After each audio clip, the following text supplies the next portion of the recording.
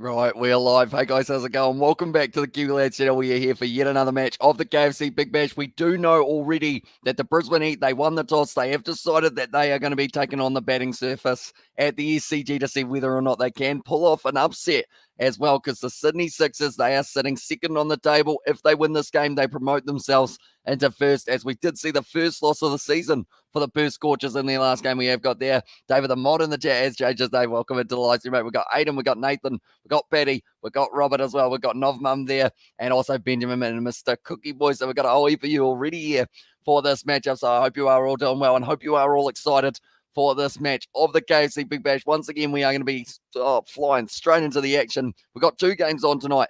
The first of which being this game between the Sydney Sixers and the Brisbane Heat. And then the other match is actually going to be the one that is taking place between the Hobart Hurricanes and the Melbourne Renegades. Unfortunately, though, that game is going to be overlapping. That was the wrong button. So it does mean that we are going to be missing out a little bit in terms of not being able to watch that game per se, but we will still keep you guys updated on what is happening in that one as well.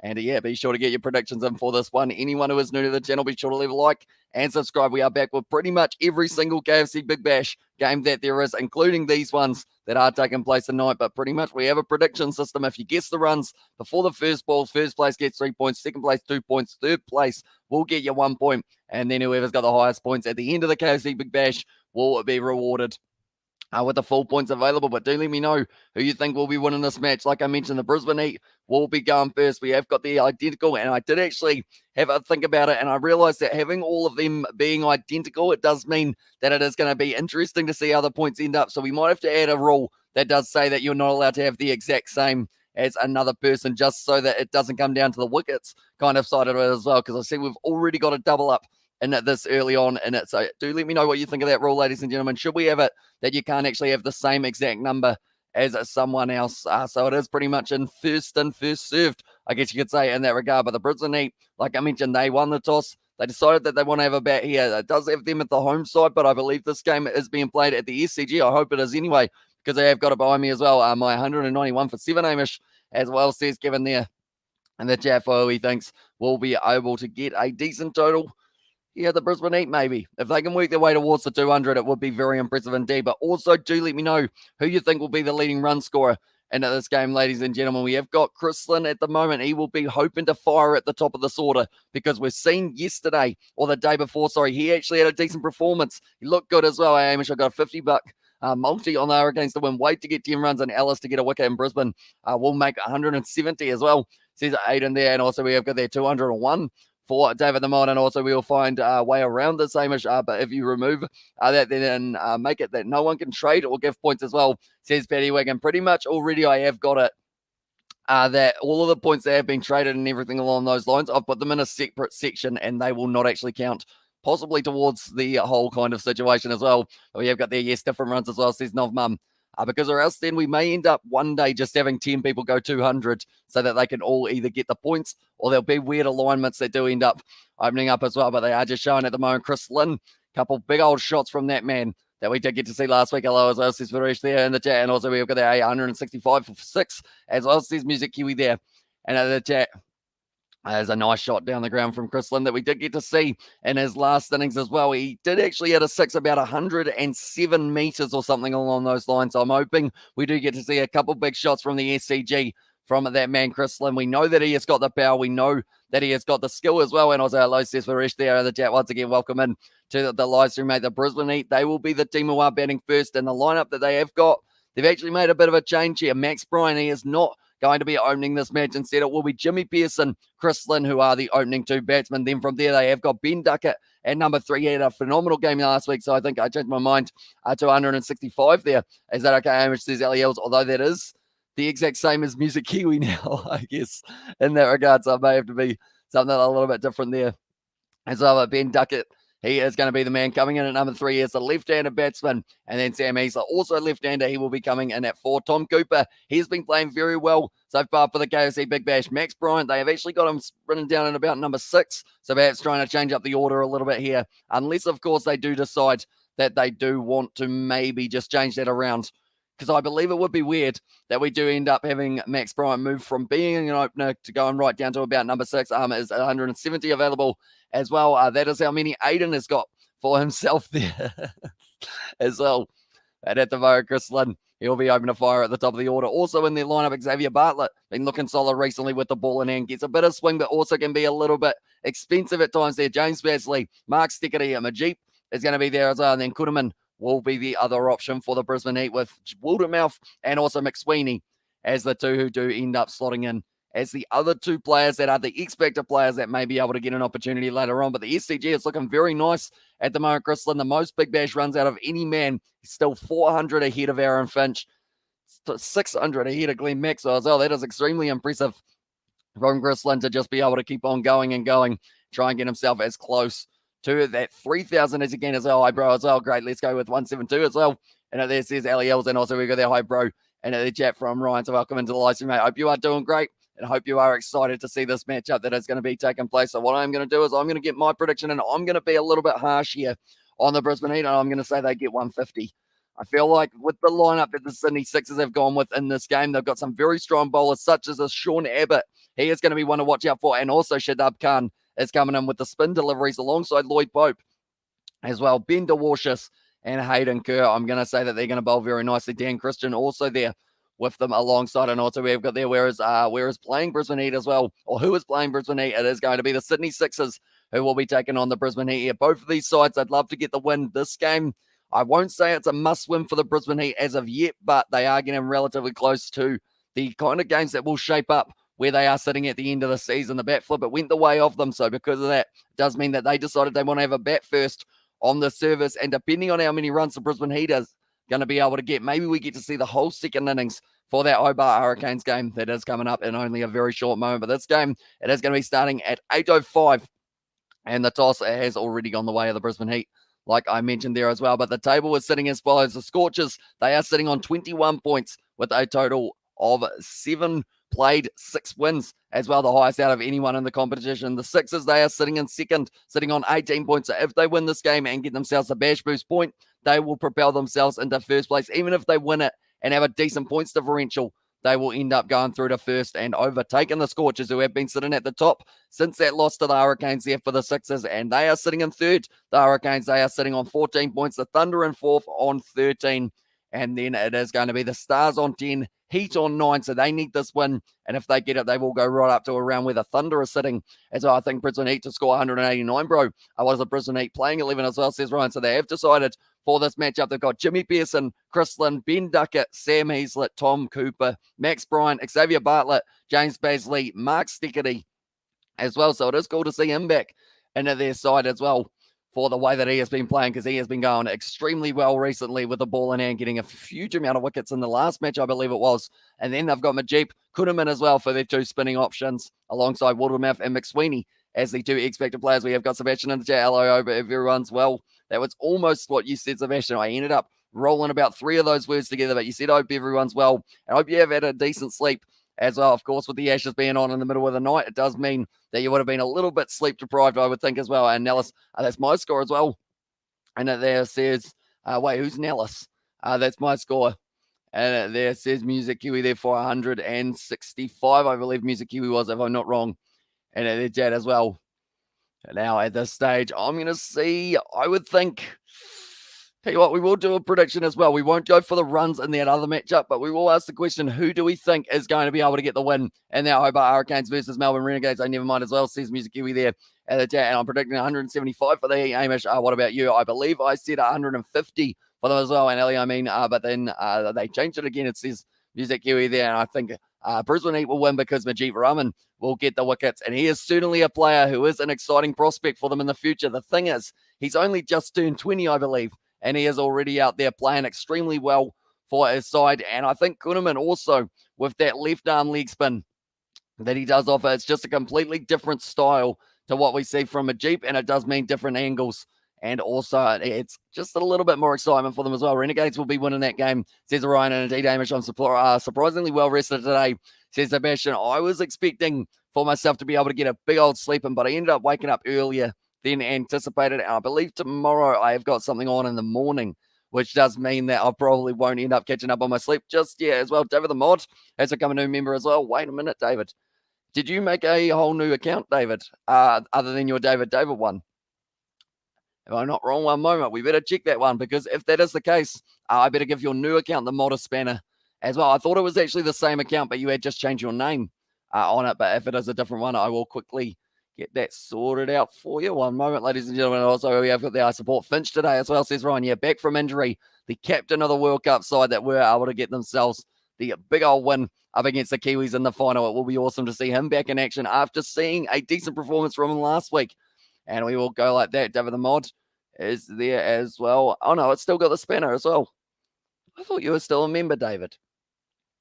I thought you still had that little spanner or that little moddy thingy behind you. I guess not in that regard. I swear you've been using your emojis as well. He changed his name and picture as well, Amish. Let's go. Wade Finch hopefully goes early as well, says Aiden there. And the chat as well. Yeah, they do need. The thing is, for this game as well, we will talk about both of them and gets out as well, says Aiden there. And I will remember, but when Brisbane Heat qualified for the semi-finals as well, says Ryan there. And good morning as well in there. And also, let's hope, let's go Wade Finch hopefully goes early. And good morning, says Eastblock. Welcome into the live stream, mate. Hope you are well. We are only sitting around 9 minutes away from this match getting underway between these two sides, both wanting to try and push themselves towards the final, but we'll have to wait and see whether or not it will be the case for both of them. It is Chris Lynn versus Josh Phillippe at the top of the order. So both of those men, they've got the power and they both have got the responsibility of that lineup. If they lose their openers early on, then all of a sudden this total may not be as high as we think for the Brisbane Heat. And that would be the last case scenario that they do want in this situation for themselves. And I had to renew it. I got a new Visa card and all that stuff as well, says David there. And hello, David. I'm getting nostalgia now as I remember the good old days when we had Marco Vanapola, David 23 and Scrum Lass in the chat as well, says Sebastian there. And yeah, I guess that's the thing. Marco Vanapola, I believe he actually got banned, didn't he? If I'm not wrong. And also, we have got the 178 for 8. Says Amish Spencer for the prediction. And let's hope Josh Phillippe goes early. I believe that is from Ryan. So is in favour of the Brisbane Heat for this game. So we have to wait and see whether or not that will be the case. But do let me know also who will get the most wickets for the Sydney Sixers. I'll let you know the bowlers. Will it be Dan Christian, who was able to get himself about 3 in that other matchup for hardly any runs? They've got Sean Abbott once again, who's got the most BBL wickets out of any man in the competition. Shadab Khan being brought in for the right arm leg spin bowler, and he is a very talented prospect from Pakistan as well. Was recently almost added in as an X Factor player, but due to the COVID test, he had to wait to see whether or not he was actually allowed to play in that game. And in the end, they did not need him. Bender was just Lloyd Pope as well. I'm going to say either Sean Abbott or Khan, but I will go Sean Abbott here. But I think Khan will pick himself up at least one on this Australian surface for the first time that he is going to be playing in the BBL for the BBL 11 as well. There we go there, 184 runs for Brisbane as well, says Sebastian. And also, let's hope James Vince, our early most wickets, should have Khan play as well, says Ryan there. And yeah, very talented spinner. And it seems like the SCG, thinking about it, this is going to be the location of the Ashes' 4th test match, if it does take place at the SCG, that is. I know that there's still a couple queries about whether or not they will be able to have it take place at the SCG, but if it does, it's going to be a spinner service. Though Keith Beck, he is not. He is still injured, and also Tom Curran is not going to be available for them in this game. So the 2 X Factor players that they've got, Todd Murphy, and also the other is Mickey Edwards, who did take some very good catches when he was brought onto the field in the last little while of the last game as well. I made, the good old days. I really miss the name Marco Vanapola there. That was a cool name as well. It was indeed. And also, hello, says Johan. Welcome in to the live stream once again, mate. Hope you are well. Must be morning in South Africa, so good morning, I guess I should say. It is currently sitting 8 p.m. here in New Zealand. 8:05 is when this match will be starting. 9:15 is when we are going to get to see the Hobart Hurricanes taking on the Melbourne Renegades. But it is on a different channel as well here in New Zealand, so I might be able to watch both of them simultaneously and do keep you guys informed on both matches that are taking place as well. But nonetheless, looks like the SCG, it's looking like a good surface. It always does as well. Yep, it's morning in South Africa and morning, Johan. And there's Sebastian as well. Yeah, I feel like my time zones, they're slowly getting better, but they're still not great as well. And CA have announced today the SCG is still hosting that they're put in, but they've put in tough protocols similar to Adelaide Test as well, says Robert, because I know that they were mentioning about for the MCG, if it did end up kind of having the case that they did, it would have been able to still take place. But if the same scenario had happened in Sydney, the match would have been called off. So I really hope that no one ends up testing positive or any of the close contacts or anything like that, because or else then they are going to be in a tough position. And then to have that Ashes Test match called off might not be ideal, but that is, of course, CA for Cricket Australia, I should mention as well, rather than just CA. But it is going to be the Melbourne Stars. They are currently sitting in a little bit of a tough position, but these very similar to the Brisbane Heat in regards to the fact that both of these sides like that do play when they go. I know it's Sydney Sixers in this game, but the Melbourne Stars and the Brisbane Heat, I feel, are both in the same boat of they need their top order to really fire. We're seeing only one man for each of those sides. Joe Clark for the Melbourne Stars, and then it has actually been recently Ben Duckett for the Brisbane Heat, who has been able to really get going, but they need someone to be able to also kind of go alongside him. Chris Lynn, he had a decent start in the last match, but then did end up losing his wicket just a little bit earlier than he would have liked as well. Bro, match already started, so says Ryan there. Yeah, it is going to be an early morning one, I guess you could say, or not, sorry, early morning in South Africa, but also kind of a little bit earlier than normal for RCA. And, mate, I really wish we won in Sydney as well. It's hopefully different there. And it seems like a more impactful venue as well. And G'day Heat, 167 for 5 is the prediction from Xavier Brown there. Morning, Johan, and also morning, evening, afternoon, wherever you are as well. Nice picture, David. And there's, David. David, also now known as David the Mod. I feel like I'm still going to end up possibly saying David a couple times. But now that there's only the one David in there, do you still want me to call you David, or would you prefer David or David the Mod? Do let me know, David, as well. Also, we know as well says David, and bro, 207 all out.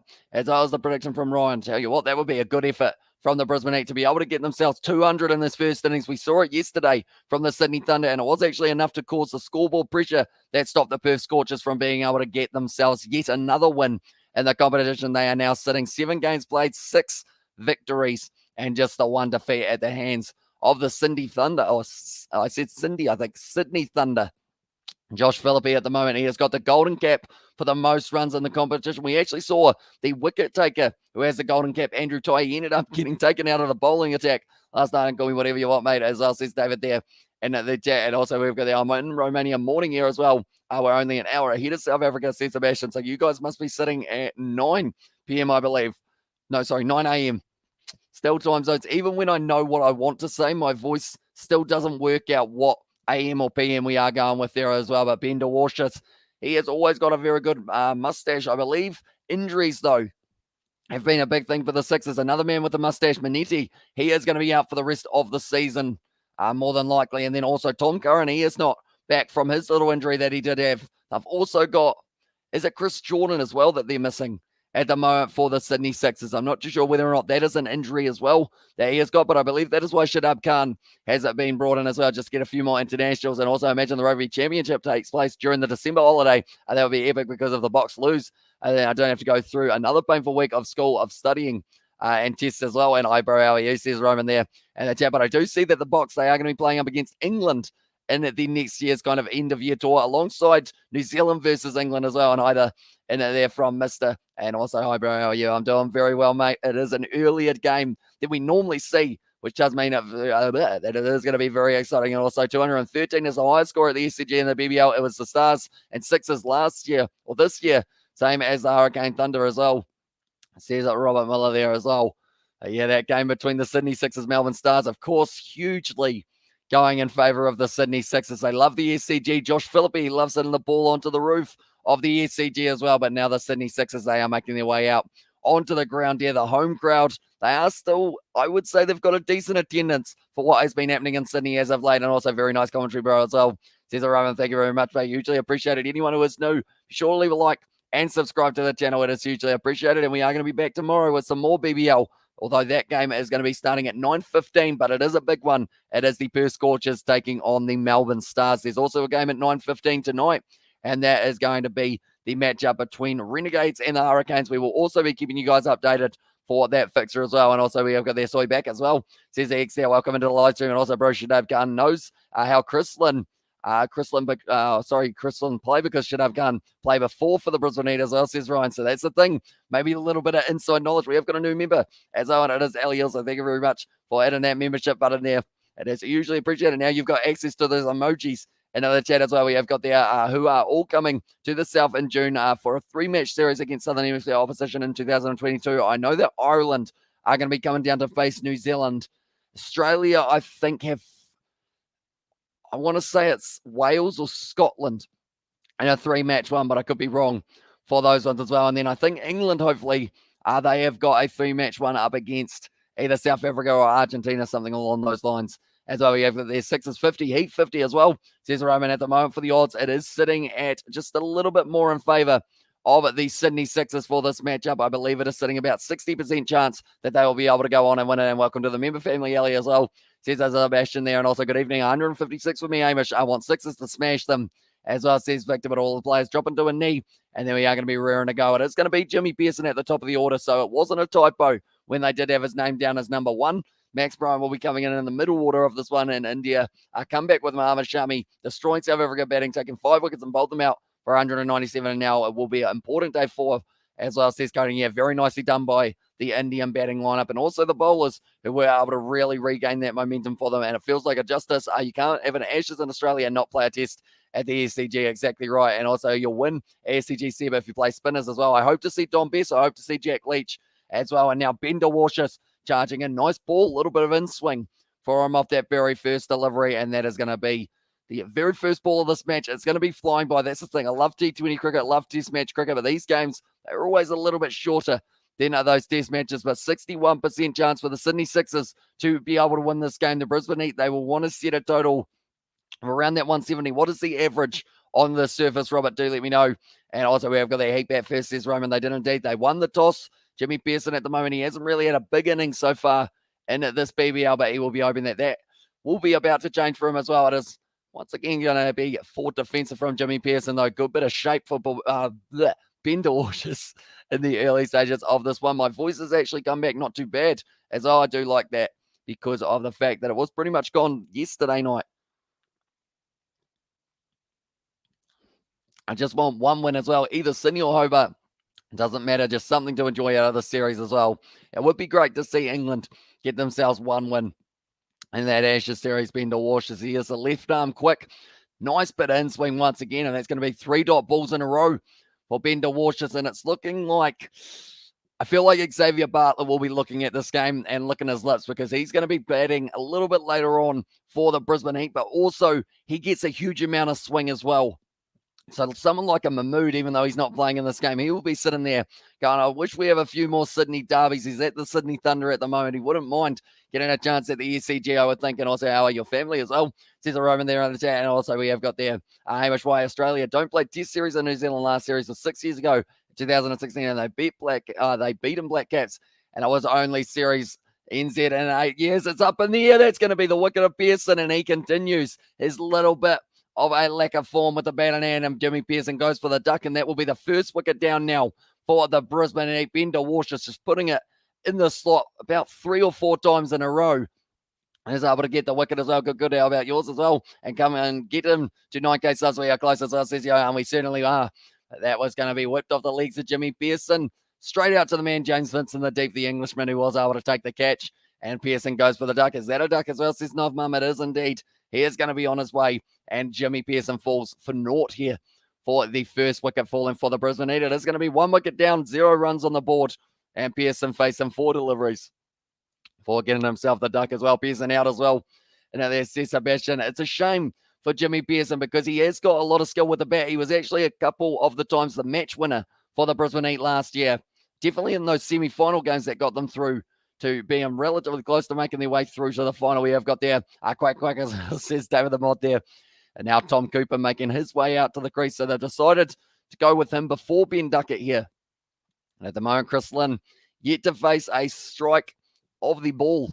And they have already lost 1 wicket there for the Brisbane Heat. Just with that wicket falling, it now means there's a 67% chance that the Sydney Sixers can go on and win this game. But we know for the Brisbane Heat, they do lose wickets early quite often. And it's whether or not they can get themselves out of that position and really build up. Nice ball once again from DeWashis.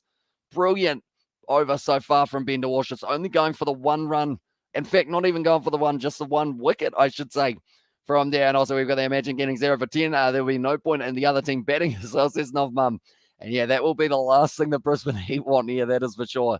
I don't know what is the lowest total in cricket that we've ever seen at international or, I guess, T20 level. Ladies and gentlemen, do let me know. I know that our team, South Canterbury, we used to get bowled out for around that 20 mark. He used to just show up to bowl, was normally the way to go. If you won the toss, you were like, right, we're going to have a bowl here because or else we're not going to get to bowl more than like 3 overs. But that is going to be the end of the first over. A wicket made in there for Bender Washer. Hello, brother. Best vlog videos as well. And that says, Yosha, thank you very much, mate. And also, I don't want France to end first in their ball because if the ABs end second in their ball and have the box and first, it's either the box have to play the ABs in the quarterfinals, and that would be a struggle for us as well, says Johan. Yeah, it would be awesome if we do get to see the final be South Africa versus New Zealand as well. Average scoring, average winning score batting first at the SCG is 175. So that's what the Brisbane Heat are going to be needing for themselves as well. And bro, lost score is Bangladesh versus Sri Lanka, 72 all out.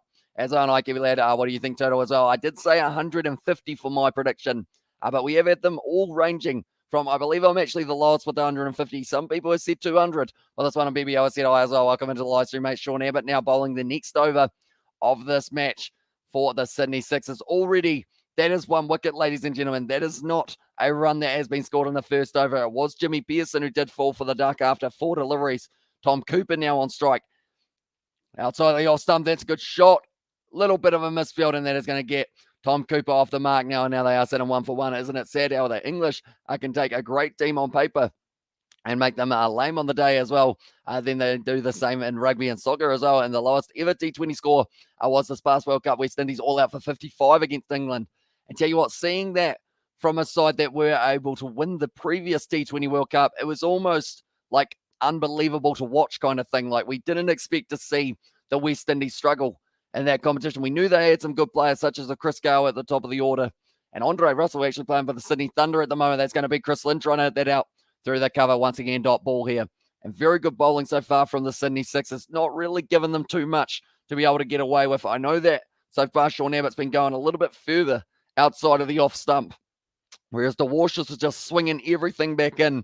I believe there was probably only one ball that DeWashers bowled that wasn't hitting the stumps in that first over. And he was also able to get himself the wicket. But Chris Lynn, he's had 178 sixes in the BBL. That is an absolutely insane number for Linsanity. And if he can get himself a few more in this game, the Brisbane Heat will be in a good position, because anything under 170, I feel like the Sydney Sixers will be able to chase down with ease. But anything more than that, and it's going to be a different story. That's going to be, yes, the single down the ground. And Chris Lynn now gets himself off the mark. Oh, and in the stumps, they're a decent throw, but probably not the one that Philippi wanted, because it did end up in the stumps, even though they were well and truly safe. I remember that West Indies score. Sad as well, says that David there. And also, I agree, I felt horrible for the rest of the lads as well, despite supporting England. And good afternoon, says the Raja Ram there. And the chat, welcome in. Is the cricket on free-to-air TV in New Zealand? I don't believe so. We've got one game of the Super Smash a week. I believe that they do actually show on Prime, but other than that, it is all on Spark Sport or Sky, which I am watching this one as well. And Hamish Sean Abbott is the same bowler who at Phil Hughes. Oh, is he a different? I know that bowler was also Abbott. It was Sean Abbott, but he will well and truly, of course, want to put that moment behind him. It's not what you wish upon any bowler or any batsman to be in that situation. And I'm sure that it has been something on his mind for a very long time. Going to be hit to the leg side there. It's a nice shot from Tom Cooper, gets all of it, and that's going to be another 6 for Tom Cooper. He is actually in the form of his career almost at the moment, Cooper, the way he's hitting the ball. And that is going to be now 6 runs off pretty much. That's the first boundary of the day. And we haven't seen anything other than the sixes from the Sixers, or 6s from the Heat, I should say, as well. And Sean Abbott, it was as well, says Robert there. And bro, I hope Tom Cooper outside Chris Lynn and Ben Duckett will save the Brisbane Heat as well, says Ryan there. Yeah, at the moment, I mean, Tom Cooper, he can certainly hit a long ball, though. So I feel like he is actually a very good option to still have at the crease, definitely during the power surge and the power play. So he will be wanting to be out there to at least 15 overs. And if he is, he could actually work his way towards 50 or maybe even 100. That is going to be the dot ball there. Abbott going for 8 runs so far off his first over. So the difference between the two that we've seen so far, a wicket maiden for Bender Washers compared to now seeing a massive 6 from Tom Cooper in this over to really try and change that momentum a little bit more. But I'll keep you guys updated in terms of the percentages of who is going to be able to go on and win this game. At the moment, the Sydney Sixers, they are sitting 63% likely to be able to win this game. A wicket of Lynn or a wicket of Cooper could change that bowling straight through him. And Sean Abbott picks up the second wicket of the day for the Sydney Sixers. 2 wickets in 2 overs at the moment, and they are on fire. We have got that, and you maybe think of doing analysis of rugby matches like Squidge as well. Says Johan, I'm always worried about the copyright system overall, because like we've tried to do like a video in the past, which didn't even have any match footage, audio, anything like that, and it still got copyright striked. So I feel like it's very risky. That one at the pad of Tom Cooper and ended up knocking over a stumps there. Sean Abbott gets his first wicket, and he was excited about it as well. Do you know when the next Rugby Down Under podcast episode will be out next as well? This is Xavier Brown. It's a very good question. I believe maybe around, I want to say late January, just because of the fact that we haven't really had a chance to film in the last little while. But 7 runs off 4 deliveries there for Tom Cooper. He did it the 6th, but then he did lose his wicket as well. And so when is the URC going to continue as well? Says Johan. It's a great question. Each week so far, I believe the last 2 weeks, we've seen every game postponed. So I believe early January is probably their goal as well. Mid-January or so, and not all of them gets copyright as well, says Johan. It is very risky though, of course, because as soon as you get that copyright strike, depending on the strike that you do end up getting, it can mean that you aren't actually able to live stream. Even if it's of a video, I believe it can still stop it as well. And Ouch Cooper out as well, says Sebastian. He is out indeed. Maybe we will get a chance to watch that whole game between the Hurricanes and the Renegades. That is starting in an hour's time. Or at least the second innings of that match. So it's a very nice ball from Sean Abbott. They're saying they're almost a bit of a leg cutter from Abbott as well. And I feel bad about the situation in South Africa with cricket and rugby and government interference. Is that a fair statement as well, says David? It is tough. Like, that's the thing. A lot of games, your Aiden Kerr being brought into the bowling attack. I would have actually given to Walsh just another one, but maybe trying to save him for the latter stages. Well fielded in the deep from Jordan Silk. Always going to give you 110% in the field, if not more than 110, really. That man is phenomenal when it comes to his fielding ability. But anyone who is new to the channel, be sure to leave a like and subscribe. We're going to be back tomorrow with another game of the BBL. This one's a big one as well. The Scorchers taking on the Melbourne Stars, and what will be an absolutely phenomenal occasion for cricket as well on the 30th. And then on the 31st, Adelaide Strikers versus Sydney Thunder. We will be covering both of those games on the channel as well. But Hayden Kerr, 7 matches, 9 wickets. He has been very good with the ball in hand as well, and that is what is really helping the Sixers and also the Perth Scorchers. There isn't just their batting lineup that is contributing to the way that they do play. It is also those bowlers who are able to keep that economy down low. But Hayden Kerr now charging in. Ben Duckett at the crease gets it a little bit leg sidish, and it's going to be well filtered by Jordan Silk to keep it to just the dot ball as well. Hamish Way. Every time on YouTube, it is hard to do or to find a female doing live commentary for any sport. Anytime it is male-wise, that don't females in any country in the world like doing commentary as well, says Coding. I mean, I can speak from experience of looking at social media and whatnot in terms of even listening, because there's a commentator for the rugby, and she is from, I believe it's Wales, and everything she says, she's actually very good with her kind of analysis and everything like that, but she just gets shut down on social media, I've seen. Like, people are extremely mean in that regard. Like, so I think it might be a little bit of that side of it, of people just don't seem to respect them, like when it comes to social media sides of it. And then they see that and then they go, maybe I don't want to do that in that regard as well. But I hope we get to see more female commentators in the future as well. Because, I mean, you look at Isha Gua, you look at Mel Jones, they add a lot to the cricketing world as well with that commentary side of it. And by the way, Protea's all out for 197 yesterday in the batting at the moment to reach a 250 to 300 run lead as well. Short ball to Duckett. He does whip it away there through the mid-wicket region. And now Jordan Silk trying to chase this one down. He's got huge pace, cuts it off as well. Doesn't even need the relay throw. And the crowd give him a big old applause for that chase. And also, then the Sevens will try to survive for a draw as well. And yeah, but as do you know about the quota system as well? We have it in both cricket and rugby. And yet we've won the Rugby World Cup, which is quite amazing as well. And also there are a couple of good AFL commentators as well, says Xavier Brown. And will you be staying live for the Hurricanes game? Depending on how far through the match it is going to be by the time we get to this stage, I guess you could say. Like, if this game finishes early, we will be doing the whole second innings possibly as another live stream. Whereas if we're halfway through the second innings for that game at the end of this one, then we will be switching over, or we will be staying on the same one. But we will be sticking around for a little bit longer after this one is finished, that is for sure. But now, another dot ball, well bowled by Kerr so far. 5 deliveries and only the 3 runs off him. This is a very good power play so far for the Sydney Sixers, who have got a 72% chance of it being able to win this match. And at the moment, tell you what, we normally set a light goal, don't we? I should probably set that one. We're currently sitting on 29. Can we hit 50 before we get to 10 overs, ladies and gentlemen? If you haven't already, be sure to leave that like on the live stream. It is hugely appreciated, you guys all being here for the KFC Big Bash, and we have got plenty more content coming in the future. Duckett advances there, does get the single for the end of the over, and that is going to be only the 4 runs off it. Once again, a solid over from the Sydney Sixers, 4 from the Kerr over, and it is going to be 2 for 12 now. And do you learn how to speak Māori at school? In New Zealand, we did do one term of Māori, but I think we only got the one term in total, and it was kind of, you do it.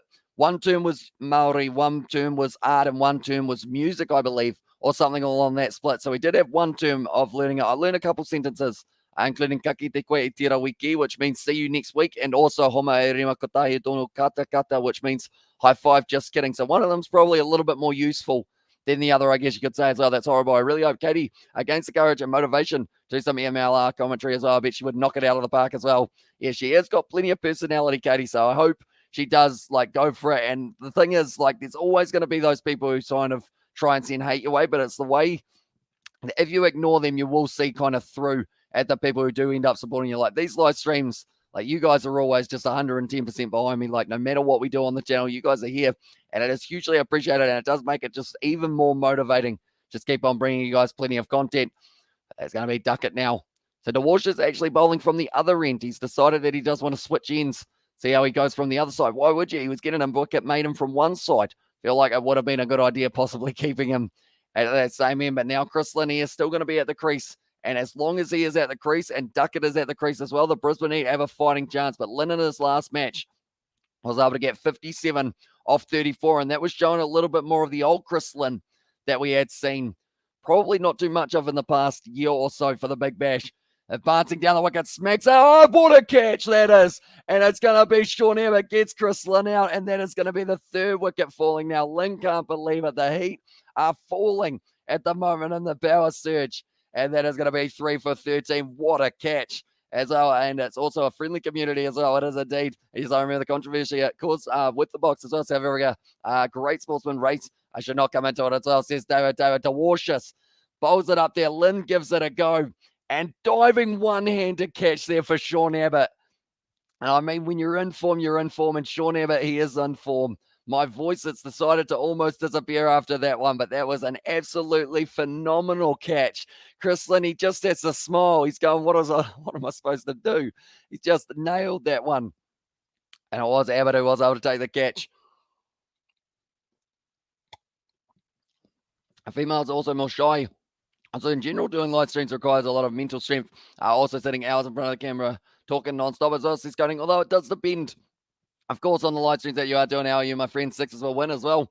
And it says A1 saying, yeah, it's looking pretty likely at the moment with that one. 73% chance that they do go on to win that one. But that was absolutely phenomenal from Sean Abbott. Superman dive out to the side. And we've seen just how talk to the online community can be as well. She braced for a lot of shots during the All Blacks versus Eagles regarding Americans. Have nothing to do with the rugby as well.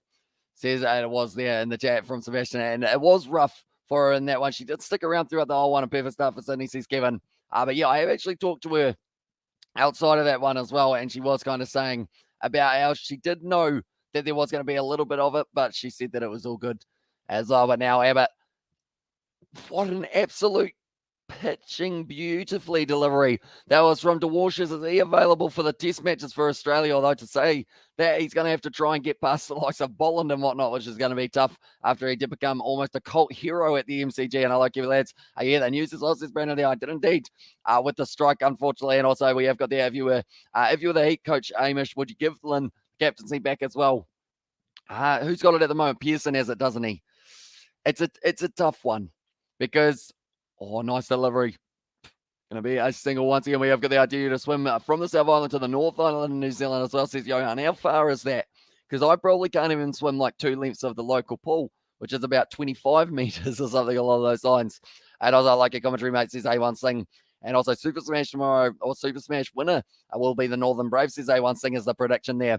At the moment, I feel like if anyone is predicting for the Brisbane Heat to win this game, it would be fair play because it is going to be looking very tough for them. Definitely the way DeWarshus is getting that ball to talk at the moment. I would bowl him again the next over. I feel like you've got to keep the pressure on. When this man is bowling well, he's bowling phenomenally. As our Brisbane Heat jersey colours are so cool as well. And what are the chances? Brizzy out for 50 as well. And this is Aiden at the moment, probably, I'd say not out for 50, but out for less than 100 is actually still on the cards here. And Katie is awesome as well. She is indeed. She is, I guess you could say, in a weird way, one of the lads. And I feel like me saying that, she would love for me to say that as well, because she just blends in with the chat like extremely well as well. And Katie Shaw is awesome as well. Says that David there, says Robert to David, but that will be the end of the over, and it is going to be 3 for 13 now. And Cook Strait is 22 kilometers. Good luck swimming that as well. Says Nov Mum, yeah, probably I'd need a bit of training. I couldn't even walk 22 Ks, I wouldn't think, without my shoes and socks falling off my feet. We have got that big bro. Are you not going to hear it sound as well, says Brandon there. And I swear, if I swim from Nelson to Wellington, given the conditions are safe regarding tides and everything, I'd do it for charity, no joke as well, says Sebastian. Yeah, I feel like if I was to do anything like that, even if it was like running a marathon or something, there would have to be some sort of like charity organization involved, I think, just because I feel like it's the best reason to kind of do it, to raise awareness. And Katie Dixon isn't amazing as well. And there says it was Brandon, and 3 wickets. Says it to us. Yep, 3 wickets so far we have seen. We're seeing a few diving catches from the past for the Sydney Sixers, one of which was a little while ago. Who was that? Was that Jordan Silk actually diving for that one? I'm not too sure, but it was very nicely taken there. Yes, it was Jordan Silk. And also we've got the Amish, who is Katie. Is it a first female member of Kiwi Lads? Please tell her come with you to commentate on any match as well, says Coding. So pretty much Katie is an American. She actually loves watching sport over here in New Zealand, whether it is rugby, cricket, or anything along those lines. But he has been tuning in for a lot of live streams in the past as well.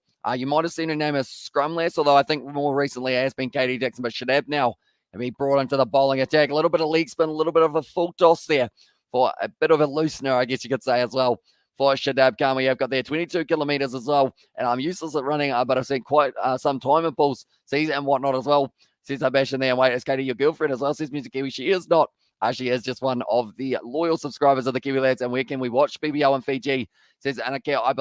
I don't think they have got a way of watching it live in Fiji, but you can see the highlights on cricket.com. Sorry, I thought that was going to be a corner bowl. Cricket.com.au, their YouTube channel. They will have the highlights of each of these games. It won't be the full match, but it will be the highlights, about 10 minutes or so that they do put it in live commentary. And why? We love her as well. Says Brandon there. A little bit leg excited from Shadab Khan. They need to keep this pressure on the Sydney Sixers. They cannot take their foot off the gas at the moment. Duckett, he is sitting on 5 runs, actually second highest scorer for them, and you're busy as well. Says George, welcome into the live stream, mate. Are you still Wanaka way, or have you ended up coming back down to Waimo for a little bit longer? Although you're going back for New Year's, aren't you, as well? And the Cook Strait is one of the most treacherous waterways in the world. The currents and winds are extremely dangerous. Good sweep shot there from Ben Duckett. Strikes it nicely, and it is going to be Henriquez has to chase that one down through the mid-wicket region, and it is going to be just the 2 runs for them as well. Who's batting first in the other game? Is the toss done yet, says Aidan. So in the other game, it is going to be Renegades versus Hurricanes. The toss has not been done yet, but I believe in the next 15 minutes or so, we will get to see a Nam Wanaka away at the moment as well. Says George, have you got any time back in Waimo before the new year, George, or are you up Wanaka all the way through? Do let me know. She up at 3 a.m., and I know we love her as well. Says up Brandon there on the chat. Yeah, rain or shine, day or night, I always say it for you guys, but Katie Dixon, she is always here on those live streams as well. The Big Bash is one of those competitions, so unfortunately for it, they're always on at the worst possible times of the day as well in America.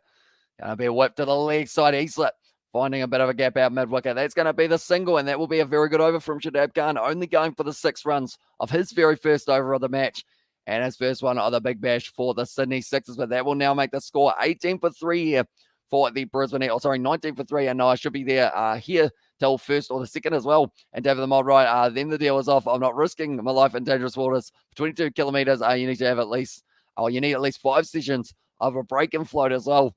Says that Sebastian there. Hello, Josh Moore. I hope you're well. Says that David there. They're just showing the highlights of the power play. 3 wickets falling was Sean Eber, who was able to get 1, and also taking a phenomenal catch of Chris Lynn. And then the other wicket, it did fall in favour of DeWash. Are you supposed to be a member for a specific amount of time? A specific amount of months to become a moderator as well.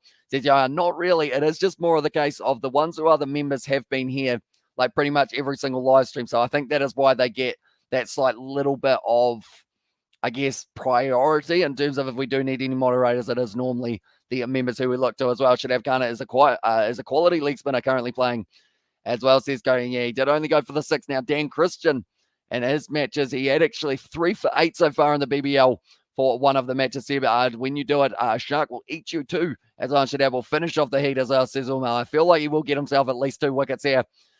It's going to be a cut shot from Easler, and it is a dot ball once again. I'm not scared of Shark. I've faced lots of them in this chat alone as well. Says Sebastian there, and also we have got there. We all don't, and we all don't like me. I don't think that's true, Brandon. For people not liking you, I think we all like you around here.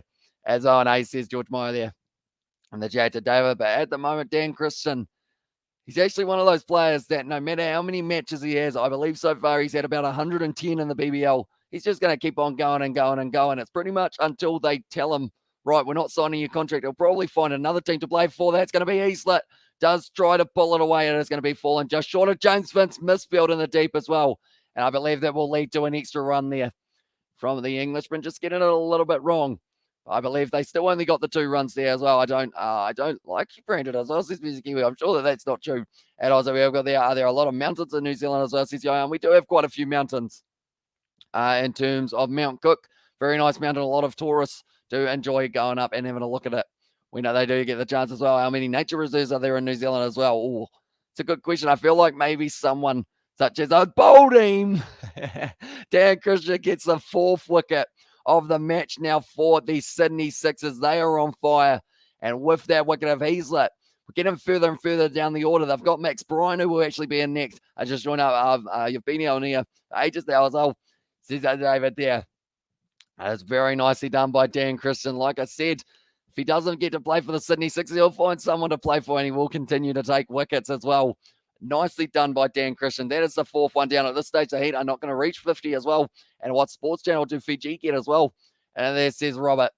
And also remember, Queenstown, that stadium is sensational as well, says Uma. I believe they were actually going to have the game. Was it a preseason game between the Highlanders and someone that was going to be played? And Queenstown was going to be very nice. And Deba Heaslett, not such a nice innings for that man. 4 runs off 9 deliveries. Is it a bowler's service, or is it just the Brisbane Heat making this look very tough at the moment? I says Amali as well in the chat, and also like you said, heaps, mate, or like Kiwi lads, like you heaps, mate. Don't forget that. As I says, David, it is true indeed, and also they're going to be lucky to get 100 as well. And also, well, lads, it seems we'll see the entire second innings of Hobart versus Renegades as well. And Brisbane are doing another collapse and at one of their matches as well, says Kiwi in the chat. Yeah, it's not going well for the Brisbane Heat. They need a combo. They need Ducker to stick around. The benefit is they've got an opener who is playing at number 6 in this game with Max Bryant there as well. But they can't really have too many more wickets falling, or else there will be a lot of trouble. And also, I will the moment when I return home, which is tomorrow as well, says the on there, but it is now going to be Dan Christian once again bowling nicely. It's a dot ball to Bryant straight away. And they have got their tail well and truly up in the air. The Sydney Sixers, 91% chance that they go on to win this game. 91. That's a big number to have this early on in a game, that is for sure. Max Bryant, his best innings was up against the Strikers 2 matches ago, 32 off 20 deliveries. And not yet, every live stream at 3 a.m. So I'm very sad, as I says, Brandon. Although the good news with those late night live streams is if you feel like you have missed anything on them as well, we have got the chat replay that does still play on them after the matches are finished. And also I leave them up on the channel just so that you guys can catch up. If any of you do actually watch the live streams, I guess that's a good question. Honestly speaking, does anyone ever go back to a live stream that they weren't actually on in the middle of the night and watch more than like 30 seconds? Do let me know, because I feel like a lot of the time, I guess it's one of those ones you guys definitely prefer to be here for the live one, whereas for afterwards, it's probably not quite the same. Definitely if you know who wins the match as well. And also we have got there are 13 national parks as well, says Robert. There you go. We have got 13 of them. That's actually quite a few for us. For the size of New Zealand, also as long as I get, or as they get more than England, she'll be fine as well, says Music Kiwi. Yeah, at the moment, a 92% chance that the Sydney Sixers will be able to go on and win this match from here on out. Anyone who is new, be sure to leave a like and subscribe. Dan Christian, another beautiful delivery. And that is going to be the end of Dan Christian's over. Getting the 1 wicket, only going for 3 runs as well. And also we have got their rugby yes as well, says Victor there in the chat as well. But yeah, we have got those. I think rugby overall, we do have a lot more middle of the night ones. I watched a few I've missed as well. Says that Robert there and me on all of the live streams as well. Says that Brennan there as well. But Pearson, he was the first wicket to fall. Second was Tom Cooper. He was bowled by Sean Abbott. Then the third wicket, Abbott was also involved. He wasn't the bowler though. He was the man who took a phenomenal screaming catch out to his side. Sean Abbott able to pick up the wicket of Chris Lynn alongside Dwarshus, who was bowling it. Then after that, it was Heaslett who did go through. I missed the All Blacks versus Eagle stream. I listened to the entire commentary the next day at work as well, says Sebastian. So yeah, hopefully it is all right, those ones that are, because I guess it is a different feeling, isn't it, after you do know the fact that like you aren't able to type your messages as well alongside it. Okay, I'm heading off. I'm playing on my computer as well as Music Kiwi, so we'll see you a bit later on, mate. At the moment, these have been some very good overs from the Sydney Sixers. They've actually got enough confidence now to have a slip-in, run-out opportunity. Almost was the chance, but they do end up getting back just, or else they could have been ducking on his way. And I'm on another province in South Africa at the moment. Tomorrow I'm returning home to Cape Town, and we will be driving for more than 6 hours to get back to Cape Town as well, says Johan. So a long drive there. Should have gone nicely bowled down the ground, and it's going to be the single there. And Bryant will move up onto 2 runs now.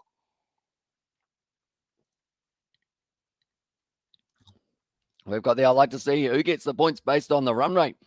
And this match as well, says David.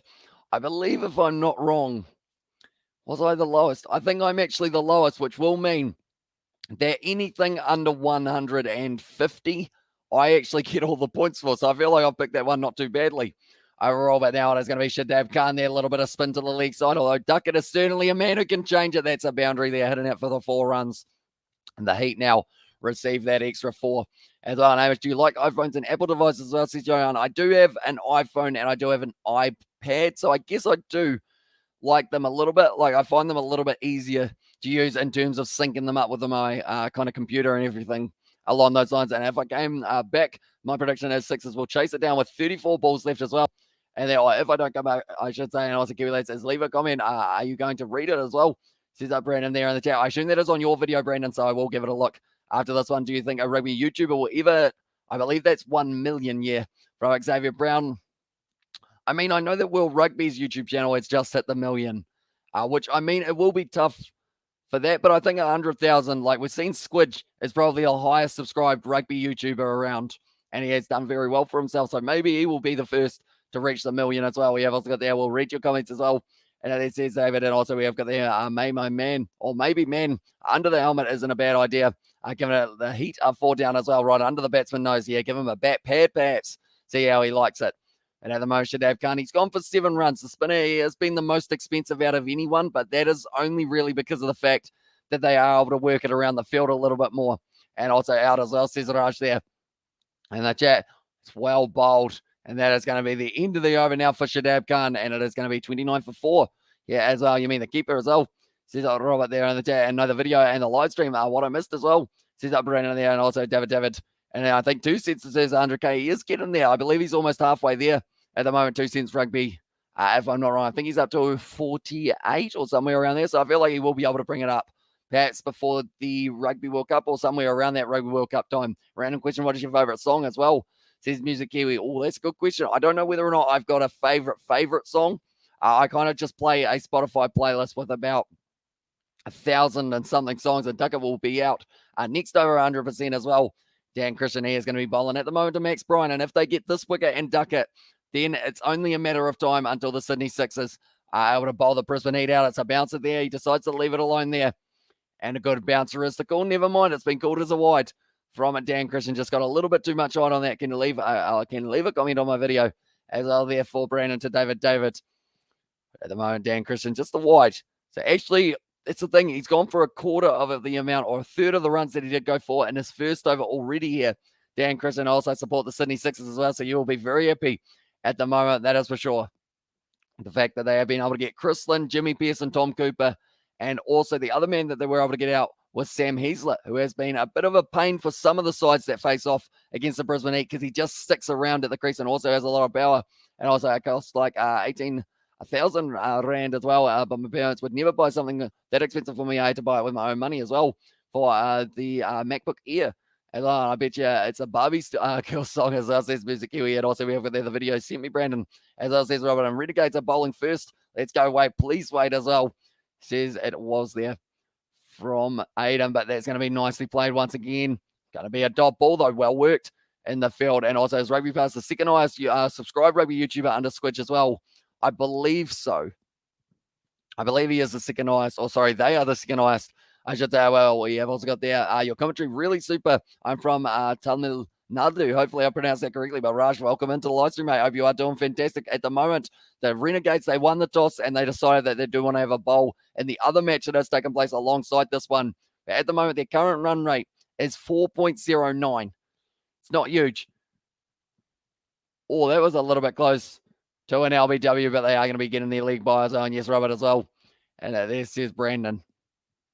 And at the moment, like that's the thing, the Sydney Sixers, I think it's only once we get to see them batting that we do know whether or not it is going to be the surface that is making it very challenging, or whether it is the fact that the Sixers bowling is just that phenomenal that has been making it very tough. I would say it's probably the second one though. And bro, I want to buy an Oculus Quest 2. Have you got any experience with VRs? Only one of those like cheap ones that you can put your phone in. I think is the only VR headset I have ever had, and it wasn't actually a great one. It was one of those ones that you win for like spending $10 or something like that.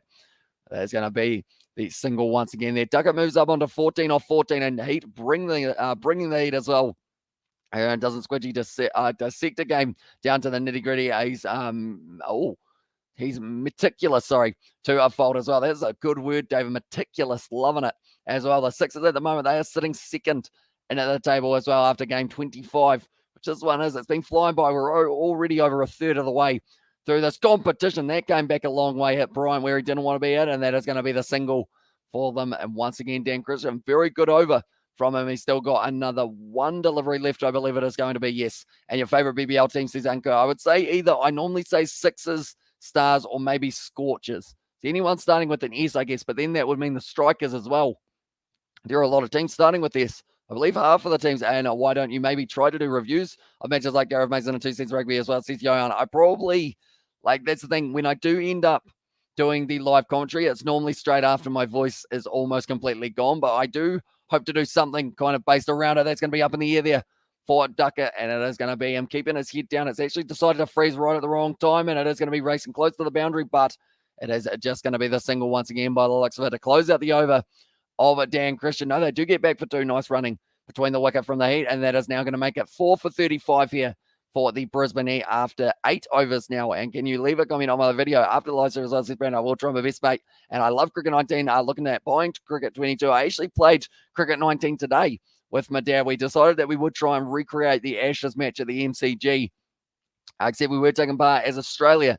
And after the first innings, we were actually still about 50 runs behind as well. So now in the final chase for England, or for England's bowling, I should say, we have to get ourselves 348 to be able to win the test match. So it's going to be tough to do as well, but we will see whether or not we can do it. And also, we have got there Bra as well in the chat. Says that music Kiwi, but yeah, 35 at the moment here for the Brisbane Heat. 4.38 is their current run rate. These two are the men who do need to take the power surge. I don't believe they can go with any other combo. And Brandon, can you leave me a comment as well? Says Amish Spencer there, that's going to be worked away to the league side. And Bryant does get himself his 4th run off 10 deliveries as well. So his strike rate at the moment. Tom Cooper and also Ben Ducker, who is at the crease at the moment. They are the only men who have had a strike rate above 50 for them. That is huge at the moment. But Lloyd Pope is going to be bowling. And I believe the overs that are more expensive, it is actually going to be the spinners who do get a little bit more punishment, I guess you'd say. Wait till glitches on Cricket 22 get fixed. I did see that you did send a message about it being mid-January, didn't you? Switch shot there from Ben Duckett. No, I'll get hold of it though, and it will be the single, it will be the dot ball. Imagine Zebra win the URC as well. I'll tell you what, it will be the massive upset, that is for sure. It's such as Italy winning the Six Nations or something like that. If it ever happens, people will just be absolutely shocked as well. Shot down the ground there from Duckett, racing to the boundary, and that is going to be about his 2nd boundary of the day, I believe it is. Actually, sorry, that is his 1st boundary that he has been able to get for himself. No, it's not. It's a 2nd. To get that a little bit wrong, but Robert is, but yeah, and the chat as well. But it's a good shot, Duckett. Good use of the feet as well to be able to get to the pitch of the ball, shut down the spin, almost make it a Yorker for himself. And what is the team? I can download KFC Big Bash on Cricket 19. So pretty much if you go into the, I guess it's the equivalent of the fan hub. It's community creations, I think is the tab that it is called. And it is going to be, I believe, if you just type in pretty much either KFC Big Bash or you do type in the last part of all of these teams, you will be able to find them on the Cricket 19 menu as well. And also we have got there Fighting with Karens on Facebook, gives me satisfaction as well. Says Amos Pizza and Pablo Matero actually decided to play for the Crusaders. He's going to struggle in New Zealand with his English as well. It is going to be tough, but he speaks the language of rugby, and that's all you need when you're out on the field as well. And Pablo Matera is definitely going to be an exciting prospect for them into that loose forward trio, because I believe they lost Fetu Kamakama Douglas, and also they lost another player. And those kind of loose forward jerseys as well. I'm trying to think of who else it was who decided to sign somewhere else. Max Bryan misses that one outside of the off stump. Good over from Ollie Pope, only going for the 6, and it is now going to be 4 for 41 here for the Brisbane Heat. Are we predicting the Hurricane score or not, Amish, as well? Says Aiden, we won't predict their one. For this one, since we won't really be able to do any of that first innings, unfortunately. I watched Gareth Mason a little bit, but the last time I watched him, he was eating kettle chips and sucking on rum and coke while quietly staring at his monitor, so says David there. And the chat also, we've got, I believe you do, and also Benetton aren't that great in the URC like they were in the Rainbow Cup as well. And of course, able to get themselves the win, Benetton, for that first and probably only ever Rainbow Cup we did get to see. And also, he was playing 22, David the Mod, as well, or was he playing 22? For that one, says Robert there at the chat. But yeah, we were playing cricket 19 for our one that me and Dad were doing, just because we decided against going for the kind of newer option. But we did have the like goal of 50 likes by the time that we do hit the total of 10 overs in this match. So we only need one more. So anyone who hasn't already, be sure to leave that like and subscribe to that channel as well. That's going to be a brilliant Yorker there. One man's run. The other one is not. That's going to be the catch anyway. And it would have been a run out if it wasn't taken. But Ben Duckett now, he is going to lose his wicket. That was going to be either the wicket of, I'm not even sure what happened there, because Duckett didn't run. Bryant ran the full pitch of the field. Duckett was still holding his ground. He's going, no, I'm not running. Not running for that one. And then in the end, they lost the wicket anyway. So I guess it all worked out. But it was just a half volley. Duckett ends up in and up in the air. He said no to the run. Brian was saying yes, run. Duckett was going no, but Hayden Kerr was able to pick it up. And that is going to be the 5th wicket down now for the Brisbane Heat as well. Almost the off spinner. Like there's from Sean Abbott there, and yeah, mate, as well, says Robert. It's funny, they think they know everything as well. So I believe you as well.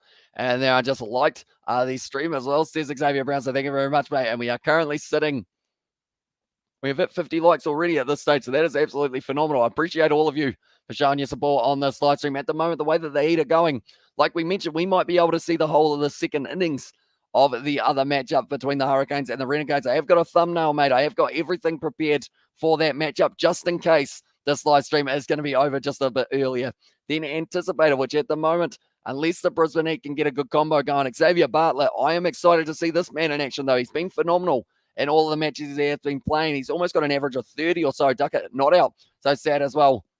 And this is Raj, and also 52 likes, 52 watching as well. Yeah, this one's been very successful so far. But the Big Bash, well bowled there from Abbott. It was the back leg. The umpire says no, maybe just the height factor did mean that it was going to be given as not out. And maybe, I guess, a little bit down leg could have been the other side of it as well.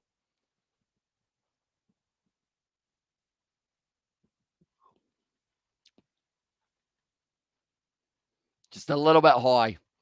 Over was all, but Xavier Bartlett extremely deep in his crease, I do notice as well. And this live stream will be the only, will be over by the 5th over in the second innings as well.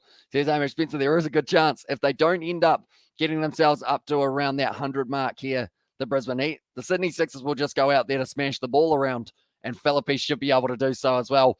Going to be well bowled once again by Sean Abbott. Dot ball. Could this be the second wicket maiden that we see in this matchup, perhaps? This has been absolutely insane. Gareth Gareth Macon vapes a nice smoking pipe during his live streams as well.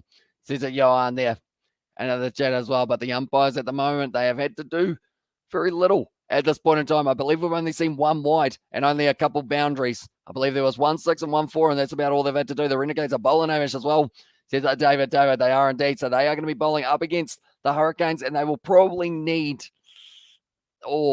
I feel like that's the thing. If the more boundaries the Hurricanes get, I should say, the longer that match will go, theoretically. And also, we have got there, what do I write? I need to write on the community. KFC Big Bash as well, says Brandon. So if you go, such as if you want the Sydney Sixers, if you type in either Sydney or Sixers, you should be able to find out what's the next game as well. Says Hamish Spencer. It starts in 25 minutes, and it will be the Renegades taking on the Hurricanes. And can you get a red card sent off in cricket as well?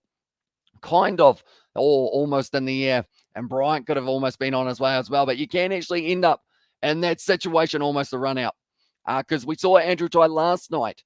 We did see him actually end up losing his because of the fact that he wasn't allowed to bowl anymore. 2 big full tosses meant that he was bowling too dangerously, and they were like, nah, you're not continuing, mate. And like you lads, I'm going to Gisborne tomorrow.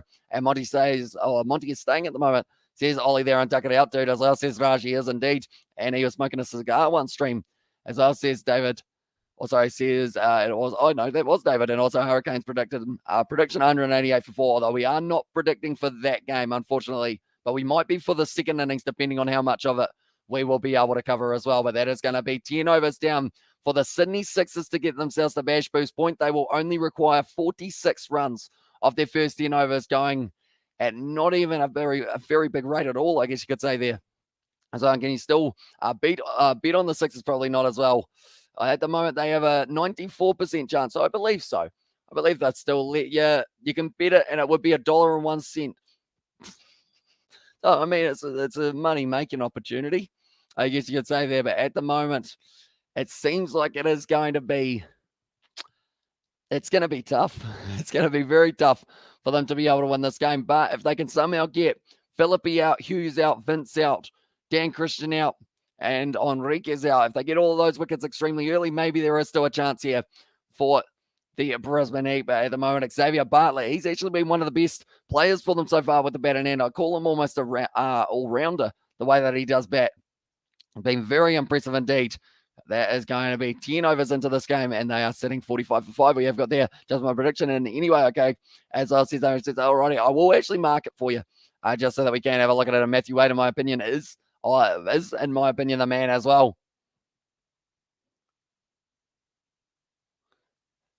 They are just showing at the moment the TikToks that have been made around that Bolland situation. Also, we've got the East Ollie in the chat. And also, do you know that there's a famous puppeteer called David Straussman as well?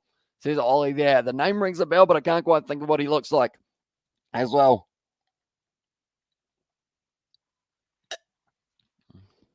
We have also got there. A red card's been around since 2015 in a cricket as well there. And can you bet on the Sixers as well? And also, we've got there the ones, I think the ones who didn't predict at all should get the points. They're closer than us as 0 as well. And there, yeah, this stage, to be fair, I'm liking this round. And the reason I'm liking this round is because I said 150 and no one said lower than 150. So even if they get 75 theoretically, do I get the points? I guess, but not really. I feel like they'll be cheap points for myself as well. Hayden Kerr now, he is going to be brought into the bowling attack. They need another 100 runs here at least. That's the thing. 10 and over from here on out still only gets them to not really a huge total, 140 or so. Let's go there. I remember me and his puppet as well. He was big in the 90s and American as well. Says it, David there. But at the moment, they have not taken the power surge as of yet here for the Brisbane Heat. But I assume it's not a mile off at the moment. The SCG will have to blame the sun a little bit maybe or something. And they're not cheap points. You were the closest as well, says Abash in there. Although closest, like, that's the thing. Closest, Xavier got 1 point for getting 1 run away. And I'm going to get like 3 points for getting 70 runs away. By the looks of it, that is going to be whipped to the leg side. They want to run hard. And they do just get this thing on Xavier Bartlett now. And he's still big these days, David, as well. And there says Robert there in the chat. Xavier Bartlett, he can hit some big shots if he gets himself in form early on. He's got a couple big ones already in this BBO, I should say. As well, he's a large individual, and the ball is swinging around all over the place. And at the early stages of this innings for the Brisbane Heat, who will be trying to shut this one down as soon as possible and pretty much get it as close to that 150 as they can. Hayden Kerr now well bowled. Xavier Bartlett plays that one solidly. It is going to be the dot, though, for them once again. How many dots have we had compared to scoring shots will be a great question for this matchup so far. And that is a question that I can actually answer for myself. If we have a look, 1, 2, 3, 4, 5, 6, 7, 8, 9, 10, 11, 12, 13, 14, 15, 16, 17, 18, 19, 20, 21, 22, 23, 24, 25, 26, 27, 28, 29, 30, 31 dots. We've actually had more dots than scoring runs or scoring shots in this game so far. Outside of the off stump, Xavier Bartlett's gone. And that is going to be another one down for the Brisbane Heat now. And they are just losing wickets for fun at this point, and there's not cheap points. Take them. That's just how it works as well. Not your fault. We're out as well. And also, I say I love your commentary as well. How to meet you, sir. I am from Tamil Nadu as well. Or depending on whereabouts that is, I'm not too sure whether or not I have got a visiting trip there in the near future as well. We will have to wait and see, perhaps. And is this the lowest boost point target? Was it?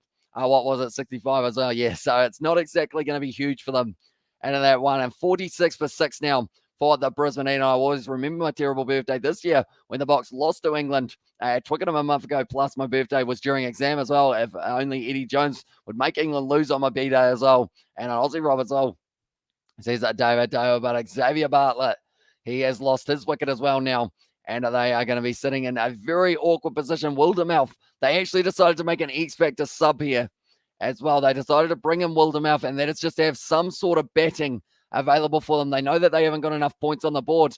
Okay, that is a lie, because Jake Wildermouth is not a batsman by the looks of it. He's had 2 matches. He scored 1 run. He's got an average of 1 as well, and what was my prediction as well? Says Amish Spencer there, your prediction before this match, mate. Have we got it there? 178 was what you predicted for this one. Another good ball from Hayden Kerr outside of the off stump. And it is just going to be the dot ball. Hayden Kerr at the moment, he's been bowling phenomenally. I can't think of a bowler who's bowled badly at the moment for the Sydney Sixers. I guess, tell you what, this is an interesting statement. Shadab Khan has been the worst bowler of the bunch, is something that we don't normally say. And the only reason I say that is because he's got an economy of 6.5, which would normally be absolutely phenomenal as well. So it's weird how this match has gone at the moment. It's near Sri Lanka, the Kiwi lads as well. Says Robert there. And also we have got there, Max Bryant will be not out today as well. And what was I thinking of, says there, you're open to see some big runs scored on the SCG surface. At the moment, Hayden Kerr is going to be sitting only 2 runs off this one so far for his over. The projected score at the moment, if they go 10 and over from here, they get 139. And the Sydney Sixers could still chase that down in only a few overs perhaps. But at the moment, this is going to be interesting, because I will mention this surface is where we are going to have the Ashes the 4th test match of the Ashes. And it's going to be on this pitch, which seems like it could be doing all sorts of interesting things by the time we get there as well. Nicely played there by Bryant, trying to work it through the gap. Jordan still cuts it off, and that will be the end of the over now. And it is 6 for 48 after the 11. Don't worry, Amish, I predicted 160, I think, as well. Says that Robert there on the chat. So yeah, I think we will get ourselves possibly a couple points, me and you, Robert. And also, maybe should make Scott Robinson the echo right now as we speak as well, if they want to be wise. Ian Foster wasn't good this year as well.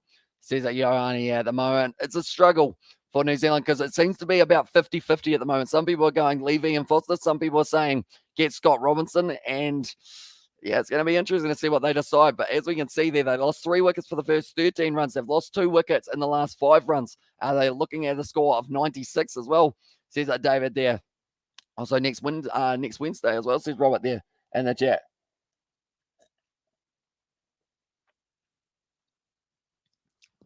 Right. This is a couple make and break overs here for them, because it is going to be the power surge. They have decided that it will be a good opportunity to take it. Can they go on to try and get themselves to a decent total here? And at the moment, a decent total might be 100, but it will at least be something on the board. I predicted 184 runs. Nostradamus.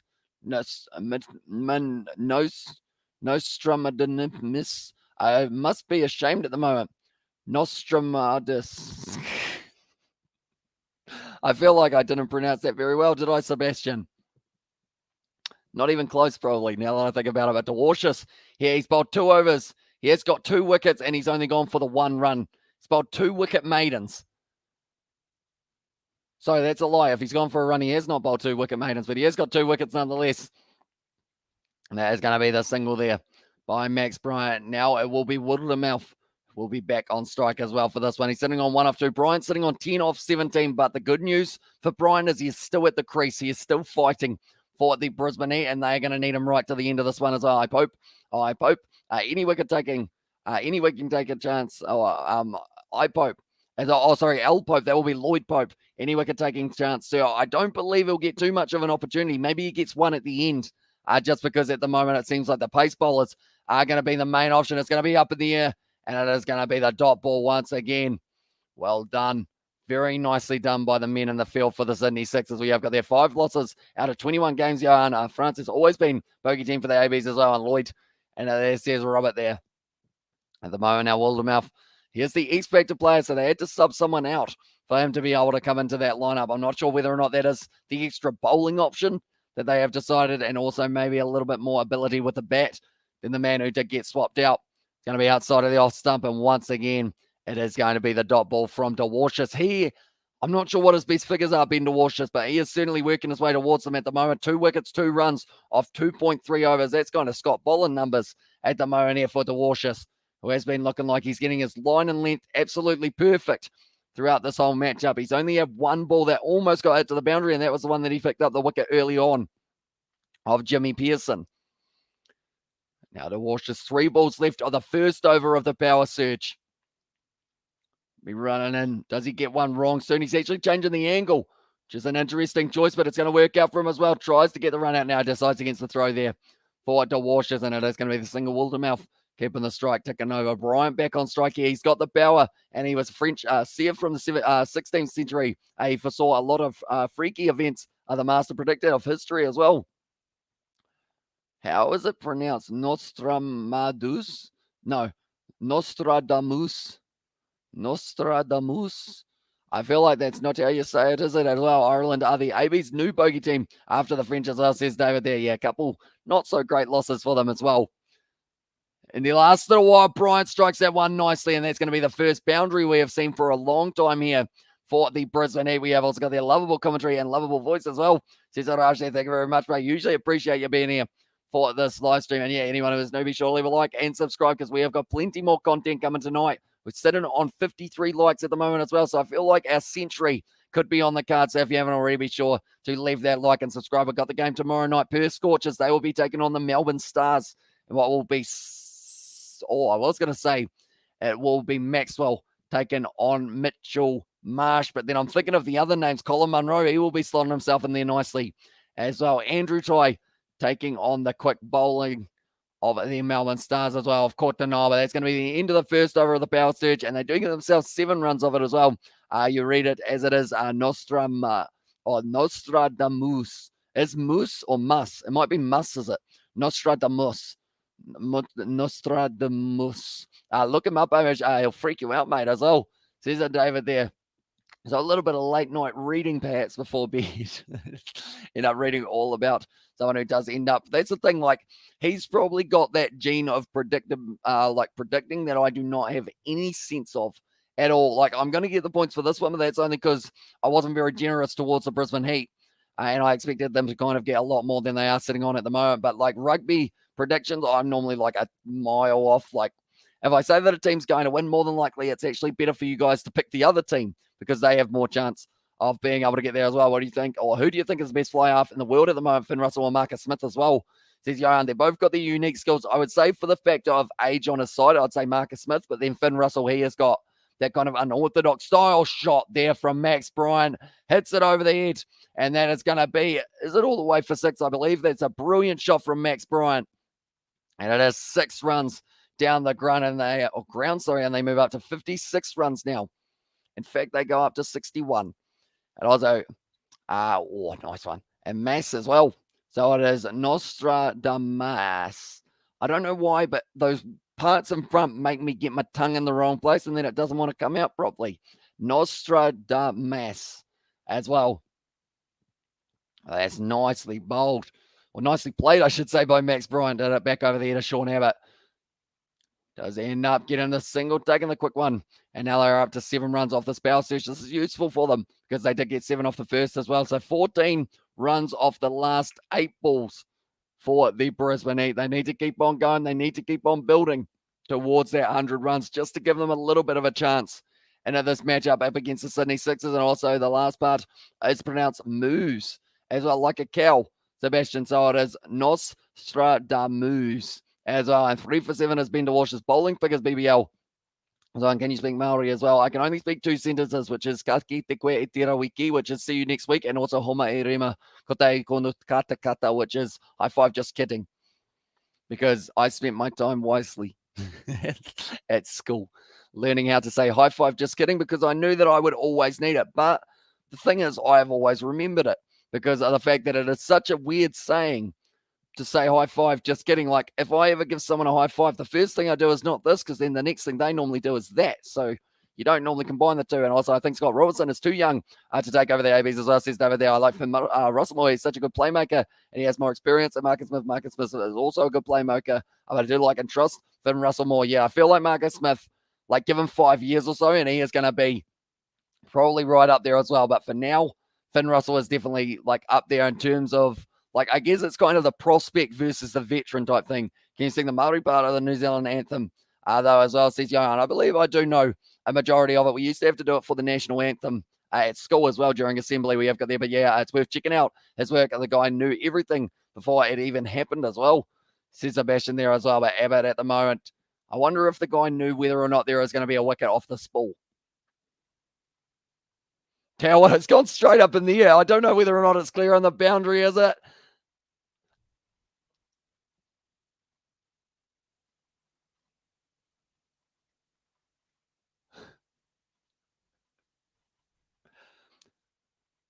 It's a wicket. Maybe I am. That's going to be Max Bryant gone. I've gone bright red. I don't know how that happened, but that is going to be now Max Bryant gone as well.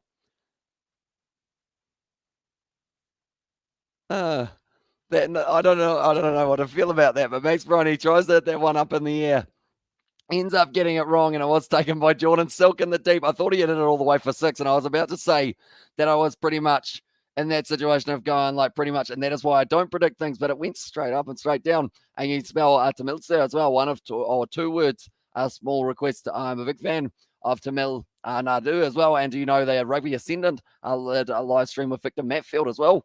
Says he on there, and sorry for my language, but far out as I says, yeah, it's not going the way that they do want it to. That is for sure, I should say. But Brian asking the question, what just happened in terms of why he did go out there, but now they're into Basley, and he was Rob as well. And just bringing up his name, the guy still works his magic while beyond the grave as well, says Sebastian. Yeah, that was almost spooky. I'll be honest, I don't know how to feel about that. Like, although to be fair, argument could be made. We knew that they were going to possibly be getting bowled out, so it had to come at some stage, but it didn't have to be that ball out of all of them. And so that's the only wicket they lost in the power surge. That's going to be the end of the power surge now, I believe. Yes, it is. And it is going to be 7 for 64 as well, and he was Rob as well, for if he was French in that regard as well. But now Shadab Khan, he's got the ball in hand, and how are you? As says MD, I'm doing very well, mate. Hope you are feeling good as well. And at the moment, my voice is starting to disappear a little bit. I gave the blokes 178 as well. Says Homer Spencer, I feel like 78 may have been enough in another situation for them.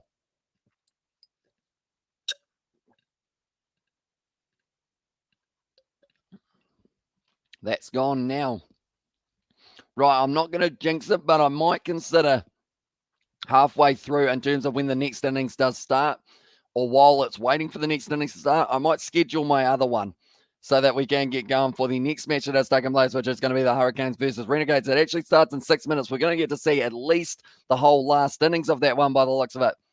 The way it is going, can you spell Tamil, 1 or 2 words? A small request there as well. Can you spell Tamil as in like Tamil? Is that the request? Do let me know.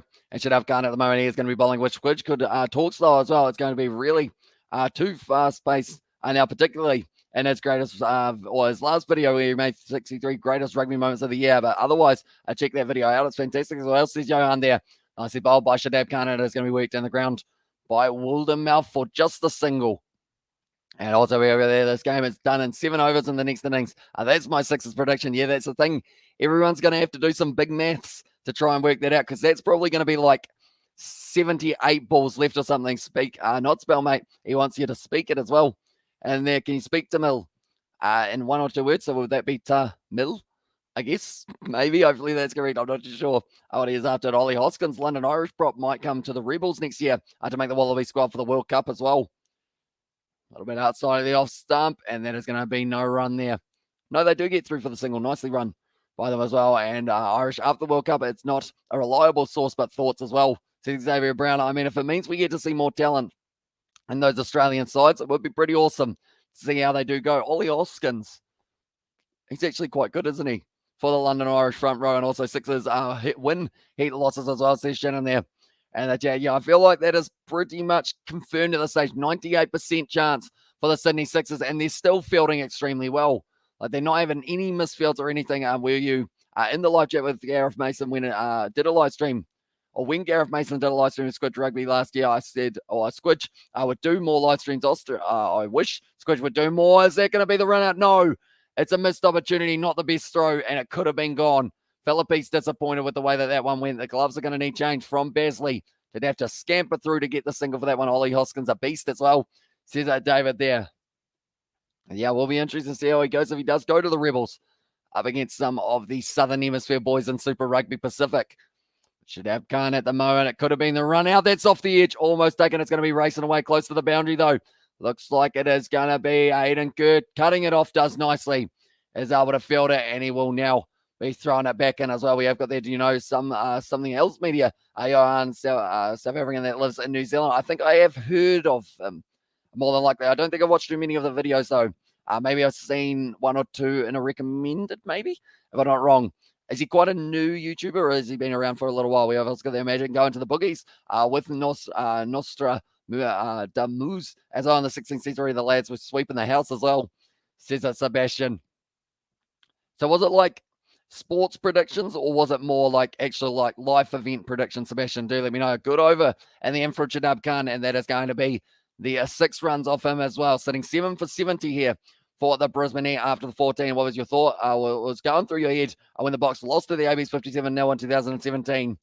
I think I wasn't probably overthinking it too much. I was just thinking, right, okay, the Box, they've had a bad performance, but normally the next game is always a lot closer between us and the Springboks. Like, even though some games are a little bit teeter-totter, like the next games are always like that normally. So, like, it was one of those ones, yes, they played bad in that game, but then they probably went back. I mean, we saw them in the recent one, how close those two fixtures were for the 100 and 101st match between the sides.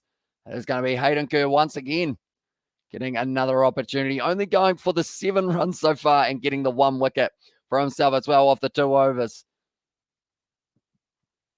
Brendan Julian on the commentary. He will be impressed with this performance alongside the man next to him, Brett Lee. And I feel like he would have only been wishing for this for the Sydney Sixers, the way that they have been going in this game so far up against the Brisbane Heat. It's a shorter ball, and they do get the single once again. They are mostly life events, tragedies, natural disasters, and they were always right. And the guy was blamed directly for them, as Ozzy Sebastian there. Yeah, see, I feel like that's one of those, it would be a weird situation. And I'm going to ask you guys the question. I feel like it kind of connects with that. But if you had the ability of being able to predict like what was going to be happening in the world, such as life events, natural disasters, and whatnot, I guess I was going to say, would you tell people? But I feel like you would tell people. But then I guess you've got that situation of people thinking like, oh, he's causing them. So like we'll put him in jail or something like that. Or we'll try and like, it would be weird. Definitely in our current kind of era, I guess you could say as well. Going to be a cut shot straight to the man, Shadab Khan. And it is going to be cut off for the dot once again. What's happening to the Heat as well? Says Kevin, not great things. Unfortunately, all the games of the Springboks that I watched inside Newlands Stadium was losses for the Box as well, says Johan there. Have you got any more trips to Newlands coming up in the future, Johan? Because I know that South Africa, they were able to have crowds back for a little bit of time. But now all of the other games of the URC and everything are getting postponed and cancelled, and everything in terms of the rugby world, it doesn't seem to be like very much so like a given thing at this stage. Definitely wouldn't tell it as well. I just make sure I'm far away from the location of the unfortunate events as well. Since imagine there was there ever a tsunami in New Zealand? I don't believe we've had a tsunami. We've definitely had earthquakes. That's going to go straight up in the air from Wildermouth. Has he got enough of it? He has not. Oh, it's been dropped though, looking straight into the sun there for the skipper, Moses Enriquez. He couldn't see it. And that is a pretty rough one for him as well. He hasn't got these sunglasses on, looking straight into the sun, the one spot where the sun is. And that could have been the 8th wicket down. He was going to the side and then right into the sun there, Moses Enriquez. And went straight through the hands of him. And that could have been the 8th wicket down. But that's a little bit of a lifeline. One of the first mistakes we've actually seen from the Brisbane Heat. Why would you give the man the spot out there where he doesn't have glasses when it's the one place with sun? I guess might be a little bit of a mistake there on the part of the Sydney Sixers. Oh, tell you what, Josh Phillippe was a little bit nervous there with the way that one bounced up. Now, Basley said, I know they broke Newlands down. All the rugby matches will be played in Cape Town, but will be played in Cape Town Stadium from now on as well. Says Johan, have you been to any games at Cape Town Stadium, Johan, overall, or have you not been to the newer or slash, I guess it's not actually newer, is it? It's just that they have moved the location. But Basley at the moment sitting on 3 runs off 3 deliveries here. Kerr sitting 4 runs off the first 4 balls. Exertion ball, and it is going to be hit out there into the deep. They won't be minding this, though, the Sydney Sixers, to keep them to only scoring 1 run a ball from here on out. means that they will only be getting around that 100 mark. He predicted the French Revolution, World War I, President Kennedy's assassination in the early 90s. He predicted the first Gulf War, freaky stuff as well, says David. And I feel like it's like, the weird thing is, like, in current days, like, I know of people who do kind of like try and do the predictions on Twitter or something, and they have 0 followers, and then you just put a whole heap of posts up, and then whichever one's right, you private the rest. I think I saw that there was a little bit of controversy going around a while ago with that. But like back then, they didn't have Twitter. So like you couldn't really just delete your ones that you got wrong. Like they would be still out there type thing. And yep, I have been at Cape Town Stadium before, but only for soccer matches as well. Says that Johan there as well. But at the moment, the Brisbane Heat, they'll be pretty disappointed with the way that this has been going. Stickety, he's just shown me a new way to store a helmet, and that is actually just jam it onto your pad. It seems to sit there not too bad as well. I'm into the second glass of water that we have got. I'm almost thinking about putting 3 glasses side to side for these ones.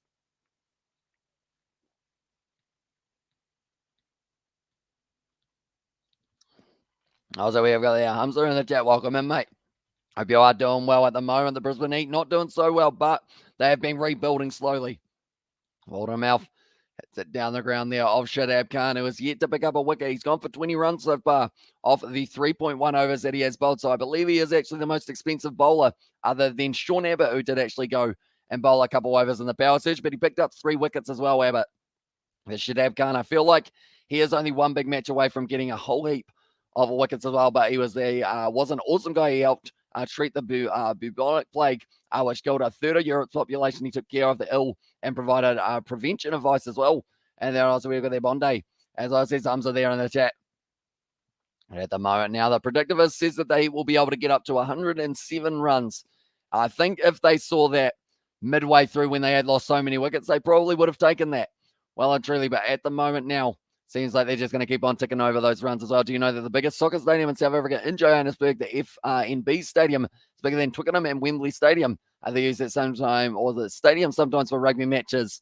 Tell you what, that stadium, in a time where we're allowed like capacity, that stadium would absolutely get sold out if we got to see All Blacks versus South Africa in South Africa at the FNB Stadium. Imagine that. Like, that's the thing. Even Twickenham, when we got to see 72,000 cheering on Harlequins up against Northampton, that was a phenomenal atmosphere. As well, the target is 91 runs, as well, says Raj.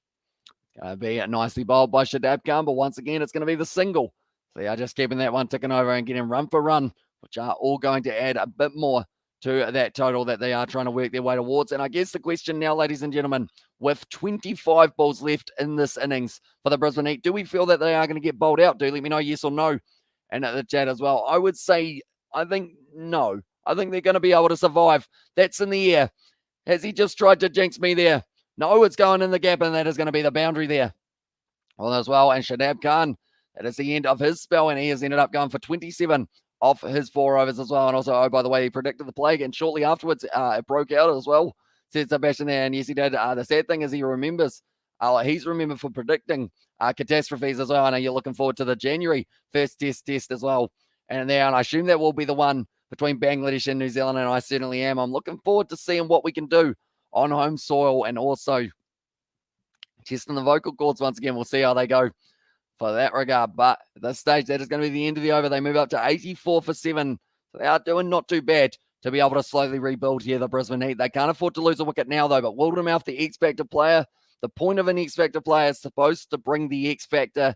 And I would say he's done that into the innings. At the moment, he is sitting on 18 runs. Ben Duckett was able to get himself 21 runs, and then Max Bryan was able to get himself 22, so just a little bit higher than Ben Duckett for that regard. But Jimmy Pearson ended up getting the duck. Also, he's the only player for the Brisbane Heat to get a duck as of yet, and also New Zealand will whitewash Bangladesh as well, says Robert there. Although I haven't been following the warm-up match, but I know that we were losing a few early wickets in that one. That's gone up in the air once again from Basley. I don't think he's got the timing at all. Oh, it's going to go through, though, for Minon, who wasn't quite able to get to it, and it was Abbott wasn't able to take the screaming catch. Tell you what, still ticking over. Basley gets himself another double. We have got there, didn't some Kiwi take a 10th against India. What's his name again? As well, it was Ajaz Patel who was able to take the 10-wicket haul in a 1 innings, which is only the the third time in history that has taken place, I believe, if I'm not wrong there.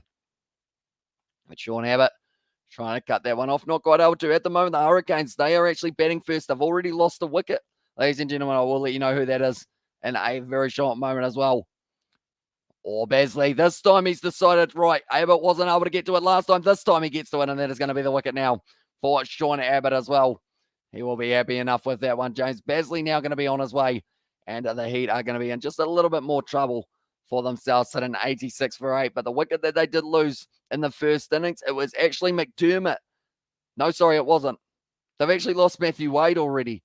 And that one, he did end up going out for a duck as well. So similar to what we saw for Jimmy Pearson, but Matthew Wade, he has gone out for only the 0 as well. So that is not good news for you, Aiden, if you are still here, because I think he was part of your little multi, wasn't he? And also, so next innings will be the number of balls left as well. Says no moment. Will indeed, and it will be hard to calculate for that one as well. And also, Lloyd Pope only 1 over, any chance 2 and over as well. Says Raj at the moment. I don't know whether or not he will get another bowl. You drew the tour match as well. And that says Robert there. Oh, nice catch taken there by Sean Abbott. He's had a very good day with the ball in hand, whether it is bowling or whether it is fielding. He has been able to take 2 catches for himself and also been able to get 3 wickets.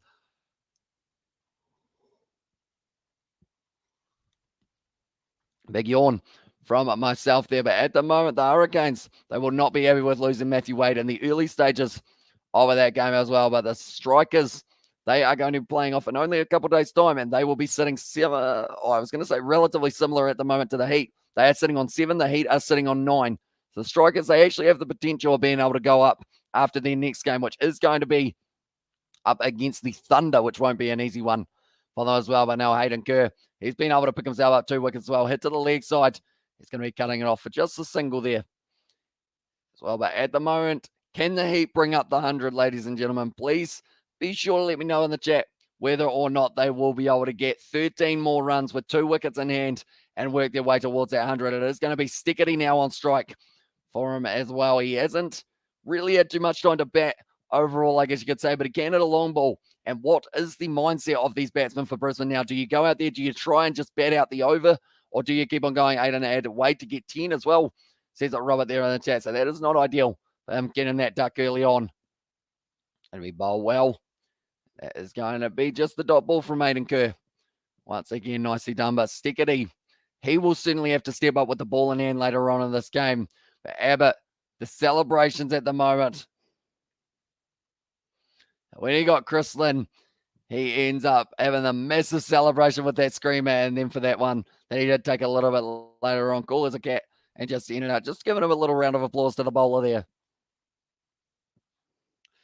At the moment, Stickety going to be on strike for Hayden Kerr. He's actually changed his angle, and they are going to be running a single there out through cover once again. Didn't I just elevate Matthew Wade and call him the man as says David. I believe that was the comment a little bit earlier on. So I guess if you change it to McDermott, might be a good idea just for now, because he has been going very nicely for himself as well, McDermott. And I feel like that's one thing that the Sydney Sixers will be a little bit disappointed about. They won't be able to work their way towards getting any further in the kind of top run scorers. I feel like there's not enough on offer for them to be able to keep on going. But we're currently sitting almost 17 overs in. Going to be it down the ground to Abbott once again. And this has just been a very solid over from Kerr, only going for the 5. I believe the most expensive we've had so far for an over is 9 runs. Other than that, it's just been all quiet. Current run rate sitting at 5.23. There haven't really been any bad overs from the Sydney Sixers so far, and that is definitely what has been helping them towards being able to get closer and closer to this victory. We have got the ES David as well, and there's Cesar Robert at the moment now sitting on 89 runs for 8 wickets. Will they get another 11? And I might hex him, I might jinx him too, or hex him too, says that David the mod there. Do you want them to win? Because you do want the Hurricanes to win, don't you? So I guess you could say that maybe Kane Richardson, see bowling? One moment. I better make sure that I get this right. Kane Richardson, he's wait, no, you're supposed to say that he's good, isn't it? Kane Richardson, he has a very good economy rate. Helped you out there. He's already gone for a 4 of his very first ball, but that one should hopefully balance things out a little bit. We'll end up going for like 40. Now, at this stage, I've got quite a few men in the deep on the leg side. They're willing to give them the singles to Washers at the moment. 2 for 8 is what he has been going at.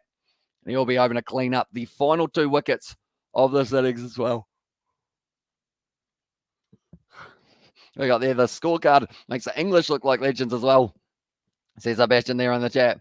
Yeah, this game could actually be over by like 10:30, which is weird. Like normally the games are going till like 11:30, 12:30, somewhere around there.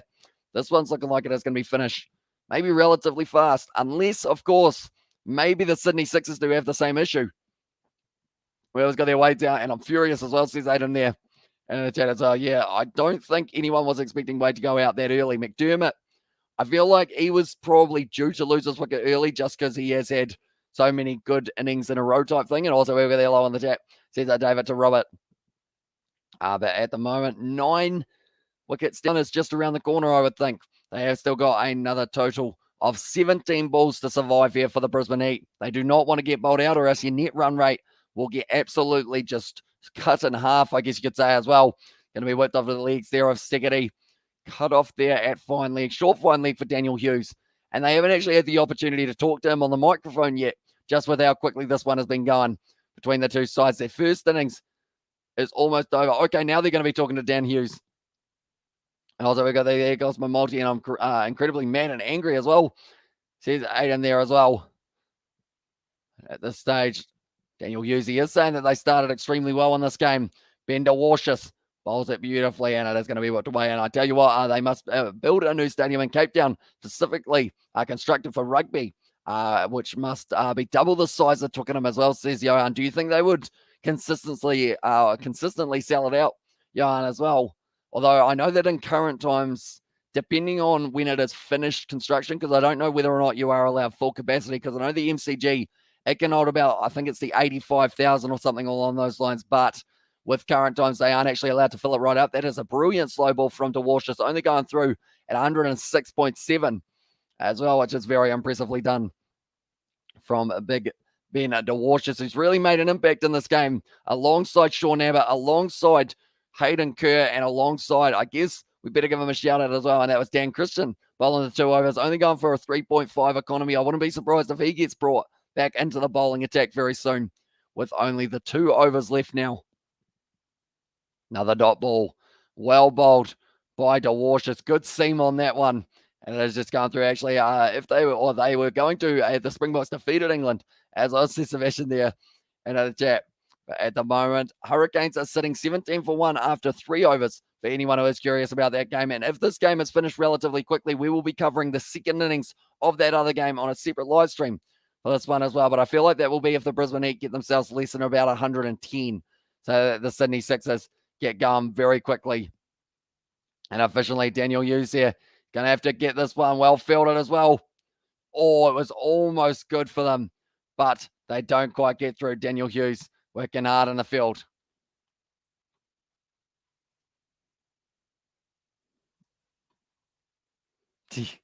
At the moment, they are just asking Daniel Hughes whether or not there's a chance that they could have possibly, they should have actually gone bowlers in there rather than the keeper, but they decided to go for the keeper, and it was a good old dive from Stickity to get it. No, but when COVID ends, then the capacity must be full in the stadium as well, says Johan there as well. 5 off the over of Bender Warshits. They are getting closer and closer to the 100 here for the Brisbane Heat. We've also got English in full song at Wembley is awesome. Great AB's test there as well. Says Victor, yeah, I feel like anywhere, like that's the thing as well, when we're talking outside of England, Principality Stadium, also Aviva Stadium, like anywhere where you feel like the crowd are right there. And that's why Suncorp has an awesome atmosphere in Australia as well, because it's right next to the kind of pitch, and you feel like you're like there as well when you are there. And that is just like when you hear it just ringing out, that's down the ground. Going to be bouncing short of Dan Christian for that one as well. Just not quite able to get his way off the boundary rope.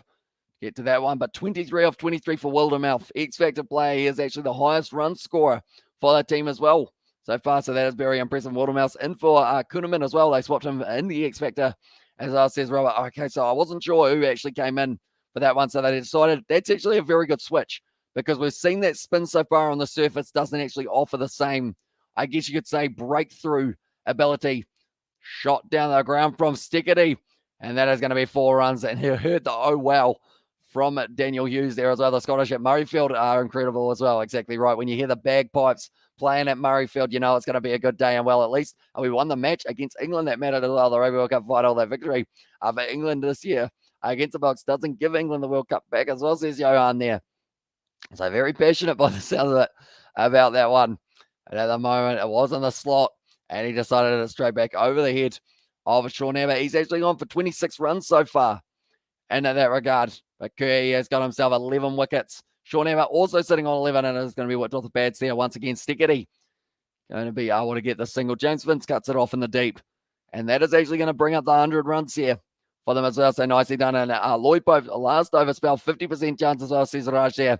And that's, yeah, I would think more than likely final over of this game, they will be probably giving it to Dan Christian. I think will actually be the man that they go with for that final over. But if they do end up giving it to Lloyd Pope, maybe he is going to be able to get the job done. Do you have him in like a betting thing for a wicket or something, Raj?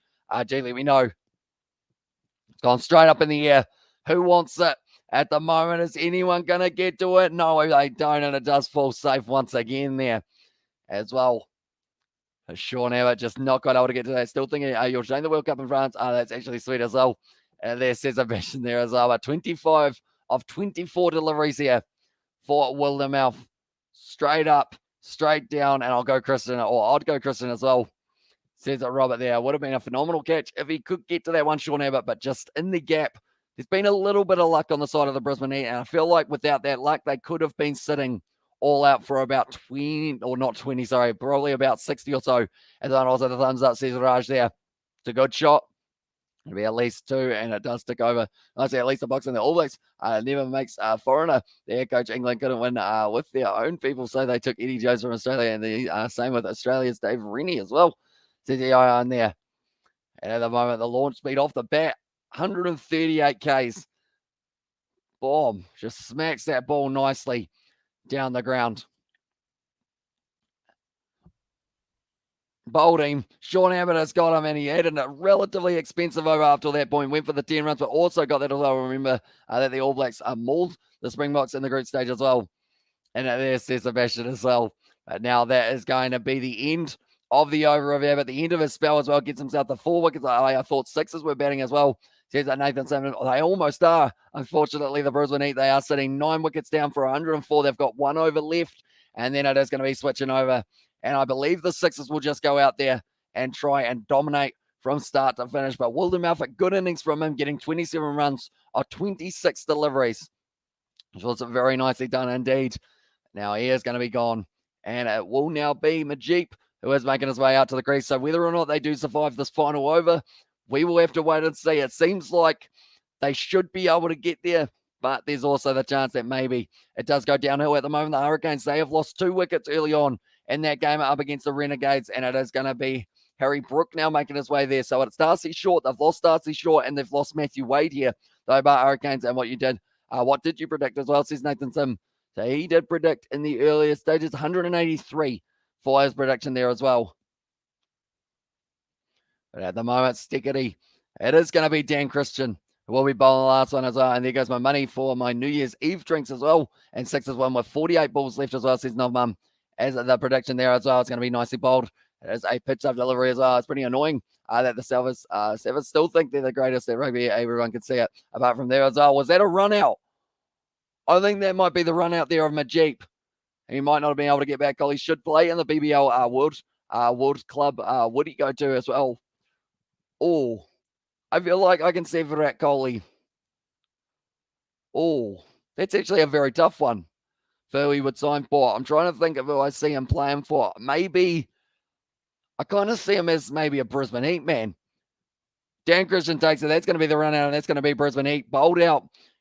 And that is going to be the end of that innings. They get themselves 104, and SIXERS will win by the end of the 10th over as well. Says Aidan there, from what the Welsh singing Land of the Fathers at Cardiff Arms Park. Oh, what about the Welsh singing, Land of the Fathers at Cardiff Park's Millennium Stadium, a massive choir as well, yeah. Like the ground, like atmosphere that they create up there in the Northern Hemisphere is absolutely awesome as well. By the end of the 10 overs as well, says Aidan. So now, ladies and gentlemen, you know how this works. Predictions, how many balls Are the Sydney Sixers going to be able to win with remaining as well? I'm going to go out here and I'm going to say they do it with 43. 43 balls remaining. I feel like we'll be in that situation. There we go. We'll go like that. And that will be my prediction for this one as well. But it seems like we will be able to cover some more of the game that has taken place between the Renegades and the Hurricanes. It seems like we will get to do the whole second innings of that fixture as well, depending on how late this game goes as well. Just remember the Wallabies blocked you both times as well, says right there. And nice call again, Amish as well, says David there. And 12 overs, says Xavier. So 12 overs. Be sure to have the balls as well. So I assume for 12 overs, you are looking at leaving 8. So you're saying 48 balls remaining there. Although Brandon has got 48 there as well. So we will have 42. I'm going, says Robin, and I'll say 15 over overs. So we do need the exact balls though, so that we can kind of add it up in that regard. But at the moment, 9 overs, 105 out lucky as well. And there's Amy Spencer. So be sure to do your quick maths and work out how many balls left that you are saying for these ones as well. But nonetheless, that is going to be an interesting first innings, to say the least, according to your theory. You really didn't deserve it again. The All Blacks won comfortably in the group stage as well, says it Sebastian there as well. And now at this stage, I feel like if we do see a quick innings here, it does mean that we will have time to cover the next game for the second innings as well. And 43, says Brandon there. And that one, although that is the same as me, Brandon, so you have to switch it just a little bit more as well. And deadest on 9 overs, first ball as well. Okay, I will have to do the maths myself by the looks of it there. 46, says David there in the chat as well. But nonetheless, what I'm going to be doing is I'm opening my other tab and I am creating that other live stream. It seems like we're going to have plenty of time to do it as well. So we'll have to wait and see how it goes. I'm saying 60 balls, I'm saying as well. And there I'm 46, says Brandon, for that prediction, although that is the same as David as well, Brandon. So you might have to go just a little bit to the side, 30 Amish as well, says that Kevin there in the chat. But yeah, we have decided that you can't have double ups just purely because of the fact 47, there we go. That one is going to be good. I don't believe we've got 47. No, we don't. So that is fine, Brandon. It could be a very close indeed. But yeah, with the way that this game's going, seems like this game could be over before the second innings of the next game starts as well. So we will have back-to-back live streams of these ones as well. So we'll find that one that we're after. How far through the season are we? We've had the Sydney Derby. We've had that one, Hobart Hurricanes. They have played them. Brisbane Heat, Melbourne Stars. That is not the game that we're on. This game here, Melbourne Renegades, Hobart Hurricanes. That is the one that we're after as well. Who gets the points, Kiwi lads? As well, I didn't really mention it too much, and the reason I didn't is because I am closest with 150 as my prediction there. So I guess it works out in my favor. But of course, we always like to have it a little bit closer there. But the Kiwi lads does get himself his 3 points. Nicely done. And second, it's pretty much whoever said the least for them to be able to get as well by the looks of it. So we did have 165 for Music Kiwi is there. I'm predicting 175 for the Heat from Robert. So 165, I think Music Kiwi might be the second for that one as well. I'm just having a quick look through. Yep, it is going to be 164 Music Kiwi. So he will receive his 2 points there. And second there as well. And then in third, for the third closest, we did have 175. G'day Heat, 167 actually. Wait, what did I say? That Music Kiwi predicted 165. So it is going to be Xavier who does get himself. Actually, sorry, I should lie. Or I did lie. I should say it is going to be Music Kiwi who gets third. And we've got Victor who does end up getting the rest of the points for that one. And he will get himself 2 points for that one. And then Music Kiwi gets the 1. There we go. We'll go like that and we will go like that. So that is the point system all done for that first innings as well. We'll put that back on there. And we will go back to the live chat for just a moment. That's all good. At 38 as well, says Betty Wagon there, with how many balls are going to be remaining. And also we have got there 30 well as well. And also, who got the points as well. And that's all good. And there, and also we have got there, it was a weird triangle. Yeah, AB's defeated South Africa. South Africa defeated England. England defeated the All Blacks. It was a matter of luck in the end as well. And also we have got there, wait, did I get 1 point as well, says Music Kiwi? You did indeed. You ended up getting yourself the 1 point for the end of it as well. So you were able to get something out of that first round with 165 or 167, I believe it was, for that prediction as well. And also we've got there 39 balls left for Victor for the prediction there. And go Sydney Sixers ECO on there in the chat as well. So what we will be doing, it's going to be hard to do the maths, I think. But we are going to be trying our best to try and do some quick maths and work out what time I do need to schedule that next live stream for. I guess I probably don't even need to really schedule it. I can just kind of transfer it over as soon as this match is finished. And we can go straight over to that one as well. So I will just have it all ready for us to go. But it was a very good innings with the ball in hand, and being 60 runs off, still getting a point. That will do. As I says, Music Kiwi, yeah, we got very lucky, a few of us, for that regard, being just close enough, but still a mile away as well. And but look who holds T20 trophy in cricket as well. And there, also well enjoying, mate, because France isn't really going to be fun in it, as well, says Sebastian there in the chat as well. But one moment we will go like this, and we will go like this. There we go. So I've got it all scheduled. It hasn't gone up on the channel yet, though. I will schedule it for the time that we are ready. And it depends on how quickly that they are going. And also, but we see being the All Blacks this year, it's at least their second time as well. And there says, answer, are we in 1-on-1 for that one? Of course, it's going to be interesting to see how it does go in the future for the ABs and also for South Africa in terms of that rivalry and who we get to play next year at the end of year tour that we have got coming up as well. But at the moment, if you haven't already, be sure to leave a like and subscribe to the channel. We have got plenty more cricketing action coming to us today. So if you are new, be sure to hit that subscribe button. It is hugely appreciated.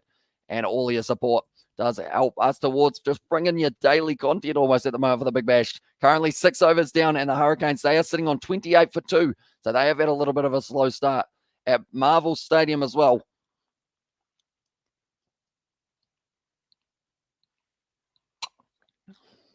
We have also got there. I thought the Black Cats were in come final got slapped as well, says Victor there.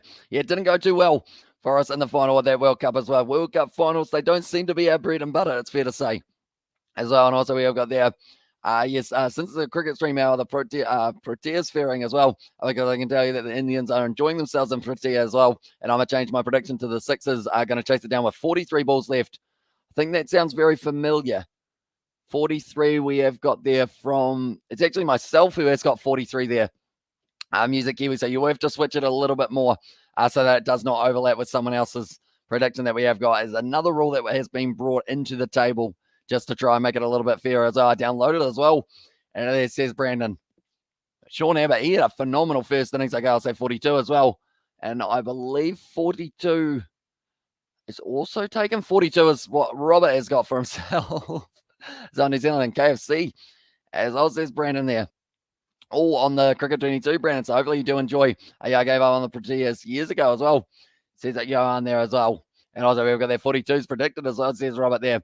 And the chat, but now the Brisbane Heat, they chose to bat. They won the toss. They went out there 41 OMG, bro, as well. One moment. I think even 41 might have been taken. No, I think 41 might be all right by the looks of it. Yeah, no, 41 is fine. You can have 41. Everyone's going quite similar as well. I got my money on Brisbane as well, says Kamal. How much money did you put on it, Kamal? Because it is going to be very tough for them to win from here. They have got a total of 2% chance of it being able to win this match. And also they are paying $26 to the dollar at the moment for those kind of side of it as well. So it will be interesting.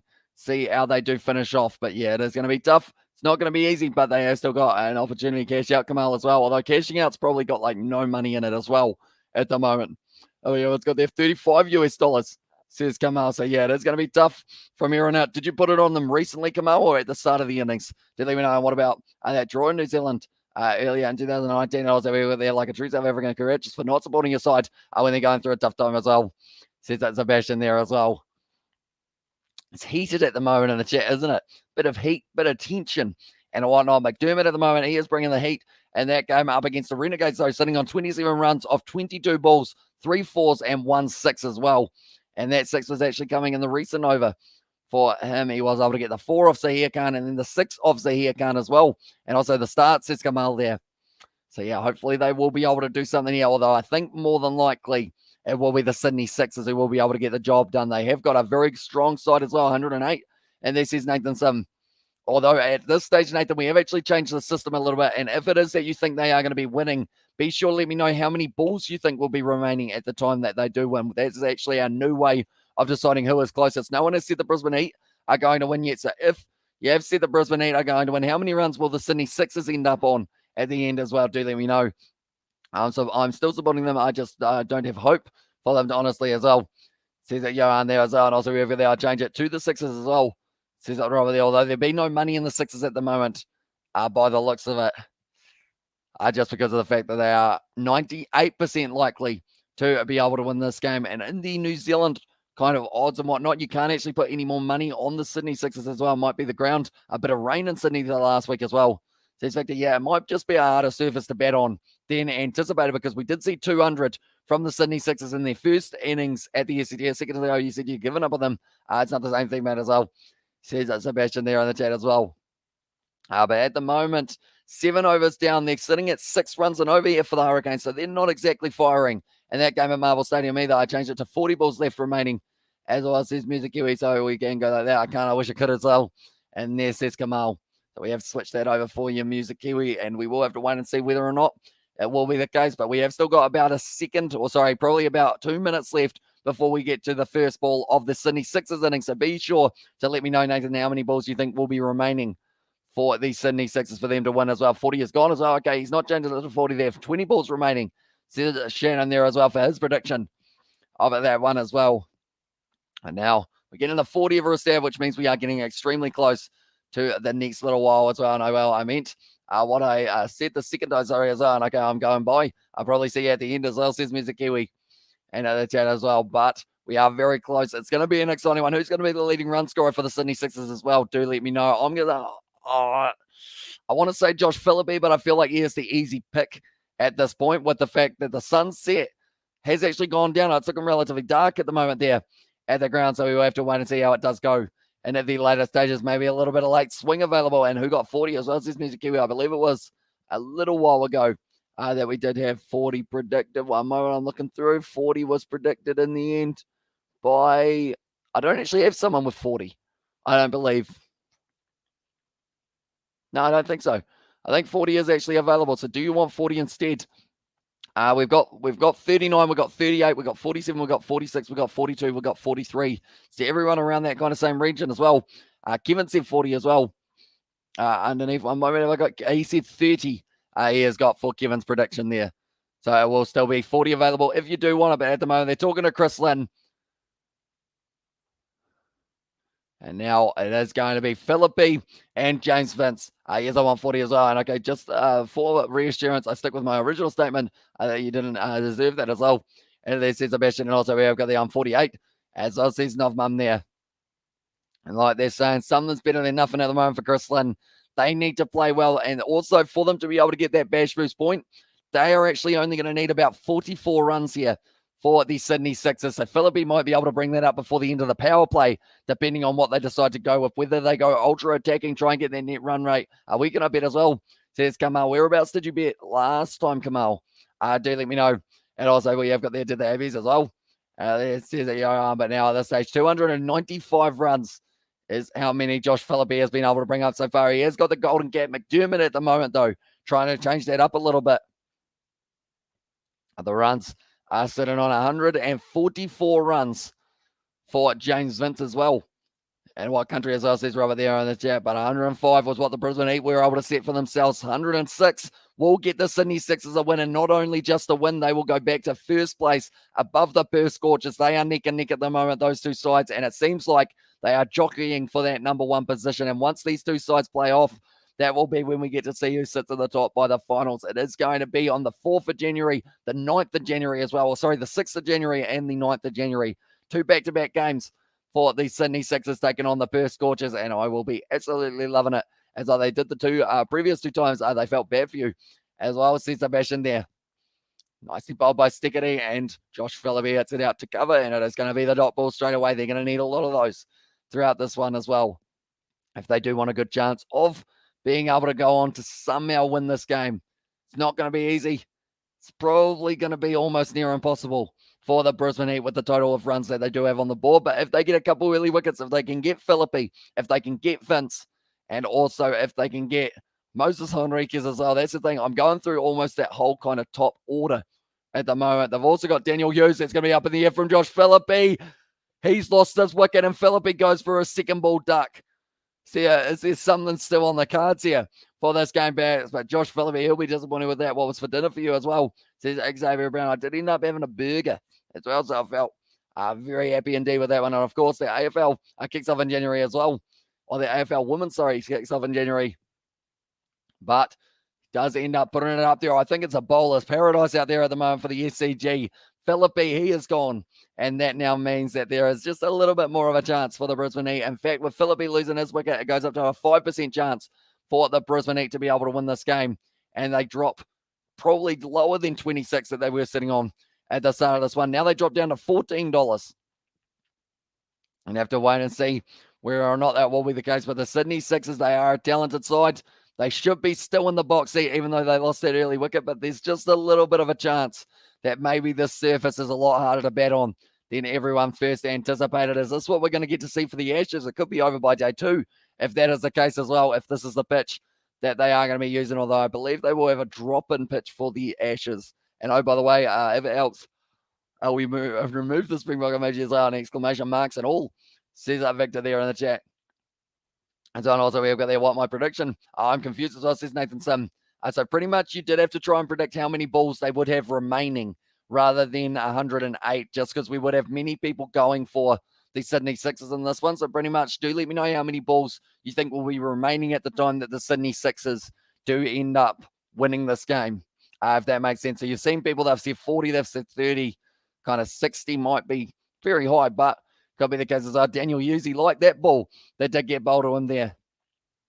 And at the moment, Stickety, he is going to be rearing to go once again. Could he get a wicket maiden? Imagine if we had a wicket maiden for both of those sides in the first kind of over. Oh, chasing the wide one there for Daniel Hughes. Little bit of shape available for them as well. But at the moment, the Brisbane Heat, this is a good over from Stickety. They need to make sure that they keep this classy bowling up throughout this whole innings as well. Tries to get that one with a little dabble. They've actually got the first slip as well there for Tom Cooper. And also I said 66 balls used, so 54 remaining. So my answer is 54 as well. Says that Nathan Sim there. So yeah, we will go with that. Now we will go like that, and we will go like that. There we go. Stickety now bowling this one once again. Tell you what, Daniel Hughes, he is going for the ball at the moment, and he has been able to connect. It's looking like it's a hard surface to bat on. I'm not too sure whether or not the ball is kind of sticking in the surface and changing its angle, but that is a good ball from Stickety. And like they're saying, if they lose probably 2 or 3 more wickets, then the pressure really starts to build for the Sydney Sixers at the moment. The Hurricanes are sitting 52 for 2 after the 8.4 overs as well. Stickety now going to be charging in. Final ball of his over.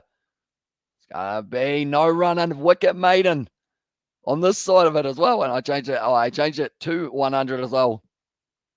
She's Shannon there in the chat. Wait, I changed it to 100. And of course, wait up for Shannon. He did have 20 balls remaining as well. If I'm not wrong, but at the moment they are just having a quick chat with Chris Lynn here as well. But now that we have had a little bit of the balls being bowled, because of that, it is after the first ball, so we can't have any changes after that kind of stage as well. At the moment, does look like James Vince could be the man who can possibly help them towards the total as well. So you're going 100 balls as well. Says Robert there, and I was how long can I live stream 100, or how long can I live stream 104 for 5 as well? Says Brandon. I would say you're probably looking at about maybe a good hour or so you might be able to get out of this innings. Depending on how deep it goes, it could even be closer to that kind of hour and a half, maybe an hour 45, somewhere around there. But I think it will be more than likely about an hour and 10 minutes, hour and 20, somewhere around there. But Xavier Bartlett now has got the ball in hand. Off the edge, taken, wicket. Vince is gone, and they have got 2 wickets now of the Sixers without losing a single run off the board. This is phenomenal work from the Brisbane Heat, and that is going to be the second one as well. This is not an easy service. Both openers gone for ducks. Philippi with the duck. James Vince with the golden duck as well. He's just made it a little bit more special, I guess you could say, for him. Came off the edge. That's just a test match line, and it was taken at first slip as if it was a test match as well. And to me, I can't live stream as well. And Hamish in the chat says, AJ Sharp, welcome into the live stream, mate. Hope you are doing well. Brisbane doing extremely well at the moment. 1 over bowled. And Xavier Bartlett picks up the first wicket as well. It's showing line and length on this surface can be dangerous. And now looking at it quickly at the odds, it's now $8 for the Brisbane Heat to be able to win this game. It's all changing very rapidly at the moment. But now Philippi and Vince, the 2 openers for the Sydney Sixers, the 2 men who have got some good partnerships, they are both gone. And now it is going to be Hughes and Henriquez at the crease as well. And also we have got there Shannon Humphreys lives in Adelaide as well, says Xavier Brown there.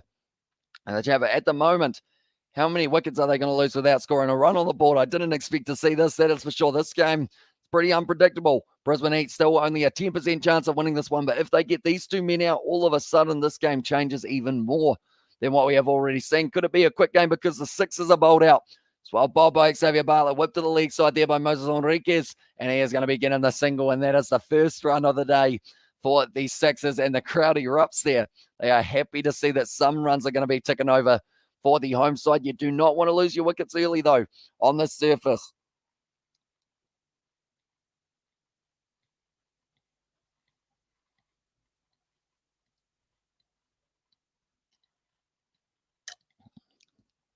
Tell you what, Moses Enriquez, he would have probably been LBW there if he did miss it as well. Might be a winner, Kamal, or might be on a winner, Kamal. Says like my target is 650 subscribers. Says that Shannon Humphries there. So hopefully you will be able to get to it. It is going to be well done by Bartlett. And once again, cuts that ball off for the Brisbane Heat. And like we were mentioning, it's exactly what they needed. They needed early wickets to have a chance as well. They're showing there the deviation that was on offer there for it as well. No, I'll tell you what, no matter what way that one went, I think James Vincent's bat was right in between it. It was either going to be hitting him how much day I get back to live stream on YouTube as well, says Brandon. Unfortunately, if it is a copyright strike on a live stream, it will be 90 days before you will be able to live stream again, unfortunately. Who's the best player to ever play BBL that has never played international cricket as well, says Xavier Brown. Oh, tell you what, that's actually a very tough one, because I feel like there are a few players who I probably don't know whether or not they have actually, I've almost got the hiccups. I had the hiccups yesterday or earlier today, actually, for about 30 minutes just before the live stream in a video as well. Says that Brandon there as well. But I would say hasn't played international. I'm going to start listing a few. We'll go BBL 11 just because I feel like there are a few players that I'll probably miss if it was before BBL 11, possibly. So I'm going to say, have we seen Josh Philippe at international level? I believe we have, haven't we?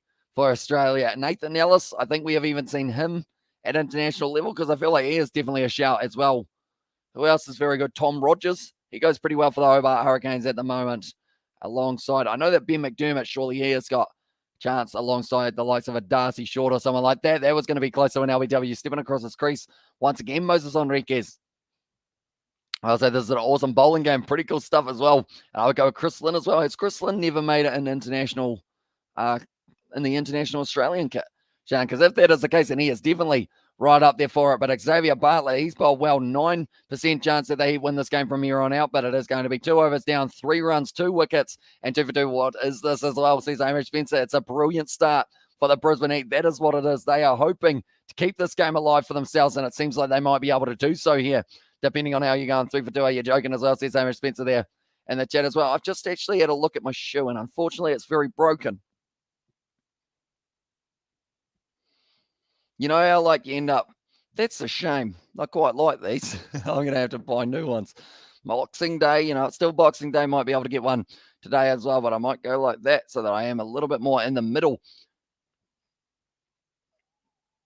Oh, I've worked out what was going on. I was rotating it, but it was the tripod rotating, not the camera. As well, so that makes a little bit more sense as well. And at the moment, it is 2 for 3. Very good bowling as well. I want Hidai to Moog to make a third series as well. Of course, the one that is based all around rugby as well. Philippe and Vince as well, 2 of the best in the league. So I said Sebastian, yeah, definitely 2 wickets that we weren't expecting to see fall. Nicely bowled once again. They're just bowling on the stumps. But Enriquez whips it off as well. McDermott is batting well for the Hurricanes. He's 39 off 31 not out as well. He is indeed 3 4s, 2 6s, and then Peter Hanscom at the crease with him. They are 3 down at the moment, though. They did end up losing that wicket of Harry Brook. And 9 video of the Be a Pro tournament tomorrow, or Be a Pro tomorrow is part 2 as well. Says that Brandon in there, but Hughes here sitting on 1 run off 7 deliveries. Even a test match batsman might consider that a little bit slow at this stage, but it's looking like a test match pitch here at the SCG. It's looking like a bowler's paradise and a batter's worst nightmare. Off the edge there in the air, he has been able to clear the field though, and that is going to be fielded nicely in the deep by Wildermouth. And that is going to be getting back for the 2 runs as well. Crucial runs for the Sydney Sixers. Now, I mentioned about the fact that I was getting ready to possibly transfer over to another live stream soon. It doesn't look like it's going to be the case. I feel like this game might be going long between these 2 sides, the way that it is going. But Wildermouth, good work with the bat in hand for himself earlier on, and also the X-Factor player. They decided to get rid of one of their spinners. I believe it was Kuhneman, who they did take out. And the reason for that is it doesn't look like it is a spinner surf. It is definitely one for the paces. Short ball there from Steckity, and it's well bowled. And it will be once again another dot ball. At the moment, Dan Hughes sitting on 3 runs of 9 deliveries. Enriquez sitting on 3 or 4. And really, they only need to go at pretty much, like, that's the thing. A run a ball from here on out will win them this game, which is why there is no hurry for the Sydney Sixers. They've just got to make sure they don't lose those wickets, though, or else that will get them into a lot of trouble and at the later stages as well. But do let me know, ladies and gentlemen, who will be the leading wicket taker here for the Brisbane Heat. They have got Steckity, they have got Bartlett, and they have also got Majip would be another option that you could go with. I'm actually going to say it's Bartlett. The way that he pitched that first ball up, it looked very good. That's going to be a little bit lofty from Hughes, but he whips it away to square. And it will be the single there. Good commentary, says Ashford. Thank you very much, mate. If you are new to the channel, be sure to leave a like and subscribe. We're going to have plenty more BBL coming, including tomorrow's game that has taken place between the Scorchers and the Melbourne Stars. That will be a great game. And then followed, it will be the Adelaide Strikers taking on the Sydney Thunder. And surprised that both openers got ducks because they usually are the backbones of the Sixers batting exactly right. We don't normally get to see Enriquez and Daniel Hughes both out there at this stage because Josh Philippe leading run scorer in the competition. At the moment, though, McDermott looked like he might be able to change it. That is going to be the big shot from Moses Enriquez. Hits it to the leg side.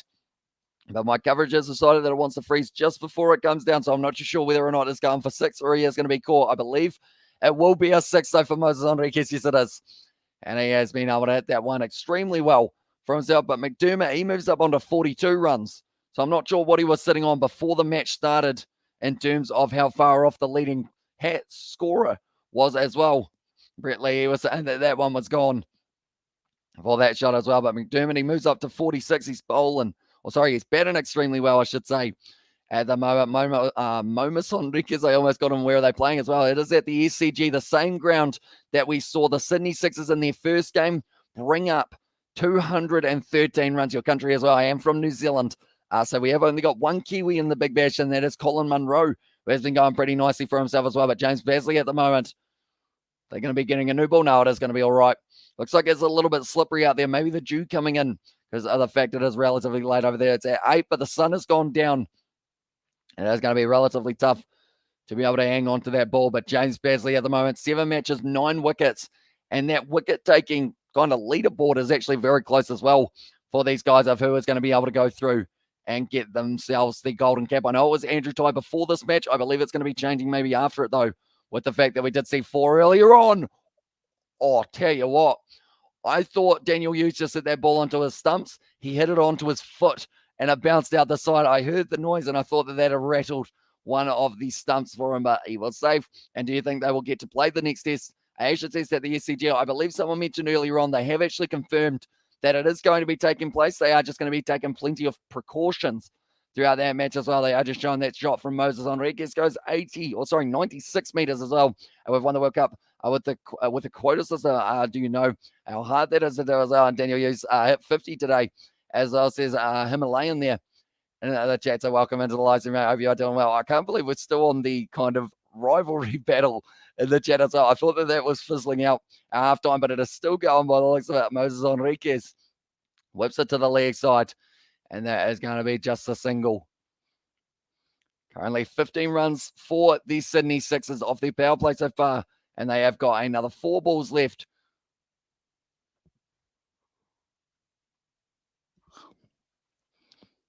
The sun has gone down at the SCG.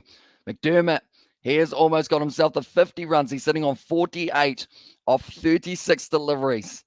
4 fours, 2 sixes, strike rate of 133.3 as well. Now it is going to be Basley charging him once again there. And to the leg side of Hughes, it's a good shot, but it does go straight to deep fine leg, or deep square leg, I should say, that they have got themselves as well. Yeah, will be interesting to see how it does end up going as well. Oh, I realized that we did actually end up with that chat ending up fizzling out, and now it is back, I see, as well.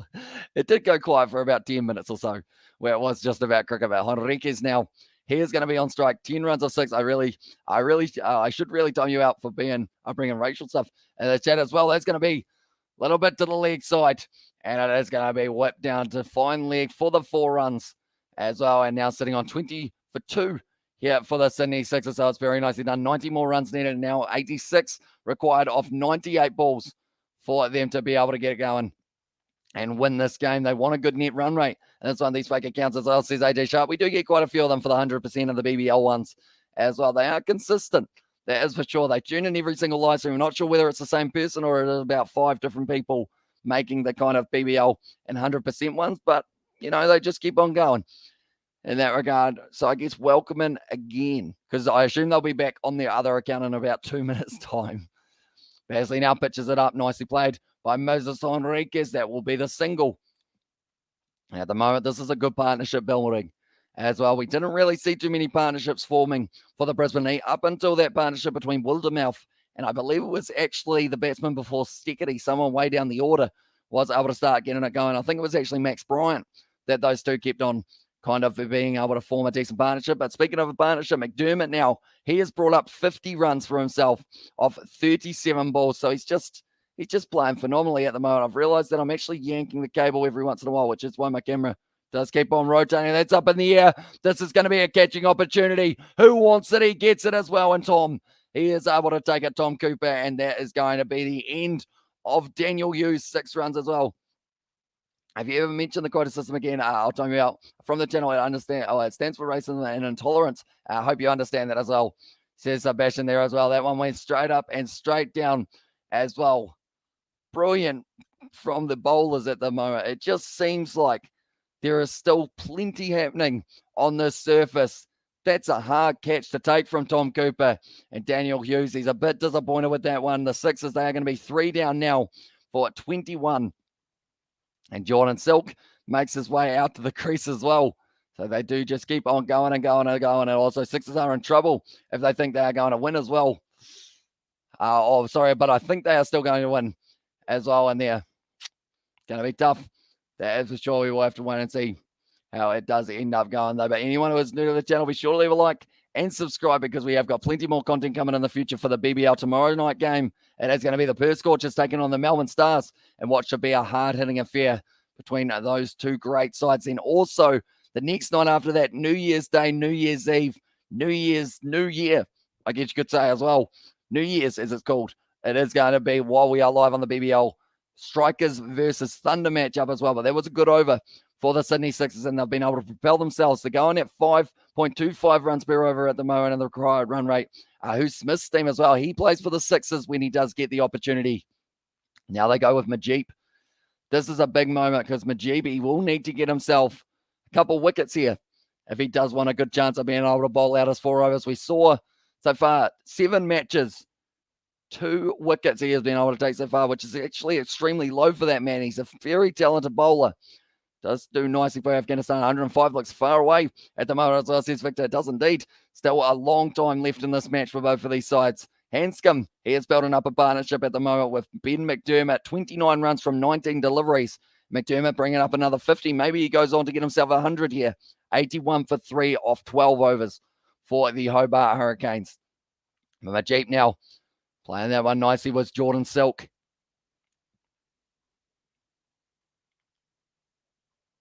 Okay. At the moment, they are talking to Chris Lynn. They were just listening to see whether or not they could get them. I have a feeling that the Strikers will end up finishing last in the BBL. As I says AJ, although it's a tough one because they have got Rashid Khan. If Matt Short keeps on firing at the top of the order, I feel like there's a good chance that he will be able to go on and really help his side in the batting side of things. And then the bowling, Rashid Khan. And also, who else have they got? The Adelaide Strikers. Who's the quick bowler? Peter Siddle, I mean, he's all right at the moment. Also, Wes Agar might be able to do decently. That was a bit of an arm ball there from Majip, and it is going to the leg side for the single once again. But Silk at the moment, he is building up once again another partnership. They are trying to build up one here for the Sydney Sixers. If these two can close it out for them, they will get a good net run rate going towards that next kind of stage as well, and they will take first place back. They need 46 runs, I believe it is, off the first 10 overs if they do want the Bash boost point. Outside of the off stump, and it is going to be the dot ball there. Good work from Tom Cooper. He gets back to his feet and runs back to his mark as well. He seems like he's got a new lease on life since going to the Brisbane Heat. He was at the Renegades, And he just seems like one of those guys who's going to give it 110% throughout all the matches as well. Moses Enriquez, there is no hurry at the moment here for the Sydney Sixers. I believe with the surface they're playing on, they've decided that they do want to pretty much just close out this game slowly. And next time I put a multi on the Hurricanes, I'm putting it on Ben McDermott to score 10 runs or more as well, or Mora's Wade is maybe incredibly frustrated. It looks like he's going to make 100 again as well, says Aiden. Although normally when you do end up in that situation, it could be the next game that he does have the quiet match as well. So be careful with those bets as well. We have a look at the Yes Strikers are quite an inconsistent team as well. Says AJ Sharp there. At the moment, there's going to be Sean Abbott. He's batted up. Dan Christian also batted up. The comparison, the Heat with 3 wickets down for 19 runs. The Sixers are 3 wickets down for 26. So if you're someone who goes to the ground to watch a whole heap of wickets, this is the match for you. Even if you're someone who watches this cricket to see a whole heap of wickets. And T20, he's on fire as well, says Aiden. And he is indeed sitting on 67 now of 43 balls. 4 fours, 4 sixes. Playing extremely well, like they're saying. Next 3 overs are going to be crucial here for the Sydney Sixers and also for the Brisbane Heat. If they can pick up one more wicket here, the Brisbane Heat, they are back in the box seat of being able to really try and shut down the Sixers attack. But if they do end up losing more than 1 wicket in the next little while, and you're missing an amazing innings by McDermott as well, says Aiden, although I have got myself in a good position because I have actually made it so that my other one that I have got up at the moment, I have actually got the ability to watch the games later. So I am going to be watching that one pretty much straight after this one, or maybe tomorrow while I am going out and about as well. But it's going to be Wildermouth now. Charging in outside edge. It's taken. That's the wicket there of Jordan Silk. And that's the 4th one down now for the Sixers. And that is going to be very nicely done at the moment. What is going to be happening now? Wildermouth, I feel like he's going to be man of the match. I know Sean Abbott got 4 and an absolute screamer, but if the Brisbane Heat go on to win this game, Wildermouth getting a wicket here. The X-Factor player is showing his X-Factor class as well. Phenomenally done. And it is going to be taken nicely by Tom Cooper. Does end up picking it up, and now they're going to be 4 down for the Sydney Sixers. This game could be earlier than anticipated, and for all the wrong reasons. We thought it was going to be because the Brisbane Heat were going to end up losing this one. Maybe there is still a chance that the Sydney Sixers do end up going right through and end up, or sorry, don't go right through. It's a man doing the robot at the moment.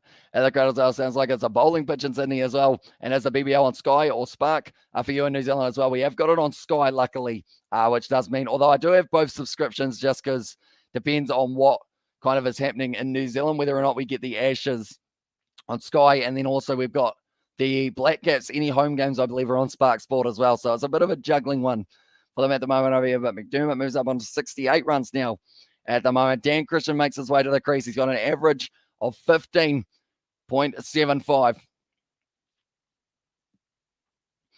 At the moment, 17% chance that the Brisbane Heat win. No one gets points as well, says Aiden. That's exactly right. If they end up winning this game, not a single soul will end up getting a single point from this game. Dan Christian there marching down the pitch to try and meet it as well. I'm just looking at the middle order because I feel like these guys are going to be crucial. They've got Sean Abbott. They've got Hayden Kerr. Oh, okay. Shadab Khan. I feel like he could actually be a match winner here for the Sydney Sixers. Some games on Spark are on Channel 1 in New Zealand as well, says the Nathan Sim. Is that for the Super Smash, I assume? Nathan Sim. Also, I think they've actually shown some of the cricket in the past, haven't they, for the T20 side of it? At the moment, the Bash boost target, they need 46. They still need another 20 runs. Nice shot there from Dan Christian. Front foot one. And that's going to be cut off in the deep, though, by Basley, who was able to stop it very nicely. And they do get back for just the 2 runs. But this is a good game of cricket that is starting to shape up, ladies and gentlemen. Also, Black Cats T20 as well. And there says Nathan Sim. Of course, we've got plenty of those coming up as well. I think we play the Netherlands in our next T20 matchup. Basley, nicely fielded. And they are just showing that all these guys out there are working extremely hard to try and stop any chance of the Sydney Sixers building momentum. Dan Christian there. I would have given it. I'm not sure what that noise was, but I was given it as well. Just going to watch this one. I would have given it out. There was a noise. Could have easily been out there.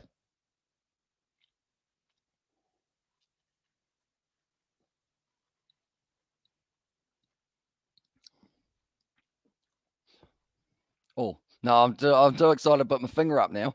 That one he ended up hitting into his bat, and I was still giving him out LBW. This is brilliantly done by Wildermuth, though. At the moment, only going for the 2 runs of the 5 balls of his first over as well. And are you okay? I had a strange noise from you as well, says Paddy Wagon there. Hey, how are you doing today? I'm doing very well. There was a noise for Dan Christian, and also we have there, Jeeves McDermott just hit a 6 all the way to the second tier as well, says AJ there at Marvel Stadium. Nicely played there by Dan Christian. That will be the end of the over. 2 runs off it, 1 wicket falling as well. And now the Sydney Sixers, they need 78 from 84 balls. It's actually not going to be too easy on the surface bats. The 82 runs at the moment McDermott is sitting on. He's going absolutely berserk, and he is trying to take that golden cap.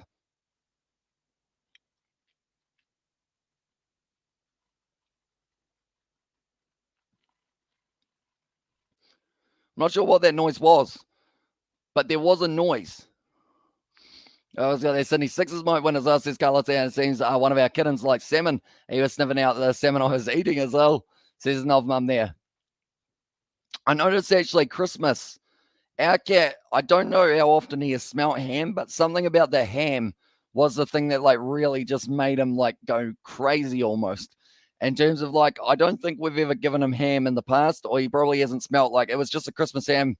And he was just sitting there, just dozing in pretty much the smell of it.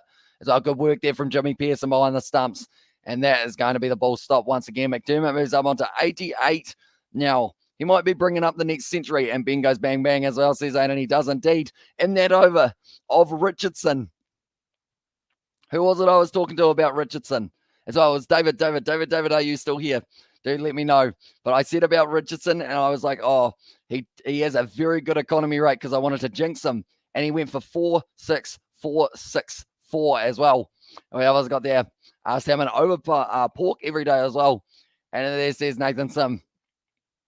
It's going to be the single once again. They still need to work their way towards that bash boost point, which I feel like either side are just going to have to really work hard for. And also Christmas ham with honey mustard is delicious as well, says AJ Sharp there in the chat. At the moment, Bartlett, he will be happy with the performance he's been putting in so far. 1 wicket for him, 4 runs of his bowling. Stick it here at the moment. I think he's just saying keep it on that hard length. Keep it making them play. If they miss, you hit. And that is going to be what they do look to do.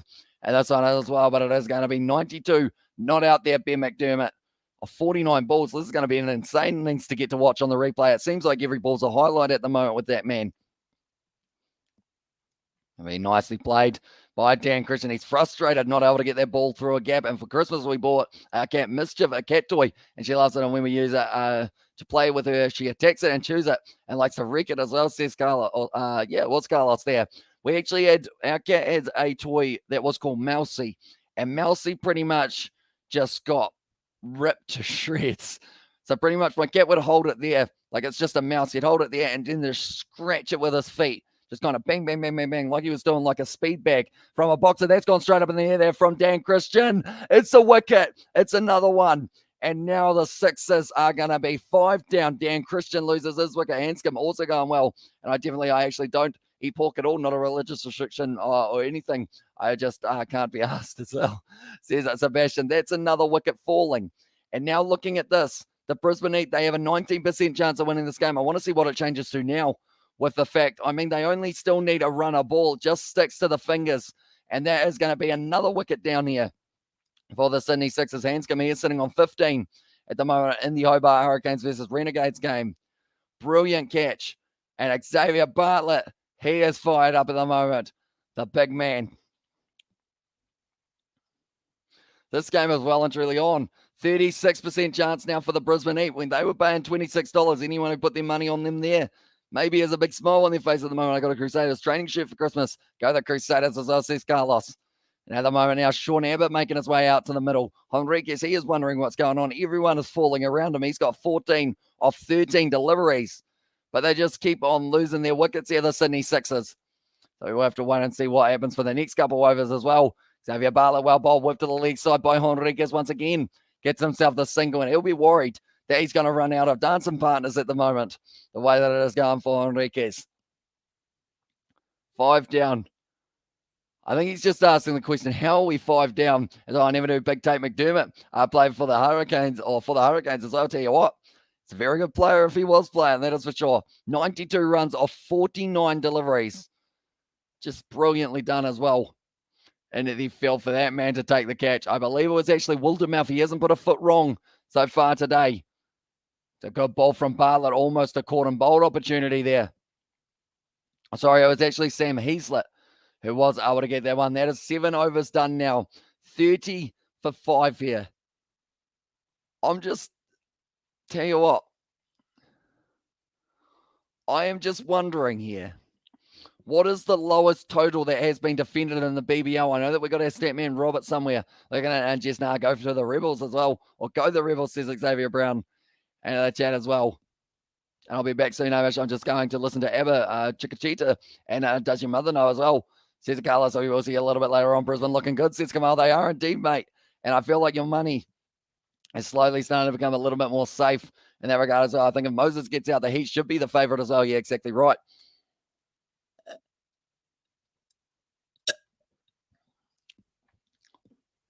Got a bit of a beverage there for myself, but now this is going to be a big moment here because Dan Christian is not happy. They only need to run a ball, but that just doesn't seem like they're quite going to be able to get there maybe if they lose 1 or 2 more wickets. At this point, the Heat were actually 4 for 29. So the Sydney Sixers have lost more wickets here. Majip being brought back into the bowling attack. You cannot afford to hit it in the air. That is true. Karl Rahul, I see, has just gone out. And at the other innings for South Africa versus India as well, they are playing. And it is the second innings at the moment that the Indians are batting. Majip, there, it's off the edge. That's another wicket. Yes, it is. Henriquez is gone. What are we seeing here? Today, Majip gets the wicket. This game's going to be over before we know it, and not because the Brisbane Heat are going to be able, or not because the Sydney Sixers are going to be able to chase it down as well. I've got to say, have you heard this ever song? People need love as well. I have not. I tell you what, at the moment, the Sydney Sixers, they are going to need some luck because that is going to be Majip outside of the off stump. Ooh. I think it just ended up clipping the outside of Moses Henriquez's bat, or there was a noise anyway. Or he missed it. He hit his pad. Moses Henriquez, that is a huge wicket there. And he didn't actually end up hitting that, unfortunately. He did end up hitting his pad. Moses Henriquez, he will be disappointed with that one. And unfortunately, it does mean now that they are going to be 6 down at this point in time. Well, says Victor there as well. This is crazy, this game so far.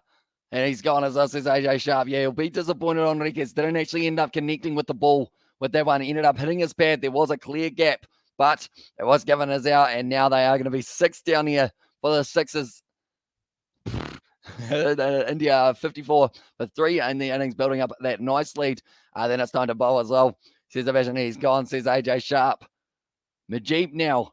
He's going to be bowling to Hayden Kerr. We're into the tail enders almost. It's going to be the arm ball. LBW shout is going down leg, though. This game's got a few more tricks left of the tail. It does seem. It seems to be like this one's going to be the one that does end before the end of the first innings. They've still got another 5 overs left in the other game. McDermott sitting on 93. Very good innings from him so far. 6 for 30 here for the Sixers. Throwing a player that outside of the off stump as well. The SCG is definitely a bowling pitch. Takes note as a bomb as well. Says Sebastian, yeah. Mark Wood, Stuart Broad, Jimmy Anderson. They are your 3 that I feel like could have a very good time on the SCG. But normally it's a spinner's surface. So then you got to bring in Bess and probably Jack Leach as well. Or you got to bowl Milan. He'll be training all week to try and get that opportunity. You want to be batting second? No, you probably want to be batting first, to be honest. Have to wait and see what happens with that one. That's going to be on the 5th of January.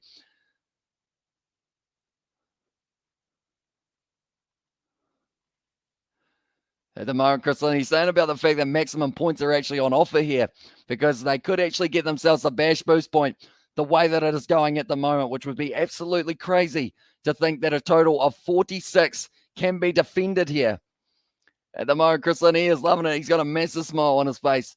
2 ducks for the openers, Josh Phillippe and James Vince. Moses Henriquez, he's the high scorer at the moment with 15 runs for the Sydney Sixers. The chances are still coming. It's worked off the pads, and they currently need just a little bit more than 6 runs and over, which would normally be a field day 100 for McDermott as well. He must have brought it up with a 6, did he, McDermott? Because he's sitting on 95, not out for myself. Or what is Bash boost as well? Says at 9 months. So pretty much the Bash boost point, I should say, is going to be the first 10 overs of an innings. You do get yourself your target, and then the second team has to try and chase it down. It's almost like a mini game within a game type thing, if that makes sense. So the Melbourne Stars, the Brisbane Heat, they got 45 off their first 10 overs, which is actually very low compared to some of the other ones that we have seen. But then the other ones, also now the Sydney Sixers, I should say, they need to get themselves up to 46, and they have got 12 balls to get 14 runs now to receive that point as well. And also IPL contract for sure now for Ben McDermott as well, says Sports Done. Hopefully he does get paid well. That is for sure. And also, you definitely choose the bowl. If you win the toss, get them out as quickly as you can. And then you have the idea of how things work when you're batting as well, says Sebastian there. Shadab Khan at the moment, he's taking pictures with the crowd. He is going to be excited to be able to go out there. He is actually a match winner for them as well. I would think so. It is certainly going to be still the potential for the Sydney Sixers, but at the moment, they're 42% likely to win this game. This game is completely rotated here, ladies and gentlemen. I don't know what's going to be happening here, but it looks like Shadab Khan, he actually trains. It looks like he actually trains with 2 bats. So by the looks of it, maybe that is to try and make it so that when he does make his way out there, the bat feels a lot lighter or something along those lines. I haven't actually seen someone try that before. Great ball there from Basley. That's going to be another dot. The Bash boost target. It's getting further and further away. And I know nothing about cricket, but I bet on the Sydney Sixers. I have the odds changed drastically from $1.05 to now Sydney is losing as well. Says Critical Mindset. It is because pretty much they've only got 10 of the wickets that they can lose. So they've lost 6 at the moment. They've only got another 4. And now this is becoming harder and harder for them to chase down. So that is why they are in a position of not being, I guess you could say, in a dominant position in this game anymore. Like normally 105, you would be able to chase that down very easy, but it isn't looking like it on this pitch as well. How much did you bet on them, Critical Mindset? Do let me know. And what is my one as well, says Brandon. I believe you did say with about 43 balls left, as I think McDermott has become the first BBL player to score back-to-back hundreds as well, says AJ Sharp, and he 100% deserves it. He's still hitting boundaries. I see as well. He's up to 106, 8 fours, 7 sixes for that man. He's almost scored a 50 in sixes. When you're striking the ball well, you're striking the ball very well. No run there. Once again, the Sydney Sixers, they need 72 more runs of total of, I believe it is going to be 69 balls now that they do have, or 68 balls, sorry, to be able to chase it down. This game, I have no idea how this has ended up in this situation. $500 in a combination bet as well, says Critical Mindset. Jeez. How many of the other leagues did you have, Critical Mindset? Do let me know, because this game could be the one that does mess it up, possibly the way it's looking at the moment. Basley bowls it nicely, whiffed off the legs there. And the Sydney Sixers have been able to get through for the single once again. The Bash boost target, they would actually need themselves another, they actually need another 11 to be able to get that Bash boost target. So I don't think they will end up going for it here. You got to be safe. You don't want to lose your wickets. But Shadab Khan, he is a game-changing player for them. He's got 2 bats at the moment, trying to decide what one he wants to use. He wouldn't have been probably expecting to bat in this game with Philippi, Vince, Henriquez, and Hughes all at the top of the order. Basley bowls it once again. It's on the outside edge. It's out. It's another wicket. He said 43, Kiwi lads. I said 42. Music Kiwi said 40 as well. And the Sixers now, they are 7 down for 35. What is the lowest total we have ever seen a team bowled out for? And the kind of, I guess, at the SCG, because we saw in the first innings of the first match of this competition, 2 out of 4 are fixed. I need one more. And this one as well, says Critical there. That is an absolute screamer of a catch there for Max Bryant. And the big thing here, like I mentioned, the first game, the Melbourne Stars got bowled out for 61. That was the 3rd lowest we have seen in BBL history. This could be the lowest here, depending on how it goes. I know that it was the Renegades. And sorry, I'm late. My internet is down. I'm hotspotting from my phone as well. And this is shocking as well. Says Aaron Spencer. It is indeed another wicket down for the Sydney Sixers.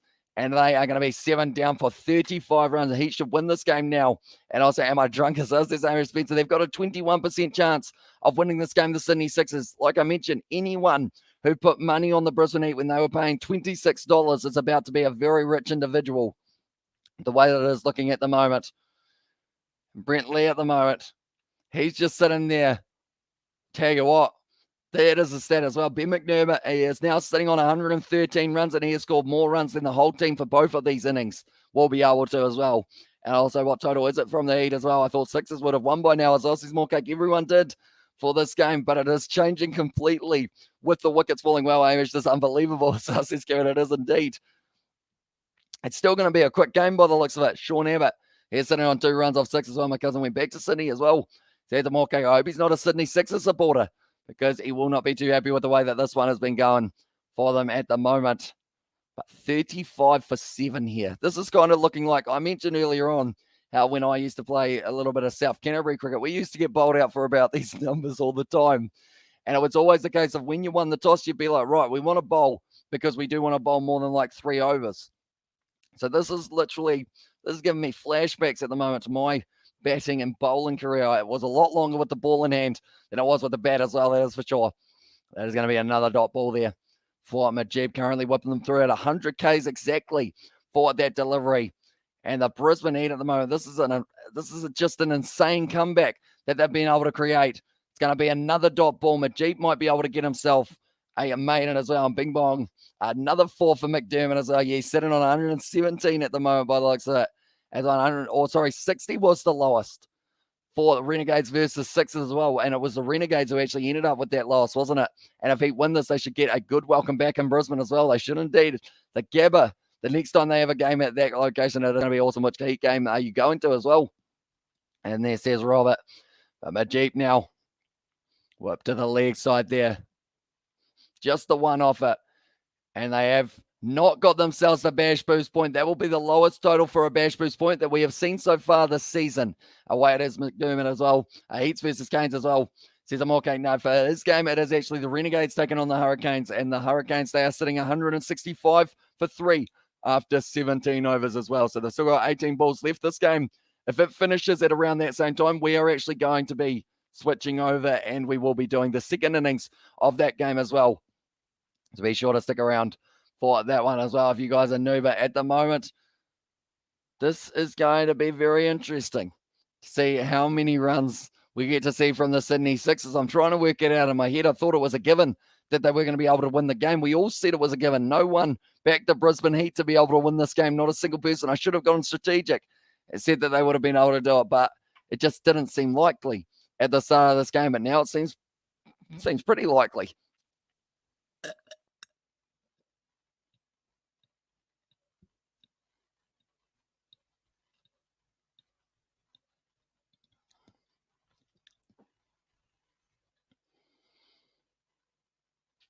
At the moment, Shadab Khan, he will be the man who needs to go on and help them towards a victory here, the Sydney Sixers. And it is packed at the Gabba. I checked today, and no tickets left as well, says Morcake there. The Hurricanes versus the Heat is what it is going to be as well. And also most mental BBL game ever as well, says the vision there. My internet is down, says that Morcake there as well. But at the moment, it is going to be just off the edge, straight into the hands of Max Bryant. What is going on in this game? I have no idea what is happening. I'm going to have a barley sugar in a moment. That was the most mental BBL game ever as well. It's got to be up there. That is sure. 61 is the lowest damage as well. And what the heck happened as well? Just wicket after wicket after wicket after wicket. That is what we have been seeing in this game. And it just seems like it's going to keep on going and going and going. I don't think we're going to get to see Hanscom out as well. And there says AJ Sharp, so he has just lost his wicket. They were on a 115-run partnership of 52. And watching the Canes as well. Says like more cake there in the chat. But the wickets there, it's anything on a good length. And England will still lose as well. It says Amy Spencer there. At the moment, Sydney Sixers, they have lost 7 wickets. McDermott is on fire. He's up to 118 at the moment runs. And I believe he's probably going to keep on going. But that is the wicket of Hanscom that they did just lose. Now, Wildermouth in his first over only went for the 2 runs, also scoring the 1 as well. So I'm guessing no one is getting the points this innings as well. Looks like I look at England, Australia bowling depth. Good night, England as well. I mean, nicely bowled once again by Wildermouth. And that run rate, they do need 7 and over, and that's going to be extremely hard to do on the surface. It doesn't look like one that you are going to be scoring at 10 runs and over, let alone scoring at even 5 runs and over has been tricky for the sides, as you can see, for the Brisbane Heat there. At the moment, we will have to wait and see who will be able to get the win in this one. But if this game is finished in the next kind of few overs or so, it does mean that we will be transferring over to the other game, the Hurricanes versus the Renegades. I did Australia seal the Ashes. They did indeed. They did win at 3-0. That's going to be close to the shout for LBW. It's given us not out, though, by the umpire. He called it extremely early, saying no. But now Shadab Khan, is he going to be on strike? No, they don't get him the strike just yet. I feel like he's one of those players, though, that he won't try and play defensively. He'll just go for it as well. And also, we have got I came back from watching the Heat. I bet thinking we'll lose. How has this happened as well? Says Plain Spotter. It's just ended up, it's done a full circle, this game, that is for sure. Like, the thing is, it just keeps on changing every single time. Like the Sixers, they went from having a 98% chance of winning this game to now having a 19% chance of being able to win it. The ball is hit in the air, and it is going straight out to the man at deep cover. And also, come on, says more kicking. Happy New Year's as well. It's getting closer and closer. We will actually be live at midnight in New Zealand. That will be for the BBL game that is coming up, and that is going to be the Thunder taking on the Strikers as well. It's a nice kind of midnight treat, I guess you could say, for ourselves. But well to them out at the moment. This is like we've mentioned so much. It's a bowler's surface at the moment, and I can't even imagine what it's going to be like on January 5th for the Ashes as well. But Moses Enriquez, I feel like he's probably the most unlucky batsman out there because of the fact that he was given out for that one that he did not quite hit. But at this stage, still looking like it is going to be a good close to the match. Shadab Khan just blocking that ball, not willing to take on too many risks here from Gujarati, India as well. Did I get that correct with the pronunciation? I hope I did in that regard. But welcome into the live stream, mate. Do let me know what time it is. And Abbott out as well, says Robert there. At the moment, Abbott, he is at the non-strikers end, sitting on 4 runs of 15 deliveries. So we'll have to wait and see whether or not he does get himself in the position of being able to help them get towards the end of this game. Shadab Khan there. They've gone for the shot down to deep third man, and it is going to be just a single there once again as well. Shadab Khan, his first game, and it's this game that now he has to really just go for it as well. At the moment, 4 runs of 15 deliveries for Abbott. He's going to need a boundary soon if they do want a good chance. But Shadab Khan, in his T20 career, he's got 1,400 runs. He'd like a little bit out for Hal. It's gone as well. Says Mr. Kiwi, Abbott is good. Got a pretty good score as well. Does indeed. Almost chipping it back to one of the fielders. Like, Wildermouth, for me, he has literally lived up to the name X Factor player. Like, because he was swapped in. Okay, his high score's 39 as well. And there says Robert there in the chat. But yeah, pretty much he was swapped in for their batting, and he got them about 28 crucial runs for himself as well. He was able to get 27 off 26, only the 1 boundary for him as well. In fact, throughout this match, we've seen hardly any boundaries. We've seen a total of 5 4s for the Brisbane Heat and 1 6. And then for the Sixers, we have seen 1 6, and that is literally it. We've only seen 1 boundary for the Sydney Sixers, and that was 1 6. Someone hit it all the way, and I believe it was Moses Enriquez, and he hit it 95 metres. Basley at the moment now. McDermott, he at the moment is being accompanied at the crease by Tim David, who has just hit another 6.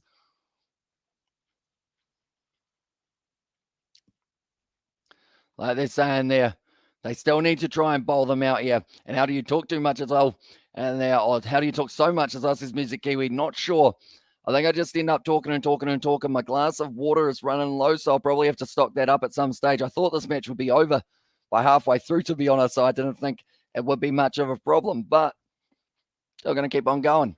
Kane Richardson has been smashed, as well, says AJ Sharp, and I feel like David will be happy about that. And the reason I say that is because at the start, he said that Matthew Wade was going to become the man or something along those lines. And I said, don't worry, I know how I can fix this. And I then said to him as well, I was like, right, Kane Richardson, he's going to have a great economy for this game. And then I was like, watch him go for like 40 runs now that I've said that.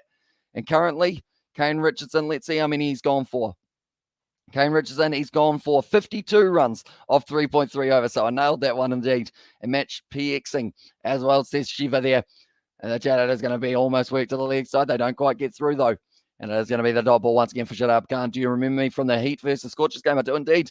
Playing spot John O. And you'll be very happy with how it is going. At the moment, they decided to knock over the big old tower of the crowd. Also, we have got there, what's the score on the other game at the moment? 18.4 overs, down 177 for 4 is the total for the Hurricanes. They did end up batting first. They were actually sent in first. They do get themselves the 1 run once again. Shadab Khan now sitting on 2 runs of 4 deliveries.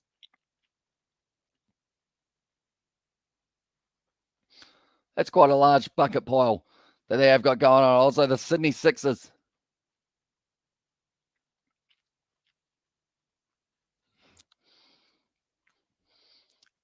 Yeah, this stage, Brett Lee.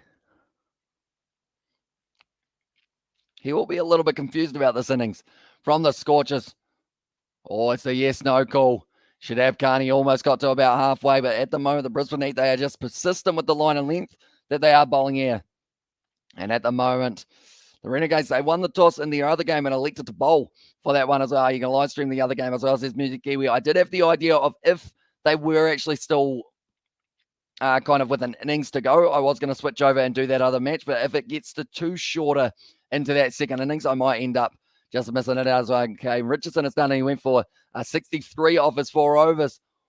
Almost a run out. He would have been gone there, Shadab Khan. But Max Bryan not able to find the stance with it as well. Anyone who is just shooting in now, your eyes do not deceive you. The Brisbane Heat, they were bowled out for 105.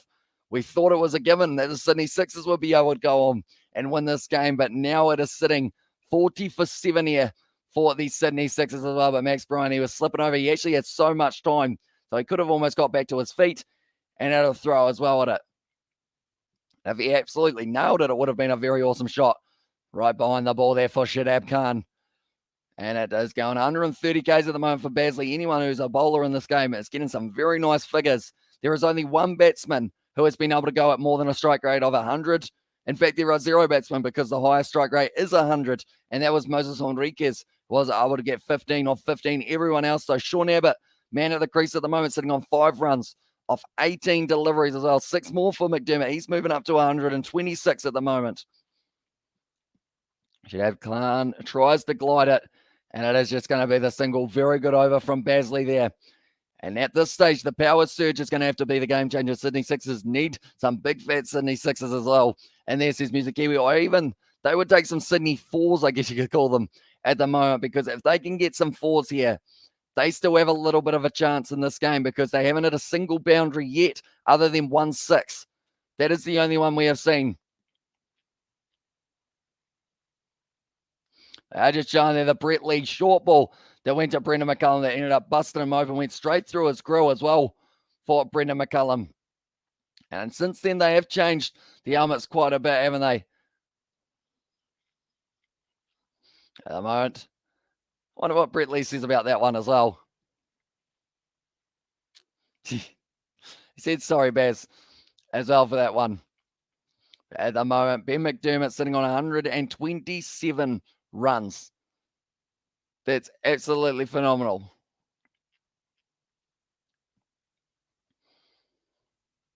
Oh, yeah, I was got there. Brendan McCullum is playing only on the highlight that they were showing from a little while ago. Shadab Khan hits it to the league side. That is racing away. That's going to be the 4 runs. And I've got to give them a clap for that one because we have not seen a 4 from the Sydney Sixers in a very long time. And at this matchup at the moment, they're actually only $4 underdogs, which surprises me with them being 7 down. But the reason they are only $4 underdogs is because Shadab Khan is at the crease. And AFL has fun has said, let's go as well. And I'm going in the community, New Zealand, 5 new cases as well, says Brandon there. And also go Brisbane, said AFL, and also Kiwi there. They need to swap Lynn for a 6er so he can steal, so he can steer them home as well. Or sorry, Music Kiwi there. Nice shot there from Shadab Khan, and he is looking like he is going to be possibly trying to speed up this run rate a little bit. They need 7.8 runs per over. They've got the power surge still left. And if they can get, that's the thing. This game is a weird one because if you do end up seeing even 25 would normally be considered like an all right power surge. In this game, that would be absolutely huge with the way that it has been going. Can you read my message, Brandon? I just ended up getting through it as well. We've still got a Sebastian in the chat, ladies and gentlemen. We got Sebastian here. And you let me know about Wildermouth at the moment. He has gone for 5 runs off the first 2 deliveries of this one. Sean Abbott tries to line it up, hits it down the ground, and he says no to the run as well. Shadab Khan gets back to his ground. Oh, Wildermouth looks like he's a little bit sore at the moment. Hopefully he's all right. At the moment, doing very nicely. He's retired. Playing for Jono. He is on 7 commentary with Ponting and Mel Jones as well. Tim David is 34 off 8. 30 off 8. Yeah, he's been going phenomenal as well. 2 sixes in a row, I do see, for Tim David. And he is also able to hit 4 sixes. They're up to 206 now for the Hobart Hurricanes. So that's going to be a big chase. That's going to be a good shot from Sean Abbott. Whips it away to the leg side. And it is going to be the 2 runs, which is even huge on this one so far. And also we have got the outright. It's not televised, is it? As well as playing spotted Jono there. And that chat as well. But yeah, pretty much the one that we were looking at there was just a little highlight for, pretty much Brett Lee and Brendan McCullum. They're talking about that because he is on commentary at the moment, Brett Lee. And he said that he broke Brendan McCullum's nose in 3 places when he bowled that bouncer that went into his helmet. And apparently Brendan McCullum just put his nose back into place. Just kept going. Shadab Khan strikes that one straight to the man. That's the wicket. And that could be the game as well. With Shadab Khan gone, maybe this game is gone now for the Sydney Sixers as well. Just went straight to him. He couldn't have picked him out any better if he tried. It was as if they were doing the training drill. And you go, right, I'm going to do the catch this time. Straight into the hands of Ducker. He's out as well. Here's AJ Sharp. Nicely done there by Jack Wildermuth. Gave him a little bit of an interesting length. See whether or not Shadab Khan would take it on. He certainly did. And ball game as well, says AJ Sharp. So now looking at this, Sydney Sixers, they were paying $4 to win this game. After that 4 was scored, they were 17% likely to win this game after that 4 was scored. What does it become now for them as well? Ben McDermott, oh no. Oh, that hurts. I've just seen McDermott was run out on 130 runs or 127 because they decided to try and run an extra run even though they already had 206. That's rough because he would have been 127 not out. I don't even think he was on strike for that final ball. No, he wasn't as well. And also we've got the ease out ball game as well. And now there's a 4% chance that the Sydney Sixers do go on to win this game. And also the odds will be updated in the near future. Can you read my 2 message too as well? I believe it is the same one as a little bit earlier on, Brandon, about the cases. As other up and up. Yeah, he got run out on the last ball as well, says AJ Sharp. You got to feel for him. Like brilliant innings. But it's always a little bit of a dampener, I guess you could say, when you do end up going out 96% compared to the 4% as well. This could be a run out. No, they do get through for the single there. Once again, $9 for the Sydney Sixers now to be able to win this game. They are 8 down at the moment. It is the innings break in the other matchup as well.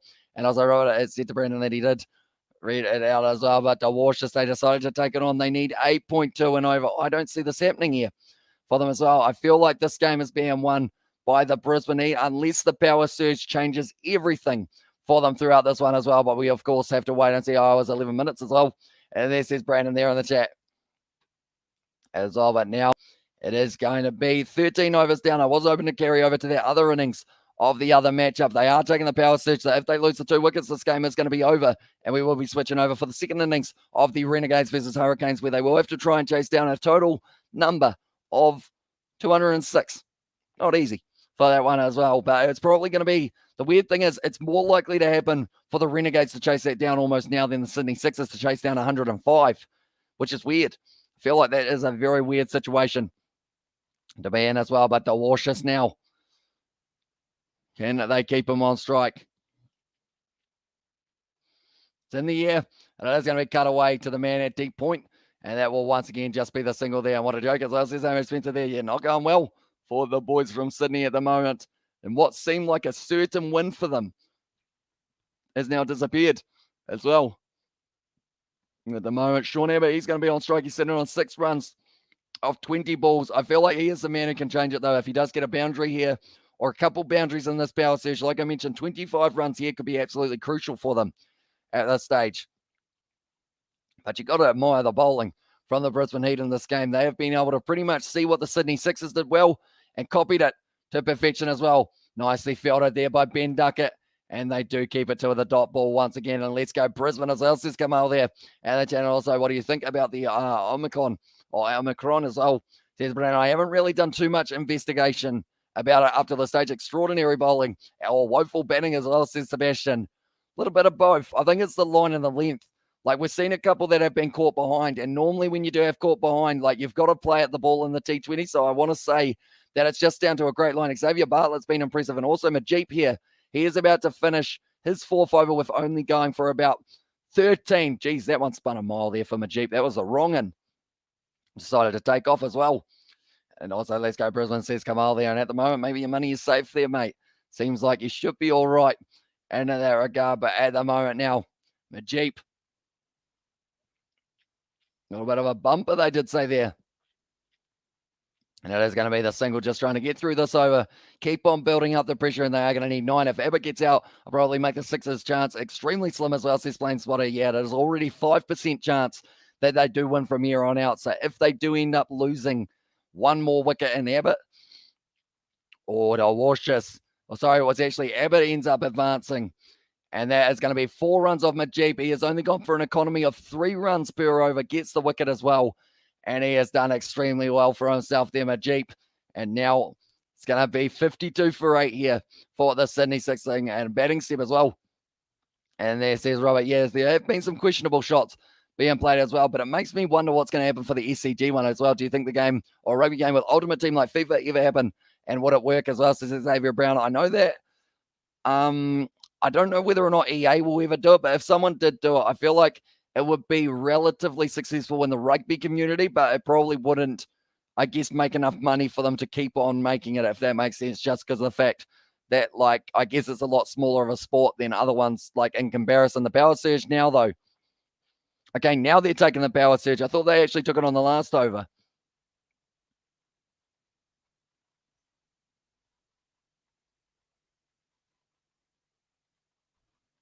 Yeah, the Power Surge, it has been taken now. And also, what are we made? Have to be back in lockdown? Or what if we're made to be back in lockdown? I mean, if it happens, it probably will mean that I don't think a lot changes for myself, just because I am normally inside my house and normally inside my lounge anyway. So I'll probably end up getting more time to edit videos and whatnot. No one's getting points as well, says Aiden there in the chat. That is true. Does seem likely at the moment that literally no one, even that's the thing, for the first innings, I got myself the 3 points because I said 50 runs pretty much off what they were. And this one, like, whoever ends up, like, if they just it down with like 10 balls left or 3 balls left, whoever said 20, I think, or 30 is going to be closest as well.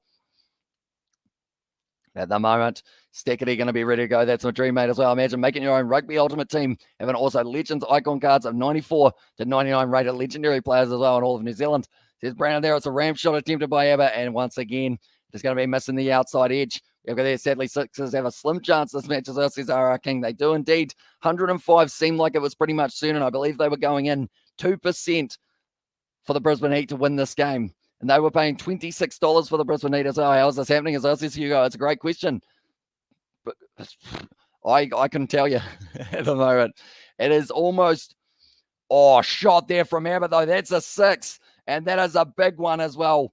And now that ball is skidding back into the crowd, and that is a nice one for Abbott. That's going to decrease the run rate that they need a little bit more, but it's still going to be relatively high. Auckland as well, says Brandon there. McDermott got 127 off 67 balls, and the Renegades are chasing 200 plus. Yeah, they ended up with 206. I just feel bad for McDermott because of the fact that he did end up getting run out off the final ball. They probably didn't need to risk the last run that they did go for, but that was in the slot to Sean Abbott, and DeWashis goes all the way. Steckity goes to the boundary, hit down the ground there. Not really hit down the ground, I guess you could say as well. A nice shot by Abbott, who moves up onto 15 runs off 27. This is almost playing like a test match at the moment between these two sides.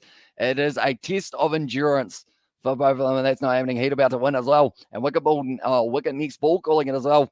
And there says Music Kiwi, and also we've got there the 6 and the 6 from Sebastian and Robert there as well. But you can see there Brad Adden and also it was there Brett Lee, both hoping that they do get to see maybe one more opportunity for the Sixers to be able to go on, and Sixers need to practice at home as well, says Nathan. Although the thing is, the last time they practiced, that's a shot there from DeWashis. That's racing away to the boundary now, and that is going to be another 4 runs for them now, needing 43 runs off 31 balls to be able to win this game as well. Yep, we are as well. And that says Brandon. But pretty much it's weird. This match is weird, and I'm going to say it's weird in the most brilliant way possible for the way that this whole game has gone. We didn't think that 105 was going to be enough. Then it looked like Now at this stage, is there still hope for the Sydney Sixers at this late stage in the game? Secondary, the Walsh just there, hits it out into the offside, and that is going to be another single for them there. They can't afford to have the run out, so they do not risk it as well. That is the first over of the power surge, and they get 12 runs off it. As here we go again as well. Says the Brandon, but yeah, Rugby Ultimate Team would definitely work, and it'd be awesome, but it won't happen unless EA gives us another rugby game as well. Says Sebastian there, and go Brisbane, and they are home. Nathan Sim says, right, they are indeed. And the last time that I can think of that they were at the SCG, I believe they ended up getting themselves a win, I want to say. And also they were able to set that new home record at the SCG as well. But McDermott, they're just showing there 9 sixes scored by him. He got 50 runs in sixes, McDermott. The way that he was playing was very impressive. And he just kept on just showing off all the cricket shots in his arsenal. Kane Richardson, he brought up his own 50 with the ball in hand. And it was 6 runs to get him the 100 runs as well for McDermott. He was fired up. And then unfortunately for him, he did end up getting run out. This is my first time watching the sport. I never know about this until today as well, says Kamal there. So hopefully you are enjoying it so far, mate. Are you watching it on TV as well? Or is it, or are you watching it on something else? Do let me know, Kamal. And also we have got there, what are you going now? As well, says Brandon, so at the moment, they do need another 8.4 per over. And also we have got there, go Brisbane as well, says AFL. It's fun. The Walsh is there getting that one a little bit wrong, but Pearson, that's going to be misfielded. And because of it now, Chris Lynn not able to quite get to it in time. And it almost raced away to the boundary. They will be able to get themselves to 3 runs. You always get an extra run on Chris Lynn's arm, unfortunately. Just isn't what it used to be. As well. And also, we have got there. I guess I'm lucky as well. There's Kamal there. Also, this is game 25 or 61 as well. Says Robert there. And also, what is my prediction as well? Says Brandon, I believe you said 43 or 42, actually. Sorry. Chris Lynn, he tried to cut that one off. Didn't quite get it. Then he was able to chase it down and then tried to throw it in. And then it is 104 for 8 as well. Yeah, it says Brandon as well. But Bartlett there hit down the ground there by Sean Abbott over the top. And that is going to be another 4 runs here. This game is shifting once again. And it is going to be now 71 runs brought up for the Sydney Sixers. Can Abbott, that's the thing. I mentioned it about the fact that I will give it to Wildermouth. If this happens and it goes down to the wire and these two can somehow keep this partnership going, this game could go the other way. And you'd have to feel for the Brisbane Heat if that was the case. But of course, there is still time left of this game, ladies and gentlemen. We are going absolutely nowhere for this one. And I believe with the way that it is going, I don't think we will be able to transfer over to that other game. Unless, of course, this game ends within the next kind of little while. No, it's 43 as well. Going to be a shot there from Abbott. That's 6 more. And that is going to be 6 runs for the Sydney Sixers. And now it will be 29 needed from 27 balls here. And also no 41 as well. So Abbott's got to get man of the match if he does end up helping his side out of the hole that they were in down to the wire this game as well. I don't know what that means, my friends, as well. And there says Kamal, but nicely played by Sean Abbott. It's another 6. And now I feel like the problem is he can't go too risky here because he's already brought it back to almost a runner ball. You do not want to afford to get this one out. I swear if this changes in 6 win, Brum moment as well. Says Plain Spotter, Jono in there. So yeah, I don't know what to think of this game anymore. At the moment, it's just going all over the place. 7 for 78 they are sitting on at the moment, yeah. And Xavier Bartlett now, he is going to have to do it. It's a roller coaster of emotions for that one as well. All of Alton Towers writes envying this game. What a roller coaster as well there. And also Hamish back, and how's the game going? It is going absolutely insane at the moment. Oh, it's up in the air there. It's a catching opportunity. No, it's not. It's going all the way to the boundary once again for Abbott.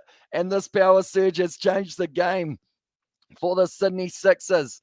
He has gone 3 leg buys, 4, 6, 4 at the moment for Sean Abbott and Xavier Bartlett. He went from being absolutely on top of the world after his first couple overs to now hoping that he doesn't have to bowl another one. We have got there that was meant to end in the 9th over as well. And also, when does the Curry Cup start again? I believe it is about mid-year that we do get to see it back. And hopefully we will be doing quite a few of those games on the channel as well. Other games still on an innings break in the innings as well. And go the Sydney Sixers, says Carlos there.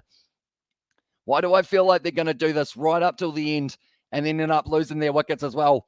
It's going to be called as a no run, and it's a good ball from Xavier Bartlett. Puts it on the pads, and now just 1 ball left of the power surge. They need 25 from 25 here to be able to go on. But do let me know as soon as that other game starts, Robert, for that second innings, and we will see whether or not we can transfer over. I feel like it should be all right as long as this game does finish within the next 2 or 3 overs. And we do get to see some of that power surge. It will be about an hour-long live stream, but it will still be, I guess, a very good time. Heat coming back as well. And it says, come on, I want Sixers to win. Go the Sydney Sixers. See Carlos there as well. Going to be whipped to the side, and they do take on the single there. DeWarsh just works hard, and that is going to be the end of the power surge. Xavier Bartlett went for a few, went for the ride there. And that's going to be at least, it was 7 plus that 13. They got 18 runs off that over, and about 12 off the first. They got 30 off their power surge. Brisbane really chucking it as well. Says playing spotter. Might be the case. We're going to have to wait and see as well. We have also got there 14th of January to 25th of June, 2022 Curry Cup. Tell you what, that's just around the corner in January. I didn't realize it was that soon as well. So we might have to have a little look at that competition as well. I didn't realize it was coming just around the corner as well. They do have those weekend games. I'm looking forward to all the competition. So starting back up, we have got there. They need 1 on every ball as well. And I'm that sick, I can't taste anything. Did you get tested in the end? Hamish Spencer, do let me know, mate. At the moment, hopefully you do recover very soon as well. But they are just showing there. Sean Abbott, his shot to the lead side. Game-changing innings from that man. He was able to hit the ball 81 meters into the crowd. And at the moment now, this one is going to be going right down to the wire. At the moment, 50-50 now for this one as well, for who is going to be able to win it, not getting it as well. Says, come on, let's go Curry Cup as well. Says Xavier, thanks, Seb, as well. And there as well.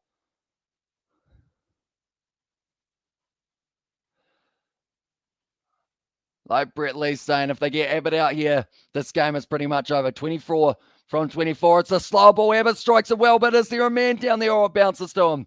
Down to Max Bryan, who does well out on the boundary. 2 runs run there as well. And also speedy recovery. I hope you'll be better soon as well. Says Sebastian, my voice, it's decided it wants to disappear. But this match, it's a weird one. I feel like I've used up more voice in this game than I did throughout the whole Ashes series, the way that it's feeling. Does New Zealand get all of Japan League's games as well? Says Xavier Brown. We get about 3 or 4 a week now as well. Says Amish Spencer there. Going down the leg side, and it's going to be the league by Heat winners. Says, come on, Brandon, he told you. He read it as well. And there, and also we have got there, this game is as well. Says Amish Spencer there.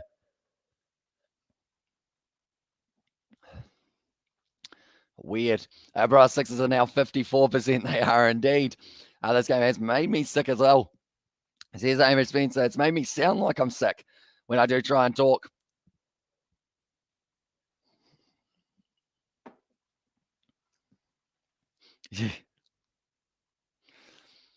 They asked Chris Lynn how he's going to win this game. He said just get 2 wickets, which I feel like is a very stock standard answer in this situation. It's going to be up in the air to Washington. It's nicely there. And it is going to be the cover drive once again. That is the single now. Ladies and gentlemen, Abbott, he is sitting on 32 of 54. It's sitting 53% now for the Sydney Sixers. If a wicket falls, it's going to be interesting as well. And, well, it's got the send button as well there. And the chat says, Irish Spencer, you got to stop pressing enter, mate. Or unless you're on your phone and maybe you're trying to click it for return. And at the moment now, it is going to be Abbott on strike. DeWarshus, he is at the non-striker's end. Abbott hits hard. It's gone to the leg side. It's racing straight out to the man in the deep at Bartlett. And he has been able to cut it off. And now 19 needed off. 20 balls here for the Sydney Sixers.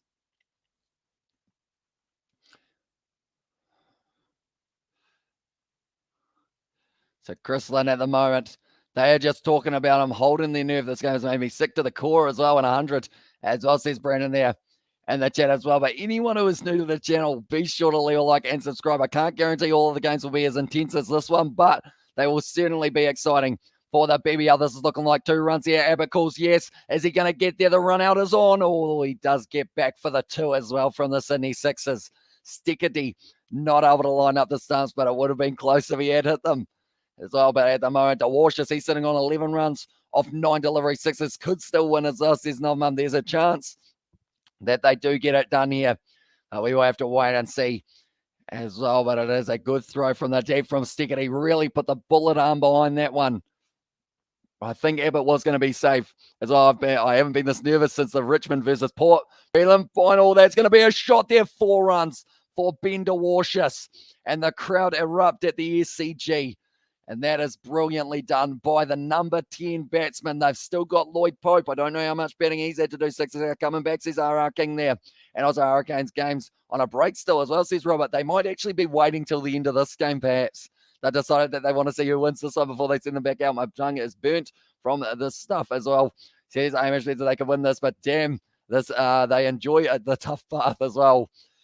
It certainly hasn't been easy for either side in this game. The bowlers have been phenomenal. The batsmen, a couple of them have been standing up in the innings, first of which Wildermouth comes to mind for the Brisbane Heat, and now Abbott and DeWashis. Hopefully they win as well. This game is like always, there's a Springboks as well, says Brandon. Momentum changes so often in a game of cricket. Sydney Sixers, they are sitting 75% chance of winning this game from here on out. Heat, says Kamal there. No way he'd have choked this as well. Says playing spotter, Jono. And also no way as well. Surely they cannot lose this from here. Basley, that was an expensive over for him. He closes out with only 2 for 6. Oh, sorry, not 2 for 6. Okay, at this stage, I was 2 for 14, I believe its figures were. Just the end already far out as well. Says Hamish Spencer. I think this is because I said that I was going to be doing the other game. So I was like, you know what? We're not going to end it just yet. We're going to keep on going. Ladies and gentlemen who are tuning in now, this is absolutely insane, this game that we have just seen. 3 overs to get 2 of them out as well. Says Sebastian, 2 wickets, wins it for the Heat. 13 runs, wins it for the Sixers. Does Abbott try and hit it in the air, or does he go along the ground? Stickity, the bowler, does whip it to the leg side. They almost don't need to risk it as well. That's a good shot. Do they take on the 2? Do they decide to? No, he says no. That is a good call from Bender Washers. It's just bowled first ball as well, says Robert there as well. So this one, at the moment, the Renegades, it is going to be Riley Meredith bowling the first over by the looks of it here. And the Sixers, they are sitting 80% chance of winning this game. Can't wait to a winner, as I says Brandon there. And I feel like this game, like Sebastian mentioned earlier on, the only way to describe it is literally a roller coaster. Sam Harper just hit the very first game, very first ball of the innings for 6 there in the Melbourne Renegades game up against them as our 2 hopeless teams. Although one of these teams will be getting the points for this one. The Brisbane Heat, they got the 1 for the boost point. And now it could be the Sydney Sixers moving themselves up to first place on the table if they do end up winning this one as well. There's more suspense, or this is more suspense than the movie as well. Or a movie, says RR King there. And that jab, but now Stickity charging in. Needs the wicket of DeWashis. Can he get it? Sitting along the ground. Great shot by DeWashis. He plays a backwards cut very nicely. And that is going to be the 2 runs once again for Ben DeWashis. And he has stepped up in this game as well with the bat in hand. 17 off 11. Imagine if this was the BBL final as well. Would be absolutely insane. And also we have got their nerve-wracking as well. And there says the plane spotter. And in the chat. And at the moment, no one knows what way this game could end up going. 1 wicket here. Literally, I would almost predict in the next 2 balls we're going to get to see a wicket, just because it will make this game just a little bit more intense for the final little moments, and we wouldn't expect nothing less from these 2 sides. Stickity on strike, or Stickity bowling, sorry, it's a brilliant Yorker there. Almost went through and at the stumps, but it was just deflected by DeWashis from the stump as well. Yeah, also got there has to be one of the closest BBL games as well, says Novmum. It's the closest in regards of how it has ended up so late in this game to only get the 105 runs. How have we choked this as well, says Plainspot. And also we have got their Sixers have won now as well, says Charlie, although 1 wicket. 1 wicket is all that will change this game here for either side. But the Heat, Stickity is the man who will be able to possibly finish it. Oh, well bowled dot ball. Looked like it was going to be almost available to bowl him if he did miss the ball. And also he did want to go for the run out, but didn't quite get it. What a game this has turned out to be as well, says Victor. Yeah, absolutely insane what has been happening in this game so far. I imagine the game like a rugby game as well. Says it was there from Brandon. Yeah, I feel like if we're talking about it like it's a rugby game, this is like 79th minute stuff at the moment. Stickity there. It's the short ball. Another dot ball for Stickity. Change of pace works well. 115 Ks and DeWashis cannot strike the ball. 10 runs needed off 13. The momentum, it changes every single time we have a delivery on this one. This is so intense as well, says RR King. I still actually don't know what way this one is going to go. Literally 1 wicket will change it. As well, Stickity's only gone for the 3 runs so far. The required run rate will be 4.62. The current run rate for the innings is 5.38. How many times do you see a team playing with a current run rate of 5.38 to go on to win the game? And how often would you see a team going at less than 6 for their run rate win a game? When they did set the total, stickety dot ball, brilliantly bowled by him. That closes out his spell, only going for about the 6.25 of each of his overs, and he was 1 for 25 there. Watch this, it's over as well. Heat one as well. Says Kamal there. And I was like, yeah, says Brandon as well. At the moment, 96 for 8 here. And that is an absolutely phenomenal over from Stickety. They're asking the question, do you go with Bartlett or do you go with someone else here? They've got Bartlett, they've got Jack Wildermouth. Sorry. So I feel like he will probably get the opportunity now. Yes, he does have the ball. And then from there, is it Xavier Bartlett who has to close it out? I wouldn't want to be him for that one as well. We have to wait and see. 10 runs needed off 12 deliveries here. And they didn't win yet as well. And don't check us, mate, says Blaine Spotter there. It's going down to the wire. Wildermouth.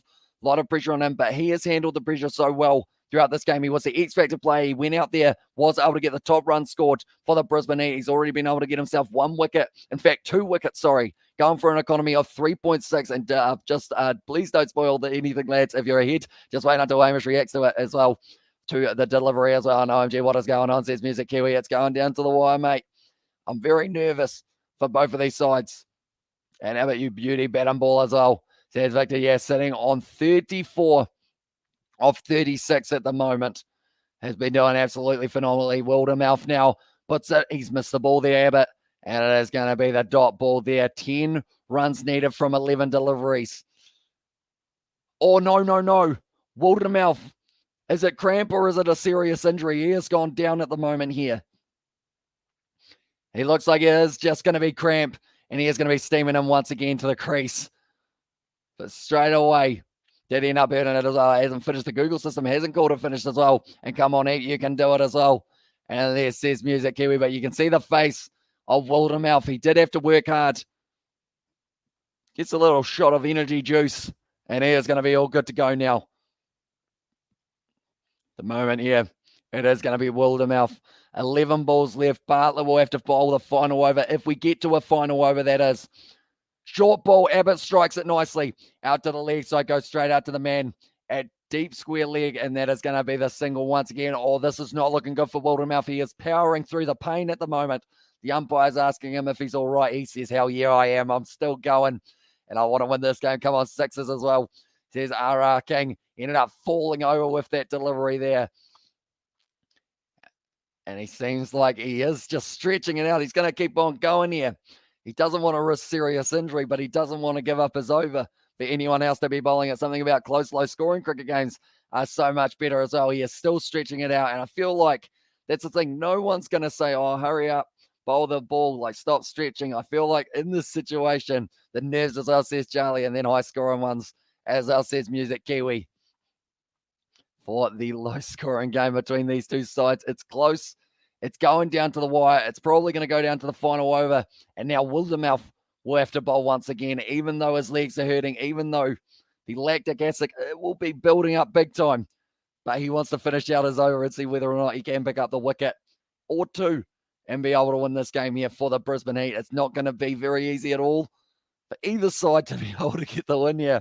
Anyone who is wondering about the other game that is taking place at the moment, it is 1.1 overs down, 19 for 1 here for the Renegades. So they did end up losing Aaron Finch as the man. Imagine the Sixers got 105 as well, says it Novmum. And if they can do it, it would be absolutely phenomenal for them to be able to still be in this match. Well, James Anderson playing the second one as well. It ended up hitting DeWash's right where he didn't want to be hit, right in the box. And I believe they still got through for the single as well. For him as well, that wouldn't have felt too nice. And also they were 47 for 8 bro as well, says Music Kiwi. And imagine a super, I didn't even consider the super over at this point. If this goes to a super over, that will be absolutely insane. But I feel like that would be the perfect way to end this game as well. The Wildermouth now bowling it, pitches it up, hit down the ground there from Sean Abbott, straight to the man in the deep. And a bright, and that is going to be another single of the bowling of Wildermouth. And also, this is like the Heat Scorchers game. Every time I watch a game with you, it gets ridiculously close as well. Says it's plain spotted, Jono, sorry, I should say. And at the moment now, cramps or no cramps, he's still going at this point. Does want to try and close out the game for his side here, the Brisbane Heat. And Wildermouth, if the Brisbane Heat win, he's my man of the match. If they lose, Abbott gets man of the match. Those two have been outstanding for both of their sides, bat and ball in hand for both of them. Ben DeWashis now. Here's on strike. It's a good ball. It's off the edge. It's a brutal game, and that's going to be racing away for 4 there for the Sydney Sixers, and now they will need 3 runs of 7. It looks like he can hardly walk here now, Wildermouth. Put all of the effort into that delivery, and it seems like he's going to be struggling to stand after this game. He might not even be able to finish his over here with the pain on his face, and they need 6 to win, and they need 7 as well there. Says R.R. King. But it's off the edge. If it had gone to the keeper, this would have changed it as well, bro. This is so intense now as well, says R.R. King. As well, but DeWashis off the edge, the outside edge, slotting it through the slip cord, and they didn't have slips at this time, and Heat losing RIP as well. Says up music, Kiwi there. DeWashis and Abbott, they have got a 56-run partnership, these two, of 36 deliveries, and that was the difference in this game so far. Let's go Sixers. How do we check this? Says Plain Spotters. Tell you what, wicket now for Wildermouth. Will mean that this game is not over yet, but they do need to make sure that they don't end up getting hit to the boundary. Boundary will win it for the Sixers. 8 for 47 is what they are saying at the moment of what they were sitting on.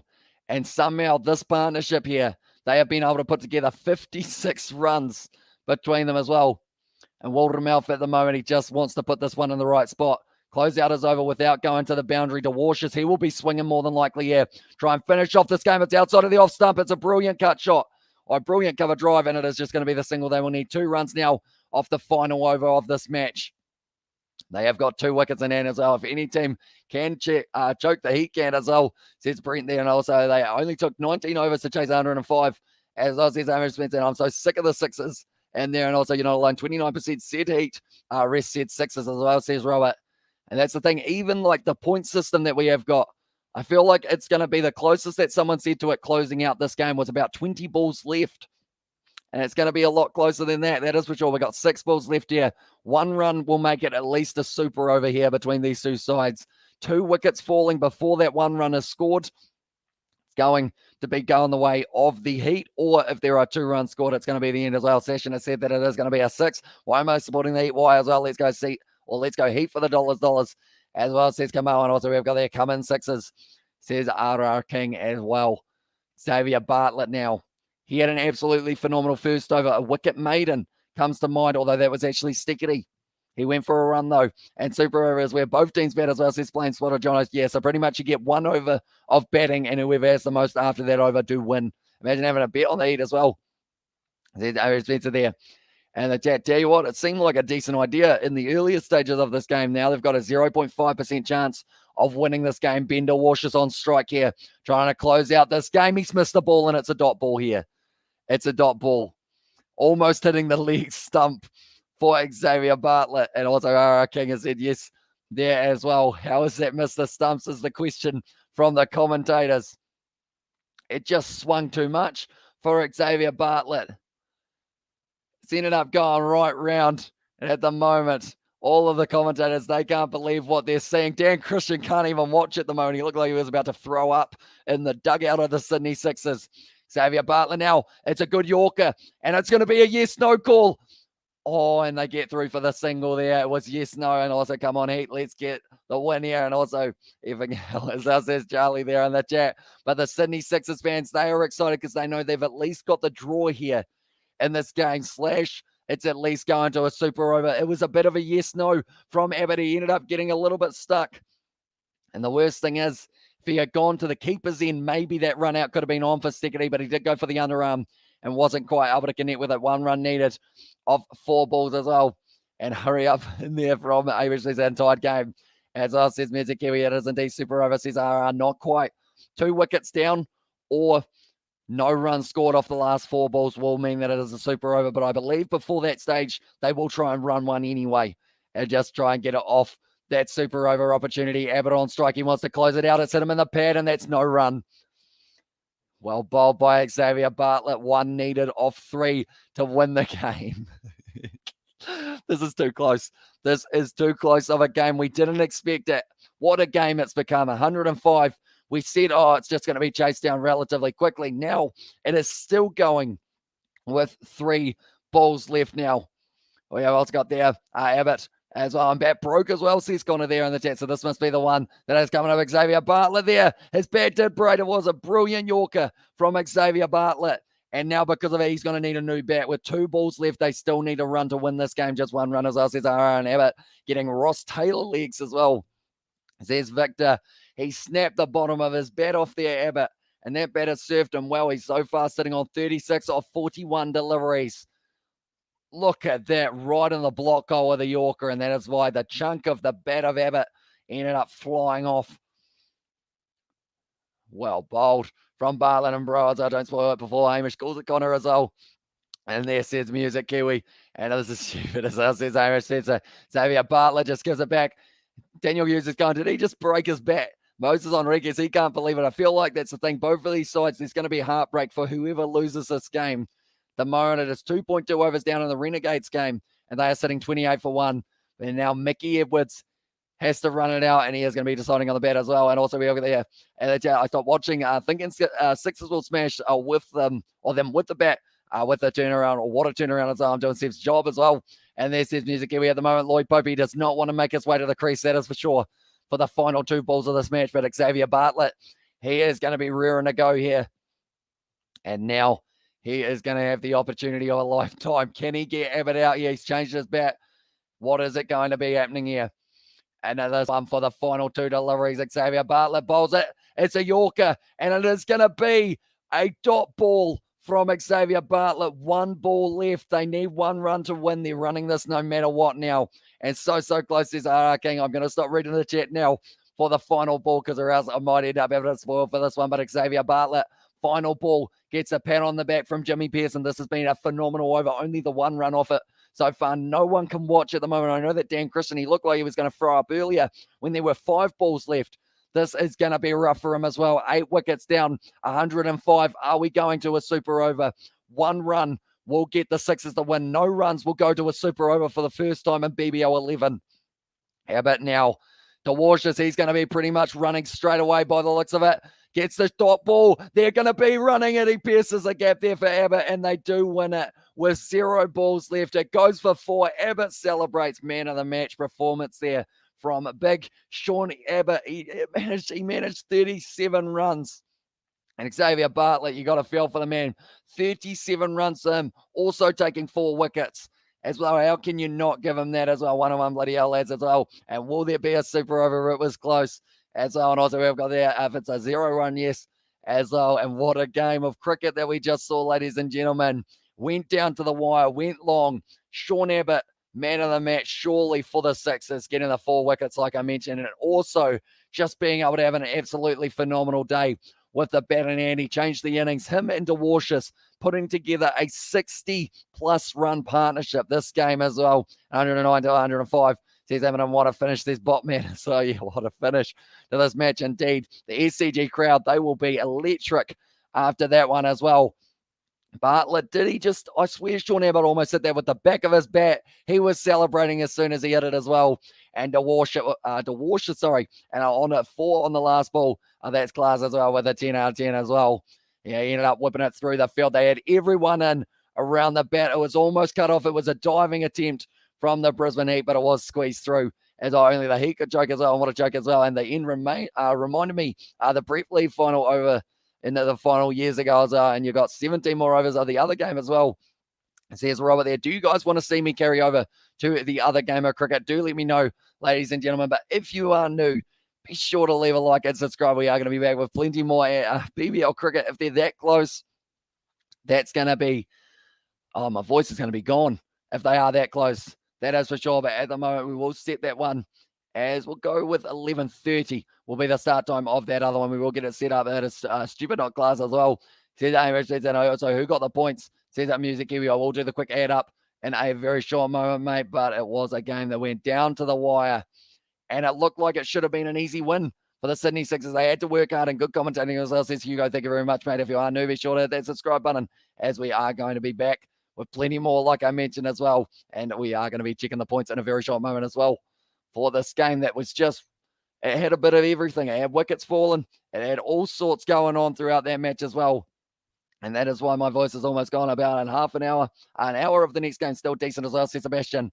So yeah, I think we will be able to transfer over to that one. And we'll have a bit of a chat about this game more than likely, and also about McDermott's phenomenal innings for that first one as well. I am just quickly setting it up at the moment. We will go like that, and we will go like that as well. Like they're saying, Sean Abbott, man of the match. No questions there for that man. Absolutely phenomenal. And go to the next game as well. And there says Hugo. But what I will quickly do is I will take a screenshot of all of the guesses from you guys on this one so that I do get the chance of being able to add it up on the next live stream as well when we do transfer straight over. So we will go a little bit earlier on in that one as well. And we will go here and we will go like that. And we will go like, hopefully I got everyone in there. And there we go. And also one more. There we go.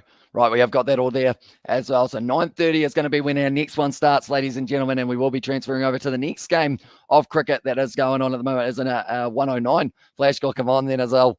And there, yeah, they have gone with 106 apparently for them, but it did go for 4 in the end. What was a very good shot, but I am going to add it so that it does schedule the next one and just subset to you guys. So thank you very much, mate. And can you do my first prediction of 34, or do you have to do my 40? If you did change it to 40, I have to take your 40, mate. Unfortunately, we can't change them because or else then someone could be like, can I do 20? And then can you just take the one that's closest as well, sadly.